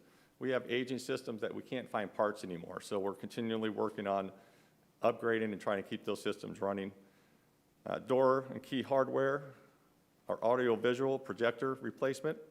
So throughout the year, on total routine restricted maintenance expenditure, we spent just under $1 million in work throughout the whole year.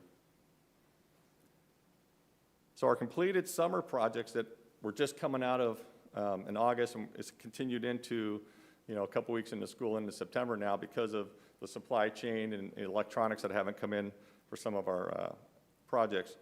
We did wrap up the asphalt repairs at Valley View, Cobblestone, and Parker Whitney, and that included slurry seal and asphalt repair and striping. We did some exterior painting at Whitney High School, the admin building. Did a little color change on there, and we're using elastomeric paint. The stucco was cracking because of the stucco creed. We're hoping that'll stop the water penetration coming into the windows. And we did the elementary school kiln repair. Went through and did some maintenance on the kilns. We actually repaired some of the exhaust fans that weren't operating correctly with the way that the kilns were working. So we rewired that, and we just wrapped that up.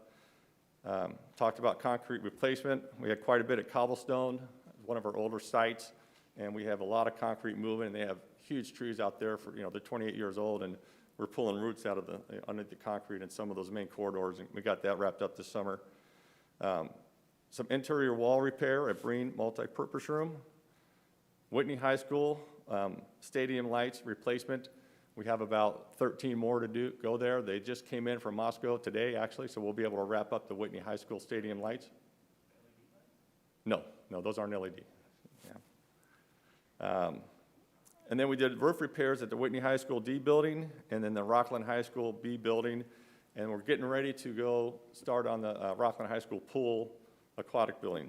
We repaired that roof. We repaired flooring at Whitney High School. We did their staff bathrooms.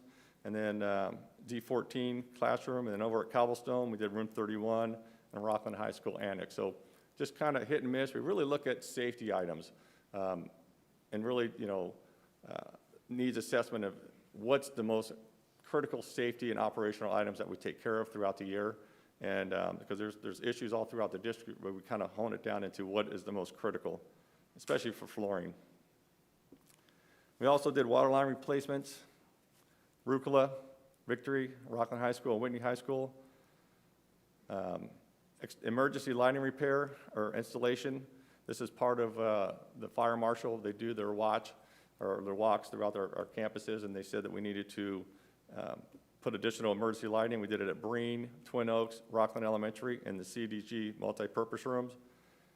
Still working on the fire alarm upgrade at Rocklin Elementary. We started that right when summer started, and the electronic, what we call the panel guts of for the fire alarm, We ordered them back in June, and they're still not here yet. They're supposed to be in any day. School's currently on a fire watch. As soon as the parts come in, we'll go ahead and wrap that project up. We also did the intrusion alarm panel upgrade at Breen Elementary in Springview. And then we talked about the Rocklin High School Pool Aquatic Center Pool House. And we're also doing some pool deck lighting at Rocklin High School Pool. And those, all the parts for those lights have now come in, and we'll start to probably get that in the next week. So what we're looking at doing next summer are proposed routine restricted maintenance projects. We're looking at doing the Rocklin Elementary Clark Dominguez Gym exterior painting. We're having the center block walls at the structural joint is starting to separate the caulking in there, and we're getting water penetration in through the interior, and it's actually rotted out some of our steel doors. So we're gonna go ahead and seal that and repaint that next summer. We're looking at doing some asphalt repair replacement, slurry seal and striping at Antelope Creek, Rock Creek, Rocklin Elementary, Twin Oaks, and Whitney High School. And then HVAC replacement, we have some older units at Rocklin High School that we're looking at replacing to try and be proactive and get those done this year. And then upgrading our EMS systems at a couple of our sites that, like I said earlier, we don't have parts to replace at these schools. We're looking at doing some roof repair at Whitney High School, the J&F buildings, and some roof repair at Antelope Creek. Some exterior stucco repair and painting at Springview Middle School, and also gutter repair there too, and that's what's causing the stucco to start to crack and water penetration. Whitney High School, looking at painting buildings G and H, the multi and gym area, that large building there. So, you know, when we did the admin building, we're going to try and start to work our way through the campus and do maybe 1 or 2 buildings a year and upgrade that site and really start to make it pop again. And then continue to work on our concrete replacement due to the tree roots lifting up the concrete.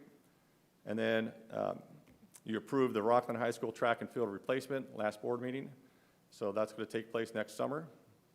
And then also we're working on replacing the Rocklin High School paging and clock bell system. That might happen hopefully prior to summer when the parts come in. So our next steps, we're going to continue to work on wrapping up our summer projects. As I talked about earlier, the supply chain has really impacted us to wrap up at the end of summer. And then what we're going to do, we refine our list of proposed projects as we hit into the first of the year. So we take a look at, as we open the school year, the impact on our budget. I'll sit down with Barbara and Roger and our Superintendent Stock and say, this is how much budget we have left, and here are our proposed projects. What can we do and what can't we do, and what's the most critical out of our needs assessment as far as safety. So hopefully we can do most of the things on the list I talked about earlier, but we really kind of look at where we're at heading into spring. And we want to get out to bid as soon as possible, because the sooner you bid prior to June, the better numbers you'll get for bids coming in. If you bid closer to May and June, you're going to get some really high numbers because contractors are booking up for the summer. And then, so we have just about $1 million available for this current funding year that we're in for routine restricted maintenance. And then as we go through the year, we'll continue to bring updates forward and keep you guys up to date on what we're doing. Any questions? So I will say, and I'll speak, so thank you very much for giving the summary. I think a lot of people in the community in questions like, oh, you're never doing anything. And I think you don't realize all those unseen things that happen, the tile work, the painting, the plumbing repair, the repair of tree roots, et cetera. Like, in the community, everyone sees when you paint your house, you put a pool in, but no one sees the behind-the-scenes work to make sure those things are always working. So thank you, Craig. Thank you for your group. Just, and a real quick, so we have roughly $1 million, like you spent about $1 million last year, and we have a little more, I mean, you have $1 million. So is that just approximate? We're spending about $1 million every year on the work orders and the little fixes and the things going across? Routine maintenance? Well, the work orders are a different budget. Okay, that's part of fair. Thank you. our maintenance budget. And that's taken, care of by our in-staff, in-house staff. And then we have budget, we have accounts at Home Depot and Lowe's, and we're able to buy parts from there. When we talk about routine restricted maintenance projects, it's a different funding source. Okay. And we're able to pull our in-house guys don't really do those types of projects because they're so busy on their work orders. We Okay. pull that out, and they're separate projects that we go run through facilities. Okay. And just to clarify, by Ed Code, we're required to put aside 3% of the expenditures towards routine restrictive maintenance, and those funds can only be used for these types of things. They can't be used to buy books, technology, compensate employees. They can only be used for these types of pieces. So example, if our expenditures go up in a year, then that 3% calculation goes up, which is why, for example, it was 900 and some odd thousand, and now it's 1.1 million. Okay, thank you, Roger. Greg, I just want to say thank you. This was actually really important to me. A few meetings ago, I pulled from the consent calendar some of our resolutions about our restricted maintenance funds. And so just purely for conversation, because I do think this is something important. It doesn't get talked about often, but it's incredibly important work. I do feel we have a responsibility as board members to make sure that we're investing in our properties, that we're not letting things go that don't need to be let go. And so I appreciate you. You are an incredibly busy man looking at this. So this is no easy work. I know me walking the campuses, I get exhausted with how many we have. I can only imagine the many, many projects. But I do appreciate this. I know this is work to put this together, but I actually think it's really important. I think it's important that us as board members hear and know that our community hears and knows. I know my day job where I'm at, I often fight and push and say, no matter what, there needs to always be money put back into our facilities. People know we care. Kids know we care about them when they have facilities that show we care. If our facilities are getting dilapidated, it shows we don't care. Shows our teachers we don't care. And so I appreciate you putting this as a priority and helping us and the community see the great work you are doing. And thank you. I know there's a lot to do, and I know a majority of this is just routine. I'm sure there's many other projects you would want to do.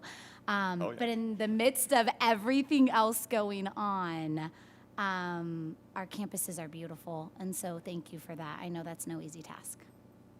Thank you, and it's really great to be able to get up here and talk about the team. I don't do the work. We have a great staff. We have great custodial, grounds, and maintenance staff that really puts in a lot of effort, and they really care about what they do. And they're here for the kids and the campuses, and it reflects when you drive by curbside how it shows. Thank you.